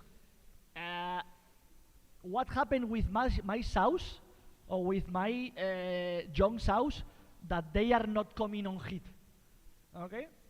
So, and there are some things that we can do in management to try to get them on heat. And this is why I'm going to focus more. First, just some points about selection. As I have told you, okay, we buy the genetics, that's okay. But then we need to produce the future in our farm. What are going to be our moms, okay? So we need to select the animals, to choose which animal is the best to be our moms, okay, to continue. For that, one of the important things is to select correctly, to check correctly the teeth of the sows. Okay, we need to be sure that the teeth of the sows they are in good condition. Okay, and that the sow they have enough teeth to give milk to the piglets. Okay, because imagine if I have one sow that she has 14 piglets and I only have 12 teats, I have a problem. I have 2 piglets that they are not going to have teeth. This is why it's important to do a good selection, okay, and try to see, to check how are the teats and what can be the maximum of teats I can get, okay? Then I cannot select animals that they have some ruptures like hernias or whatever. You see sometimes the belly in the sows, they have some hernia, okay? So this one cannot be a good mother, okay? Because first, where is the hernia, you should have teeth, okay? And then this is going to affect the milk production, okay? So we cannot have this animal as a future animal, okay? And then of course we have already talked about a good genetic program with a good commercial animal, okay? Then we need to select the future of our sows, okay? They need to have good legs, okay? Because if they don't have good legs, maybe they can farrow, they can have 1 liter, but then they are going to die, or maybe they are going to have problems in the legs. So we don't want one sow with only 1 liter. We want one sow with 2, 3, 4, or as maximum as possible, okay? Because this is money. Every time I need to put a new animal in the farm, this is money. So if a sow can do 2, 3, 4, 5 farrows, it's better, okay? And for that, the structure of the legs has to be okay. So here you have some examples, some pictures. These are young animals, okay? These are animals that they have never farrowed. They are going to farrow the first time. And you see how they have this leg. She has this leg like that, okay? So this is when she will be growing, what she's going to do is to do like that, okay? So what is going to happen? Instead of to be like that, it's going to be like that, okay? And this is not good because she cannot milk, okay, to the piglets, okay? She cannot grow, okay? So she is going to have problems, okay? So we need to do a good selection about legs, and we need to try to find this kind of legs. These are front legs, okay, and these are rear legs, okay, the back legs. So these ones here should be what we are need to see in our system, okay, and be sure that we find these animals. Then we need to take care about the bulbs, okay, about the reproduction, how they have it. Sometimes we have some problems these are young animals, all of these are young animals. Pictures from young animals that they are starting now in the farm. So if I have this with an injury here, this is going to be a problem. I can have a problem with this animal because maybe this animal with that is not going to come on heat, okay, because she has an injury there. Or if she come on heat and I try to inseminate her, it's possible that I'm going to create an infection, okay? So if I create an infection, I'm going to have a problems later, okay? So we need to see how our animals are, and if they are not okay, we need to change them, okay? Because they are not good. We can sell these ones to the slaughter, okay? And then try to put another better than these ones. Okay. Then the future animals we have been talking before. The one that I want to have to be my mom in my farm, she should have been growing okay, okay? Because if she hasn't, if she's not growing okay, she's not going to be a good mom.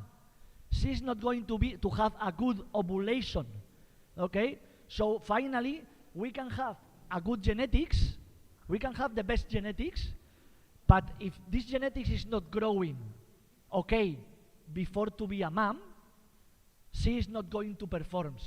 So we are going, maybe if we spend money in the genetics, and we have been talking about that, and then we don't give this animal good food or good conditions, okay, she is not going to grow okay, and we are going to have a problem. This is some figures that how the animals should grow, okay? The future mom, what is going to be our moms, they should have grown when they were young between 650 and 80 grams every day, okay? So to be really good moms in the future. When I'm talking about good moms, I'm talking about to really be productive, be more efficient. Of course, if they don't grow like that, maybe she can farrow, okay? But probably instead of have 12, 13, 14 piglets, she's going to have 9, or maybe 8, or maybe 10. Oh, so no, we are not going really to take all the profit of the animal that we are really looking for. Okay, so the animal should grow at 10 weeks of age. She should weigh between 26 and 30 kilos. And 24 weeks of age, she should have around 100 kilos. That means in 6 months, she will need to have 100 kilos to be a good mom, okay? So it's important that we check this. Now we have scales. I know not all of you, maybe none of you have scales in the farm, but it's good to have scales in the farm. In the future, if you can, it could be good to have a scale, and you can see how your animals are growing. Okay, so now we have done a good selection. Okay, we have done a good selection. Please don't disturb the people. Okay, so we have done a good selection. They have grown okay. Now we need to work with them to come on heat. Okay, we need the new moms, the young gills to come on heat. Okay, but for that we need to work with them. They don't come on heat by free. They come on heat sometimes. But if we really want to have a good ovulation, okay, and we really want to have a good gill to be mated, to be inseminated, we need to work with them when they are young, okay? And I always try to differentiate, because sometimes when we think about heats, we only think about heat detection. That means just to check the sow if it's on heat or not. But for me, the most important is the stimulation. How we work with the sow or the gill to stimulate her to come on heat, okay? Because when she is on heat, all of you, more or less, you can see clearly that she is on heat. But when she is on heat, she has already ovulated. He is ovulating. So we cannot change the number of ovules she has. If we stimulate her before, we can have better results, okay? So stimulation is really important. And in the young gills, in the young females, in the future, is much more important. With 160, 180 days of age, we should start stimulating the animals. Stimulating is not inseminating. It's stimulating, okay? And if she come on heat, I don't have to inseminate her the first time. I need to wait. But if I stimulate the animal, I am going to have better reproduction. So we should work with every guild around 10 minutes every day from these 160, 180 days. So every day, and I will show you now some pictures, we need to take time for these animals, okay? We need to use boars. We need to use boars to stimulate the gills, okay? We use boars for insemination, but we need boars as well to stimulate the future animals. And these boars, they cannot be boars like that. They need to be mature boars. Why? Because you know that the mature boars, they smell, okay? They smell more. They have more stronger smell, okay? So it's better for the animals, this stimulation, okay? If we have different boars, it's always better. Why? Because the animals are like us. We don't like the same woman all the time or the same men, okay? Maybe I like one woman, maybe you like another woman, maybe the other one. So if it's the same men all the time with the same women, maybe some of them they don't like it. So we need to try to change a little bit the males, okay? We need to take care about which kind of boars we are using. It's important. We have different kind of boars, you know, different breeds. So we have white boars, we have black boars, okay? This is another kind of black boars. The black boars, like the Durocs or another one, they used to be better for heats, to check heats, because they smell stronger. If you have black boars, they smell really strong, and this is good for the stimulation of the animals. Okay, so we need to understand that.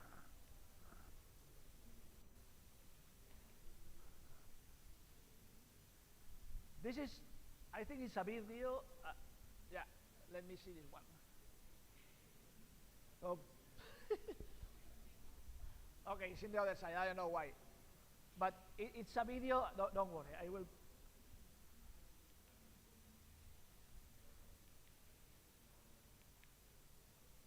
Okay, this is a group of young sows. Okay, this is a group of young sows, the future. Okay, and we have the boar. You see the black boar. Okay, it's in the front of them, stimulating them a lot. You see how they are. If you could see the video and listen the video, I think it's in my presentation, so probably I can pass it to you. All these gills, they are screaming. So they are screaming a lot, okay? Because they are doing, the board is doing a good stimulation, okay? So we need to do a good stimulation for them. But be careful with the boars. I mean, I'm telling you, it's good to have mature boars to stimulate, but if we have really big boars, they as well can damage the animals, the gills, okay? So if we have boars like this one, okay, let's see if you see what he is doing. He's just, as you seen, we are trying to stimulate, but what he is doing is fighting, because he's really big. He's really old, so he's like an old man. I don't want more sex. So it's like, so he is not interested right now. Okay, so we need to take care. It's good to have mature boars, but if they are too big or too aggressive, we can have problems, because if one young guild, if she has a traumatic situation, This is going to give us problems in the future for the reproduction. So they need to be stimulated, but we need to take care not to hurt them. Well, one thing, when we remember this in your farms, always you need to try to have the floor dry and in good conditions. Why? Because if we have the boars and we have the gills and the boar is jumping, is trying to jump in the animal, if the floor is wet, the animal is going to do like that, the gill. So again, it's going to happen the same thing that I have told you in the very beginning. The gill is going to fall down, it's going to hurt, it's going to have problems in the legs, and if we have the best genetics, like the Tommy's one, this is going to be a problem because we are going to hurt the gill. So the best genetics is perfect, but we need to take care of the animals, okay?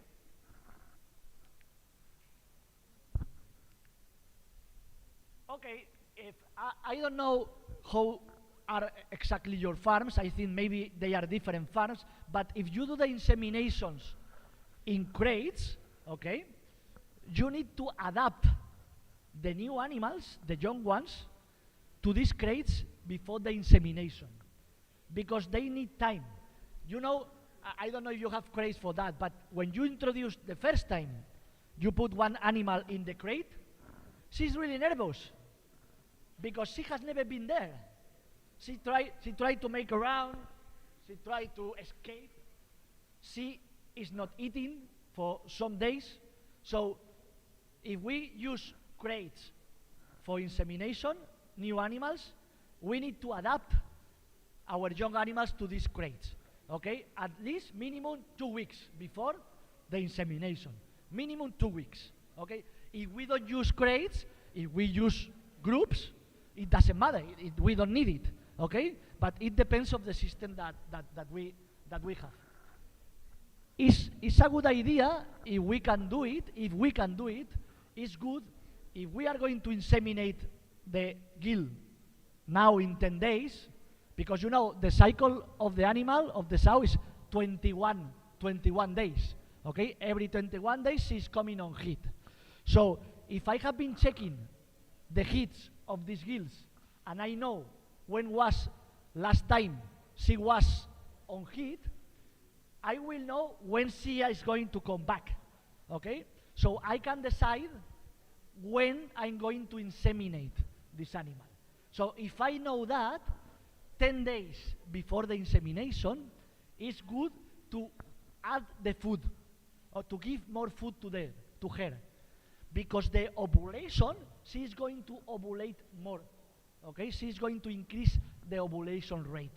So that means that we are going to have more piglets, okay, with the same sow, okay? So try to do that.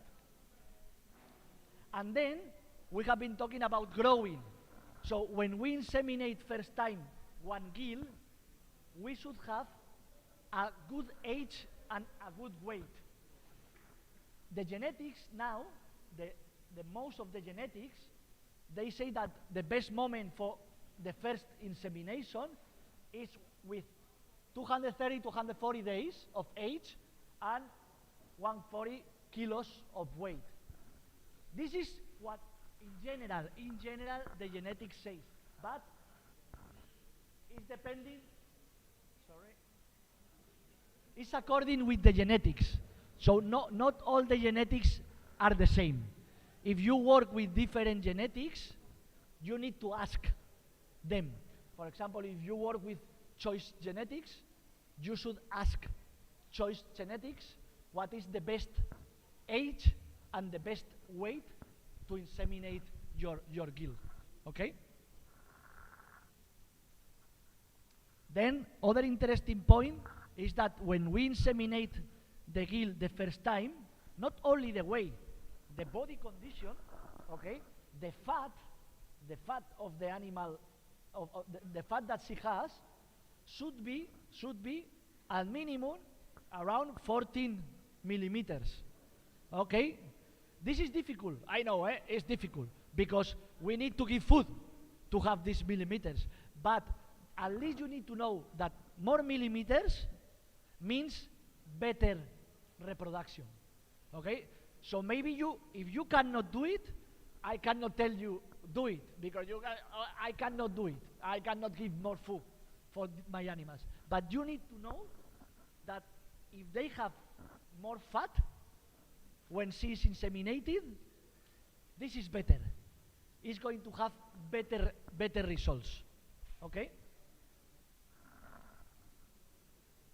So we can measure the fat. This is to measure one system to measure the fat. We put this on the sow and we measure, and then we have scans now. When we scan the sow, and we can see the fat that she has. Okay? Okay, so this is the gill. Okay? This is the young female, the one that is the first time I was going to inseminate. So I have done all this job, all these things, and now she will be ready to inseminate. Okay? Now I want to finish talking a little bit about the sows. The sows are the ones that they have already farrow. Okay? They have been with the litter, and I win. I win this litter, and I want this sow coming back on heat. Okay? I want to inseminate again this animal. And I have to work as well after winning a lot for this animal. Okay, and I'm going to talk a little bit about that.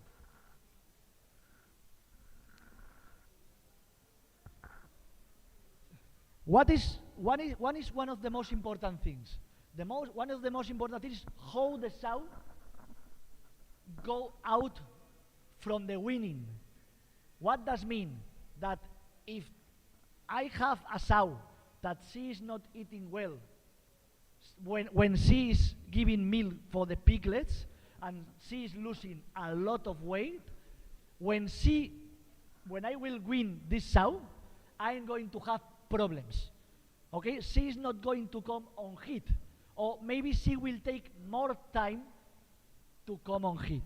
Okay, so if I want a sow to come on heat as fast as possible, I need to have a sow in good condition. Okay, that means that I need to give enough food in lactation. Okay, one sow with a not with a bad body condition is going to have more days after weaning until next insemination. But a sow with bad body condition, she's going to have lower ovulation. Okay, and lower ovulation means that in the next farrow, the next litter, is going to be down. Okay, she's not going to perform well. One sow in a bad body condition, she has more opportunities to come back on heat. That means not to get pregnant. Okay, if I inseminate a sow that is not in well condition, okay, it's easy that she will come back on heat. Because remember, the first thing is to survive, and the second is to reproduce. The reproduction is not the first necessity. The first one is to survive. So if the sow is not okay, she's not going to get pregnant. Okay. So that means that bad body condition, we are going to have less piglets in the next farrow, and we are going to have more opportunities for the sow to die later. Okay. So we need to take care about how our sows are after weaning. Then, if we want the sows to come on heat again as soon as possible, we need to try to give them a good ambience, good conditions. That means good space, that means good temperature if it's possible. If not, as we have been talking this morning, at least try to see if we can put these animals in one place where we can refresh a little bit them, okay? Because if it's really hot, the sow is not going to come on heat. okay, we are going to have problems to have the heat again. So we need to try to at least control the temperature that we have. I know it's difficult. We are in a tropical country, and sometimes the temperature is really high, but there are systems in South America and in Central America. They are as well in the same tropical climate, and they refresh the animals. They work. They try to put more air to open more the windows to have a little bit a better climate. And you at least need to know that a good light is as well good for the animals to come back on heat. So they need hours of light. Okay, here more or less you have every day around 12, 13 hours, if I'm not wrong, more or less. So it's not so bad. But in Spain you need to know that in winter time we have maybe 7 hours of light, 7, 8. So this is a problem for the south. We need, in our farms, we need to put artificial light in winter time to have more light with the animals, because if not, our productivity fall down. Okay, then we need to feed the sows as much as possible, the same like the gills. After weaning, I should give the sows more feed, as much feed as possible, okay? Because this is going to help the animal to recover. Okay, she has been with the litter, the piglets has been drinking, so she has been really stressed. So now she needs to recover. So if I give her good food, a high quantity of food, it's going to be better for next reproduction system. Okay, so try to give good quality of feed, good quality of water, and good energy for the sow. The water, remember, don't forget the water. The water, we cannot give food without water. Okay, if I give 3 kilos of feed to the sow without water, she's not going to eat it, because I start to eat the feed and I need water. So I need water to eat more. So we need to give them a lot of water. And the sows, they drink a lot of water. Okay? In gestation, they can drink 12, 15 more liters of water every day. Every day. Okay? So we need to provide them water. Remember that. Okay, I now in the last part. We have talked about the stimulation of the gills, of the young females, but with the animals that we wean, with the sows, we need to do the same. If I'm weaning the sow today, from today until she will come on heat, I need to stimulate this animal. So I cannot wait. If I don't do nothing, okay, it's not going to happen nothing. So I need really to start working with the sow from the first day, just after weaning. That means that after weaning, I need to start putting the males, the boars, okay, to stimulate these animals to come on heat. More stimulation, better reproduction. Always remember that. The videos, I don't know why they turn around, but